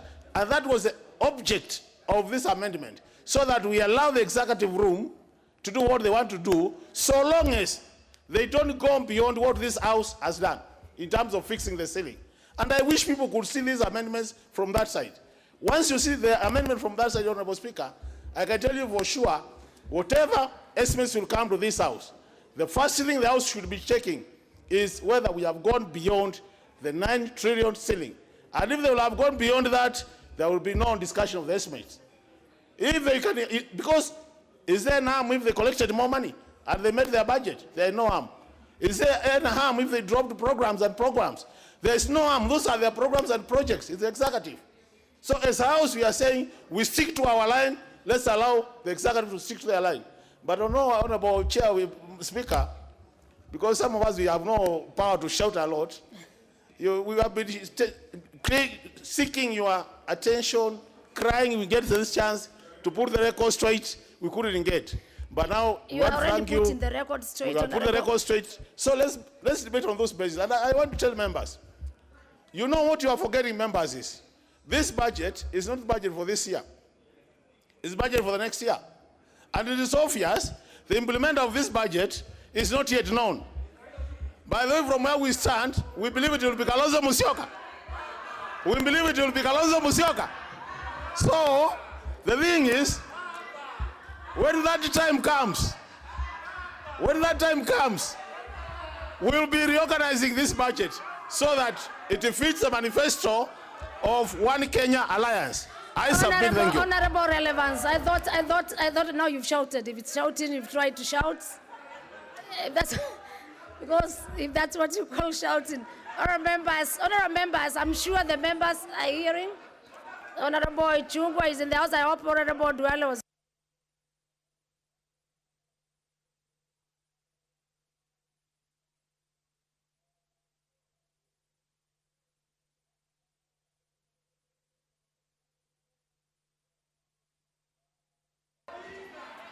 Other members, with that, other members, why I gave Honorable Makali is because I really wanted Honorable Duale, Honorable Chungwa, and the other members, and also guiding the House for us to be able to move. So let us move to the other amendment. Next amendment by the Honorable Sosion. Yeah, thank you, Honorable Speaker. In my amendment, I would like to thank the Budget Committee for having considered the fact that teacher professional capacity building programs be borne by the government. And it has already been actually captured under Vote 2091 with an allocation of 2 billion shillings within the matrix. This, of course, indeed is a bold step by Kenya to support teachers in their programs. But in the policy statement, Honorable members, I can see others raising Honorable hands. Speaker, You cannot do that, please. Honorable members, please remove my your amendment, Honorable Speaker. Honorable Sosion, just a moment. Honorable members, please remove your cards from intervention unless you are on a point of order so that I'll be able to know the members who are raising a point of orders. Like I can see Honorable Alice, you're abstaining. I don't know if she's raising a point of order. But please remove your cards. As a matter of procedure, we will be able to know, or I catch your eye, from intervention. You can only go to the intervention button if you are on a point of order. Please let us be guided. Honorable Sosion. Yeah, thank you, Honorable Speaker. I was saying I thank the Budget Committee for indeed having allocated 2 billion. That will cover the continuous capacity building of teachers. And as a country, we will be conforming with the international standards and UNESCO standards of funding teacher capacity building programs. But for this to work well and gain legitimacy in the budget process, my amendment is meant to strengthen the policy recommendations as prepared by the committee, that the government fully finances the Teachers Professional Development Program under Section 35 of the Teacher Service Commission Act 2012, and these expenses will be met through the reallocation of the resources allocated under the Teacher Service Commission. Furthermore, all other training programs initiated by the Teacher Service Commission should be financed by the Commission in line with the international human resource standards. Honorable Speaker, this is a simple and straightforward amendment that is not going to change anything. It is going to strengthen what is already carried in the budget policy statement and make it very clear the responsibility of government in this undertaking. Honorable Speaker, I do not wish to speak a lot on this. It's very clear. I wish to call upon my other nominee, 001, to second the amendment. Very well. I want to assume that 001 is, who is 001? Thank you very much, Honorable Speaker. And I move to second. Honorable Speaker. Order. You are not zero. Honorable Association, please, who is 001? There is no member by the name of 001 for record purpose. Yeah, the Honorable Junet Mohammed.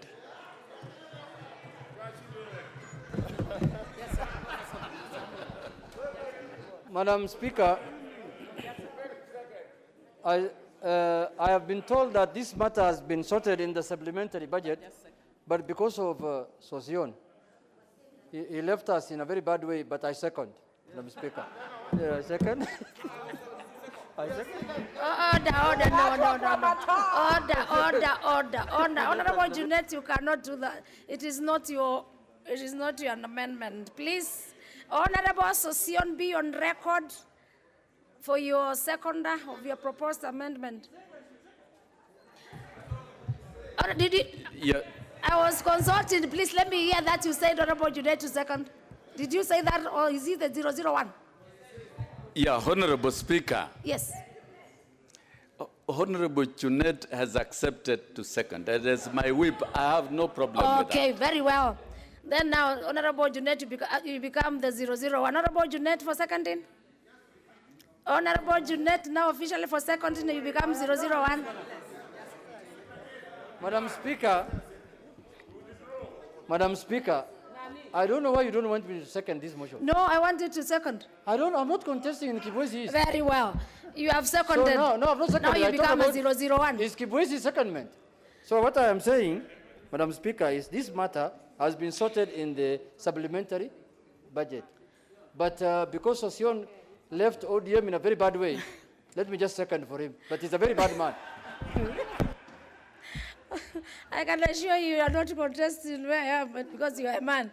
But you have seconded officially. Now that with that, honorable members, I propose the question, which is that motion on the BPS be amended as proposed by the Honorable Wilson Sosion MP.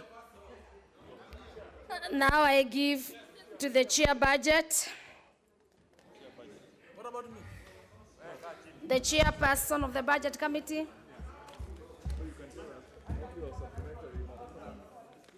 Honorable Speaker, I stand to oppose this amendment. And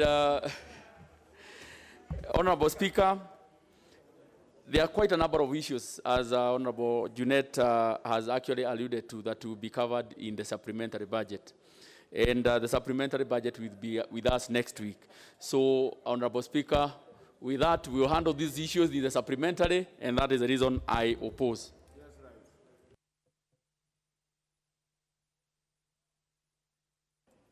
Then I give to the leader of minority. Yes, I accept leader of minority and then leader of majority. Yeah? Madam Speaker, I agree completely that the intention of Honorable Sosion is good, and this House has actually been pushing very hard for this Teachers Professional Development Program to be funded by the government. That is why the Budget and Appropriations Committee, in collaboration or working together with the Education Committee of this House, has already allocated funds in the supplementary budget. So this House just needs to approve that, and teachers will not pay anymore. And by the way, in the budget estimates, we'll put more funds. So you really don't have to amend the budget policy statement. And let's just, we won't just do it as a ceremonial or a ritual, and as Yuran and as Mili would put it. But let me put it clearly that this is a matter that this House has already taken note of. We have already implemented a program to make sure that there is money for our teachers so that they are not forced to dig deep into their pockets. So Honorable Sossion, instead of defeating this amendment, I would request him just to withdraw it politely, and then we proceed with any other amendment if there is. Thank you, Madam Speaker. I request Honorable Sossion to withdraw. Very well. Honorable Sankok. Thank you very much, Honorable Speaker, because I have already been called to second, but unfortunately, Honorable Junet became 001 for the first time, and I'm sure he does not qualify for that title. Honorable Speaker, continuous teachers' capacity building is overdue. So for me, I support the amendment. But today, Honorable Speaker, Kenyans have known who is for them and who is against them. They will make their right decisions in August 9th of this year.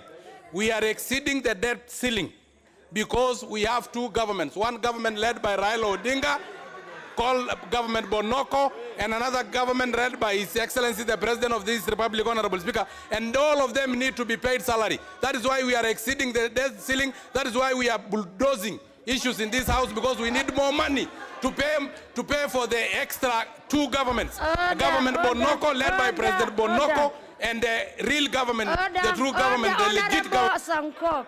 Honorable Sankok, today members, you are out of. Let me have Honorable Jude Jomo. Honorable Jude Jomo, your time is Honorable Jude Jomo. Honorable Jude Jomo, you want to contribute on this? Honorable Jude Jomo. Yes, Madam.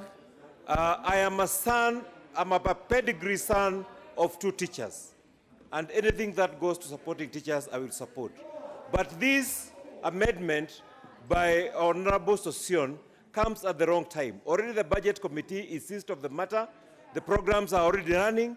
And I think that, Honorable Bandi have advised Honorable Sossion, he should honorably withdraw this motion, so this amendment, because it is already, the matter is already seized upon by the Budget Committee, and the problem is in the process, and this is an untimely move to do this amendment. Otherwise, it will just look like a populist move without necessarily giving much help to our teachers. Thank you, Madam Speaker. Honorable Alice Nganga.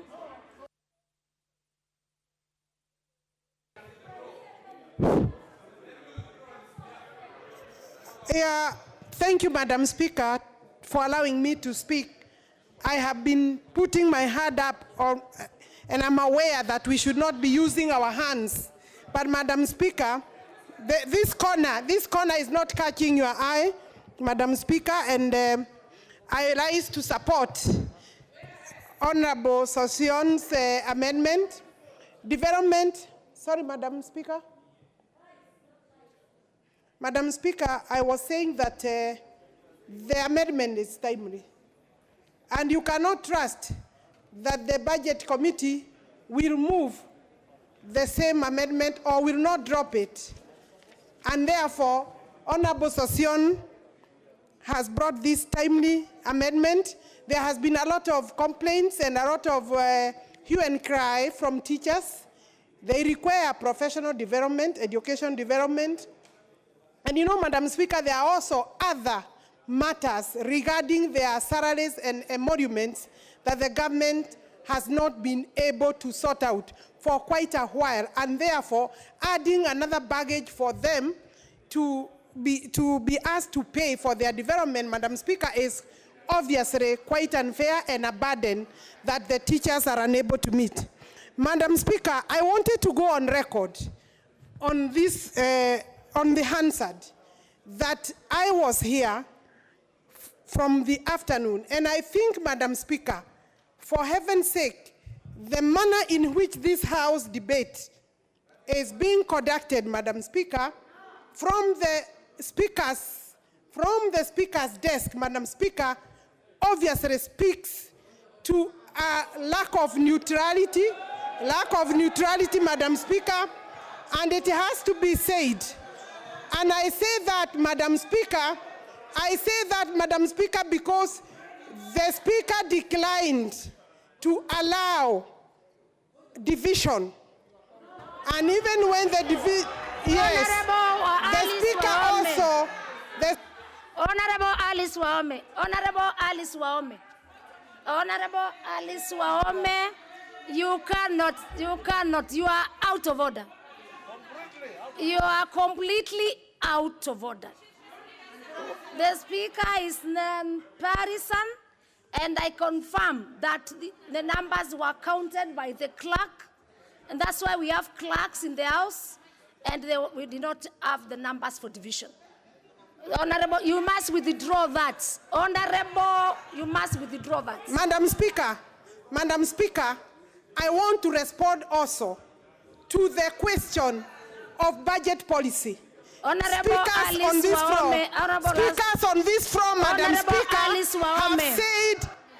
Honorable Alice Wahome, it is important that you withdraw. We confirm, the clerk is here. We confirm that you did not have numbers. You must withdraw that. And apologize. Madam Speaker, I am sorry, you did not even say the numbers, and I will not withdraw. I will not apologize.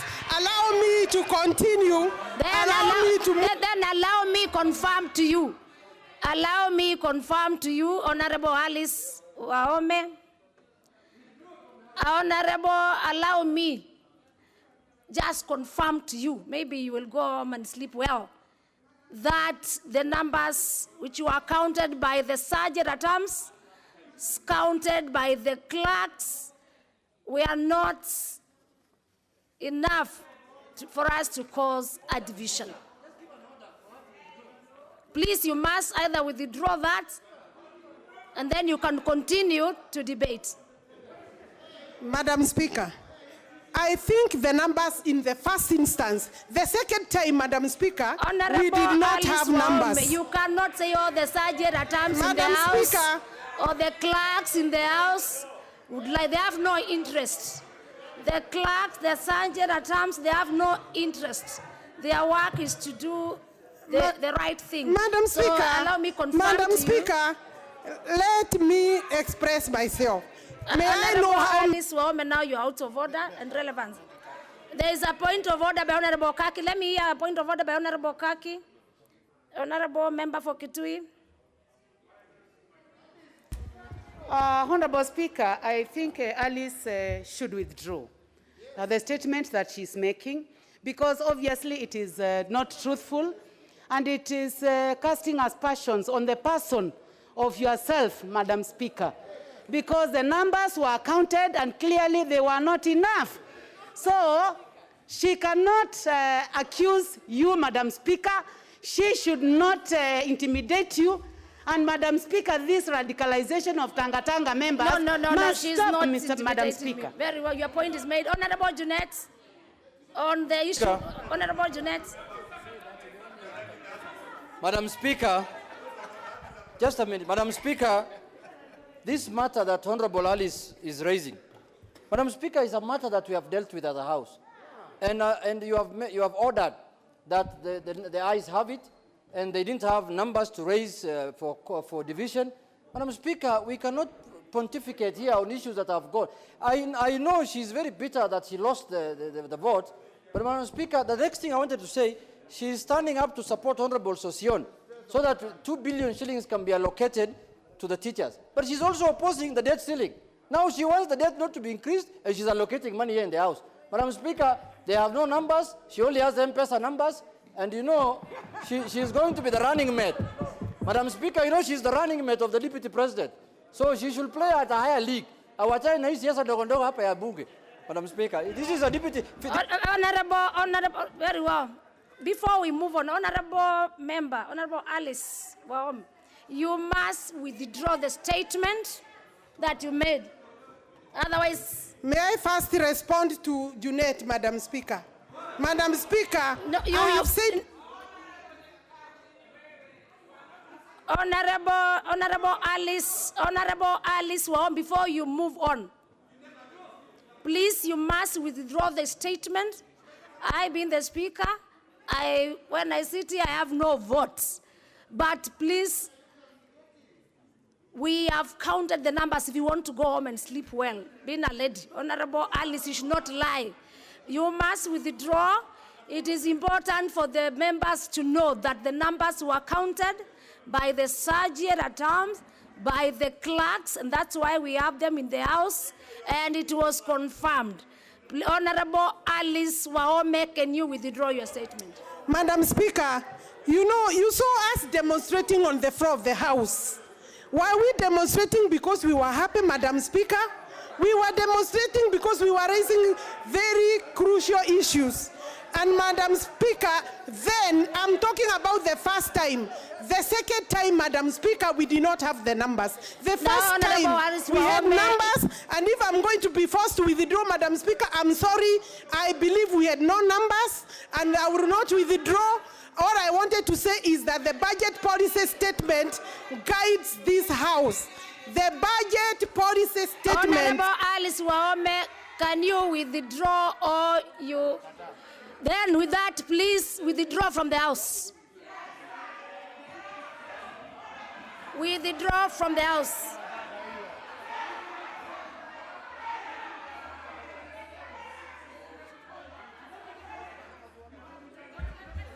Honorable members, maybe I give you a guidance. This is a House of records. Honorable members, let us not do our politics in the House. I know it is time we are busy in the constituencies, time for different parties, but we must do the right thing. We must do the right thing. We must do the right thing. Honorable Sosion, you want to say something?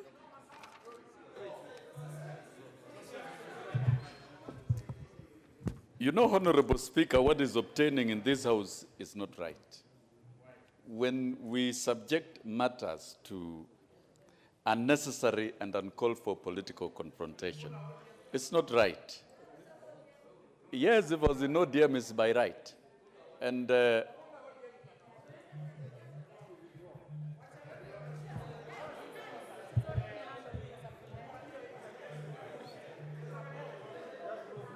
Honorable Speaker, some members here cannot bully me. You don't know what I did to be a member of ODM,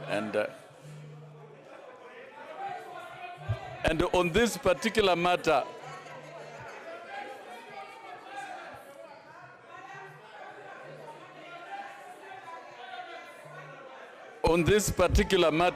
Honorable Speaker. Honorable Ososion, are you withdrawing or we continue?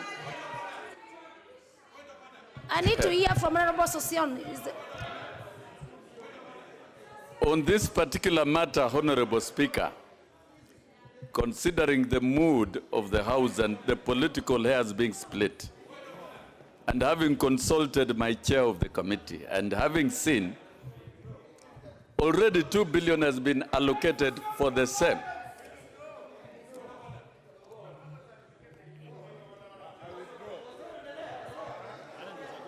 Honorable Sosion is on the floor. Please, Honorable Sosion, carry on. Honorable Speaker, I need your protection from some heckling.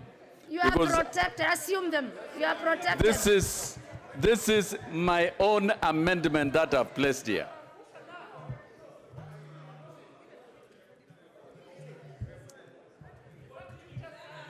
Then put it to vote. This cacholing is not right.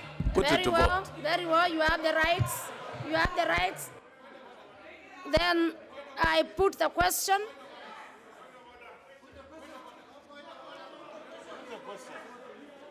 There is nothing out of order. The honorable member.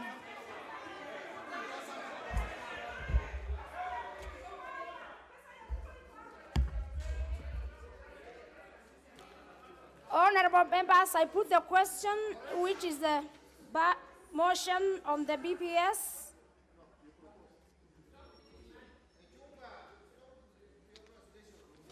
Honorable Leader, we are putting the question.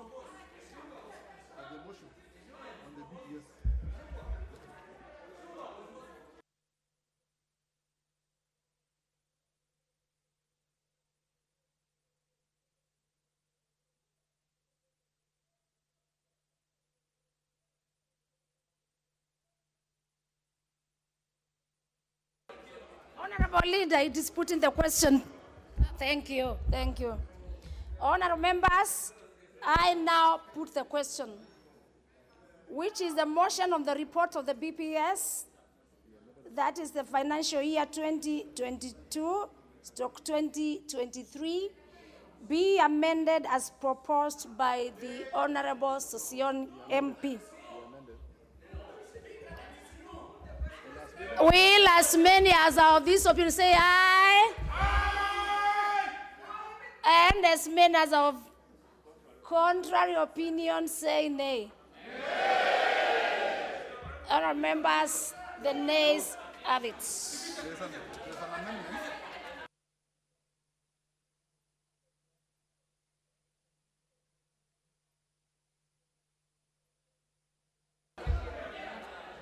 Other members, we have a proposed amendment on the BPS by the Honorable Duale. We have a proposed amendment by the Honorable Duale. I call him to move his proposed amendment.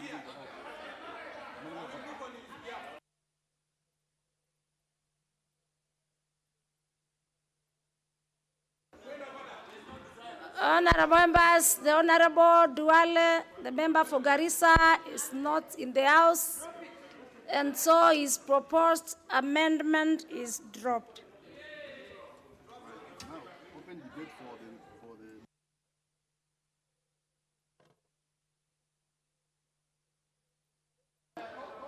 Honorable members, I now open debates on order number 11, that now we debate the BPS as amended. We are debating the motion as amended.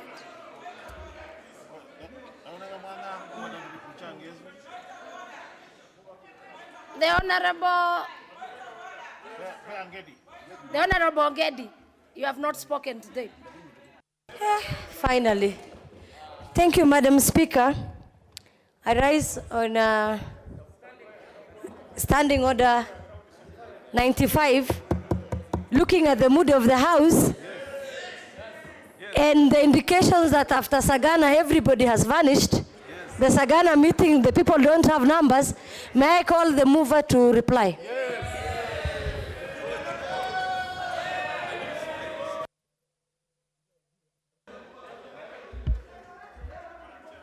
Before I put the question, let me have Honorable Kositani. Thank you, Madam Chair. Madam Chair, I represent Soy constituency in this House, and I represent a large chunk of farmers, Madam Speaker. I stand here to plead with my fellow members of Parliament that the issues of fertilizer prices are very dear to the farmer. They are very dear to the common wananchi. Madam Speaker, the issue of food prices are very key to the people of Kenya, the hustler nation. It is important that we do not politicize every item that comes to this House just because we want to please some few masters. Madam Speaker, I plead with members of this House, treat matters of fertilizer prices very seriously. It contributes to the stability of food in this country. It contributes to many other aspects in terms of economic growth in this country. And Madam Speaker, for those who are saying there are Sagana 3, whether there is Sagana 4, Sagana 5, Sagana 6, William Ruto will be the next president of this country. Thank you.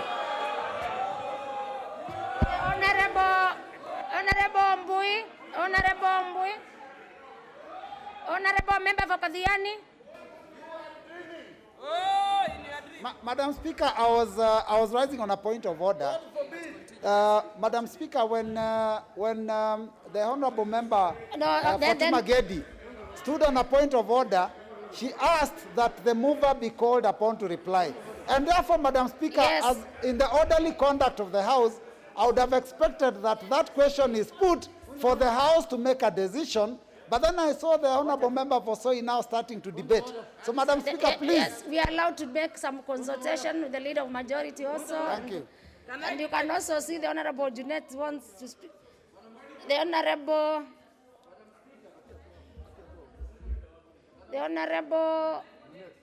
Jeanette. Give the Honourable Jeanette. Speaker, Madam Speaker, today the issue that we are discussing in the House, Madam Speaker, is a very important issue, Madam Speaker. It is a budget policy statement that is going to give the policies, the guidelines for the formation of the next, the budget for 2022-2023 financial year. Madam Speaker, we want to have a budget that is people-friendly, as Azimio la Umoja people. Madam Speaker, this budget is going to be the budget that is going to be implemented by the next government, whose president is Raila Amolo Odinga.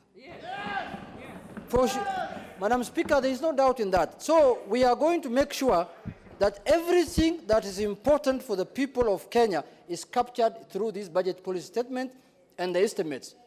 Madam Speaker, when he forms the government, when he forms the government, he's going to look at the budget now holistically and see where his 6,000 shillings per family for the vulnerable people will be there, the health care, the Baba care will be there, the issues of electricity subsidies will be there, the issue of fertilizer will be there, the issue of lowering the cost of living for the people of Kenya will be there. This country will be a Canaan. This country will be a country that is full of, the Canaan we have been talking is nay.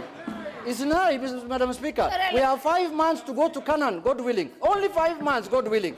So, Madam Speaker, let us not spread lies. Let us not cheat Kenyans that we can do fertilizer prices. We know where the problem of fertilizer started from, Madam Speaker, in the Ministry of Agriculture, when the Deputy President, William Ruto, was in charge. What did he do? After he left, he brought his cousin, Franklin Bett, as the minister. After he left, he brought Kosgei as Minister of Agriculture. That is where we lost all the maize in Eldoret, Madam Speaker. Madam Speaker, let us not lie to Kenyans are very intelligent people. They know where the livelihood was lost, Madam Speaker. Madam Speaker, it is very good. I am very happy the way the Sagana Declaration happened yesterday. It laid down the processes and the procedure for the arrival of Canaan. The President was saying, let everyone board that boat that is taking people to Canaan, Madam Speaker. Madam Speaker, this is a house of decorum. We cannot allow members like Songkok, who don't know what's happening in this country, to delay this country, Madam Speaker.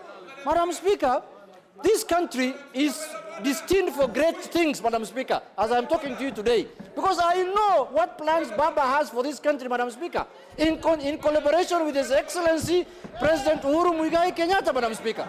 Madam Speaker, I know Tanga have no vision. They have no vision for this country, Madam Speaker. Now they are trying to play the role of opposition. This is not the way to do it, Madam Speaker, the opposition. We have been in the opposition, we know how to do it, Madam Speaker. Okay. Let us teach them. Let us give them tutorials on how to do opposition. Very well, very well. Honourable members, I wish you know how important this BPS is. Honourable members, now with that, at least I gave 1 or 2 members at my discretion.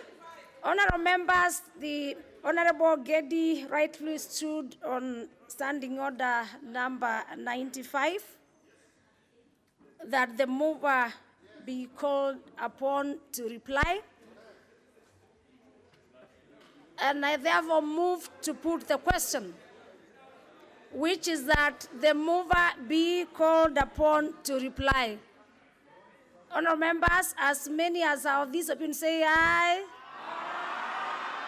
And as many as have a contrary opinion say nay. The ayes have it. Very well, Honourable Sangoko is calling for a division, but I find you have stand alone. Again, the numbers You are only, you are less than, in fact, you are the only one. So, you are the only one. So, thank you, Honorable Sankoko. You are rightfully, but we do not have the numbers for the division. So, I call upon the mover to reply. Mover. Thank you so much, Honorable Speaker. And from the onset, I want to thank the members of the Budget and Appropriations Committee who did a lot of work, a lot of consultations, and I want to thank them for the support that they have given us. I also want to thank the entire team here for the various amendments, especially the one that came from the leader of the majority, and also the support that we have gotten from the various members. I want also, Honorable Speaker, to set the record straight that with the passage of this BPS, it does not occasion busting of the ceiling. Honorable Speaker, we still have the Division of Revenue Bill that will be coming, the estimate that will be coming, and we will make sure, Honorable Speaker, since we are a house that follows the rules, we will make sure that we adhere to the rules and regulations of this country. Honorable Speaker, with those very many remarks, I want to again, from the bottom of my heart, thank the entire Azimio Brigade for standing for the truth. And as Honorable Fatuma earlier alluded to, I think the earthquake combined with the tsunami that happened yesterday in Sagana has actually sent a lot of shivers, to some quarters. And that is just the beginning. Honorable Speaker, I beg to reply.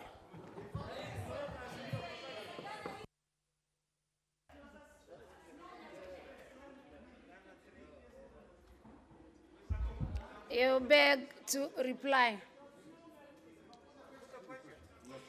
Honourable members? No. Honourable Sanko. Honourable Sanko.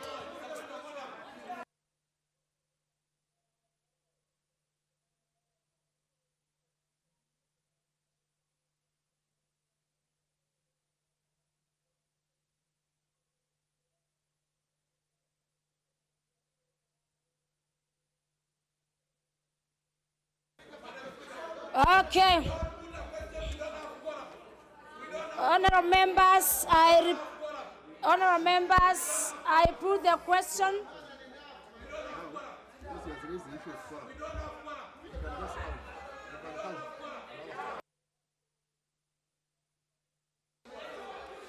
Very well, very well. Very well. With that, of course, we must follow procedure. With that, I order the clerk to establish whether we have the quorum.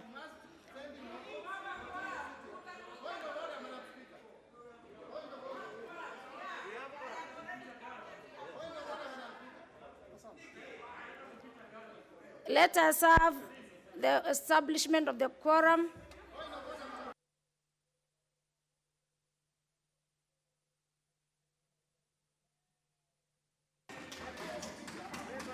Leader of minority, what do you have to say? Madam Speaker, our standing orders are very clear that you should not raise points of order that are frivolous, that cannot be substantiated. And Honorable Sankok has wasted time of this House for us to count. When he knows very well, he can even use his eyes to see that we have more than 50 members here. Madam Speaker, the moment we determine that the number is over 50, Honorable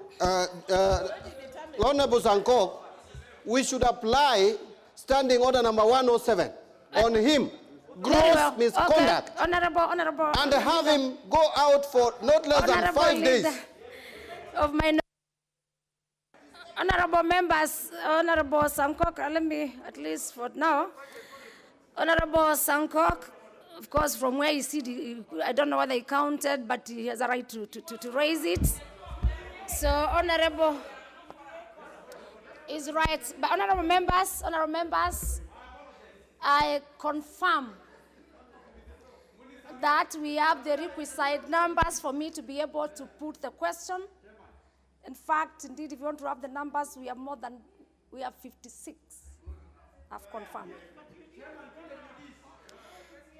Honorable members, I put the question on the report on the budget policy statement for the financial year 2022-2023, which is that this House adopts the report of the Budget and Appropriation Committee on the budget policy statement for the financial year 2022-2023, laid on the table of the House on Tuesday, February 15th, 2022, and pursuant to the provisions of Section 25(7) of the Public Finance Management Act 2012 and Standing Order number 232(9) and 10, A, approves the budget policy statement BPS for the financial year 2022-2023. B, makes the following financial resolutions with respect to the BPS.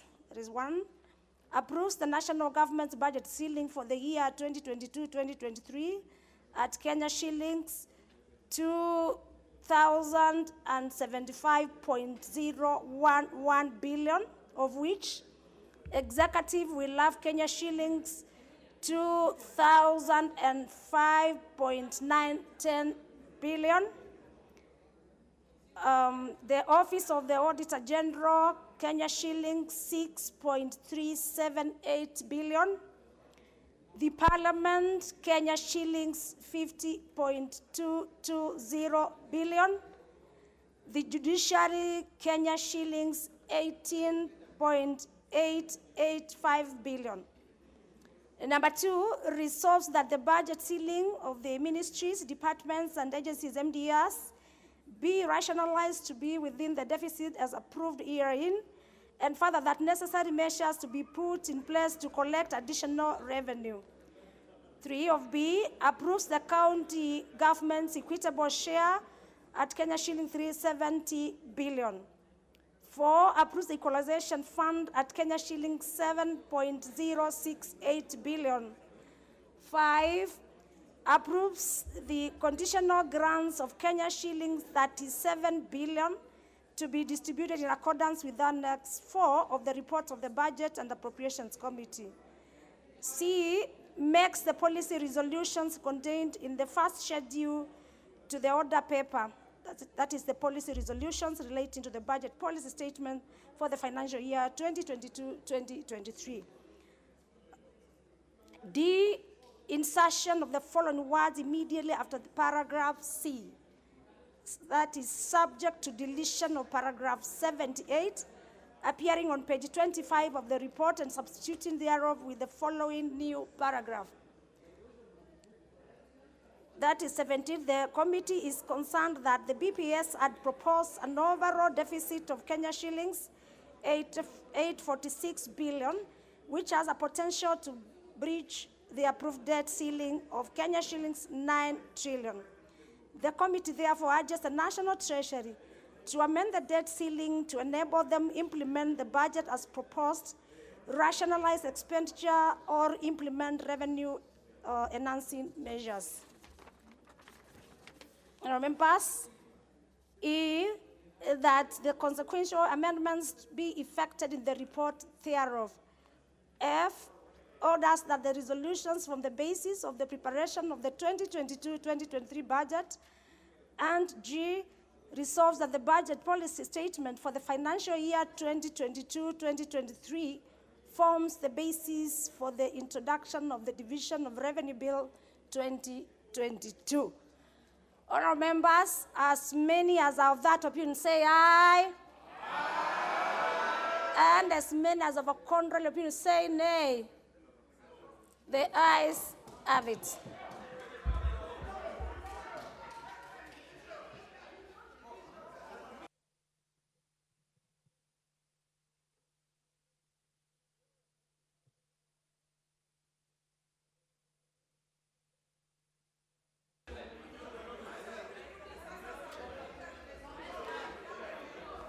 Other members, Honorable members, the time being 7:06 p.m., this House stands adjourned until Tuesday, 1st March 2022 at 2:30 p.m. I thank you.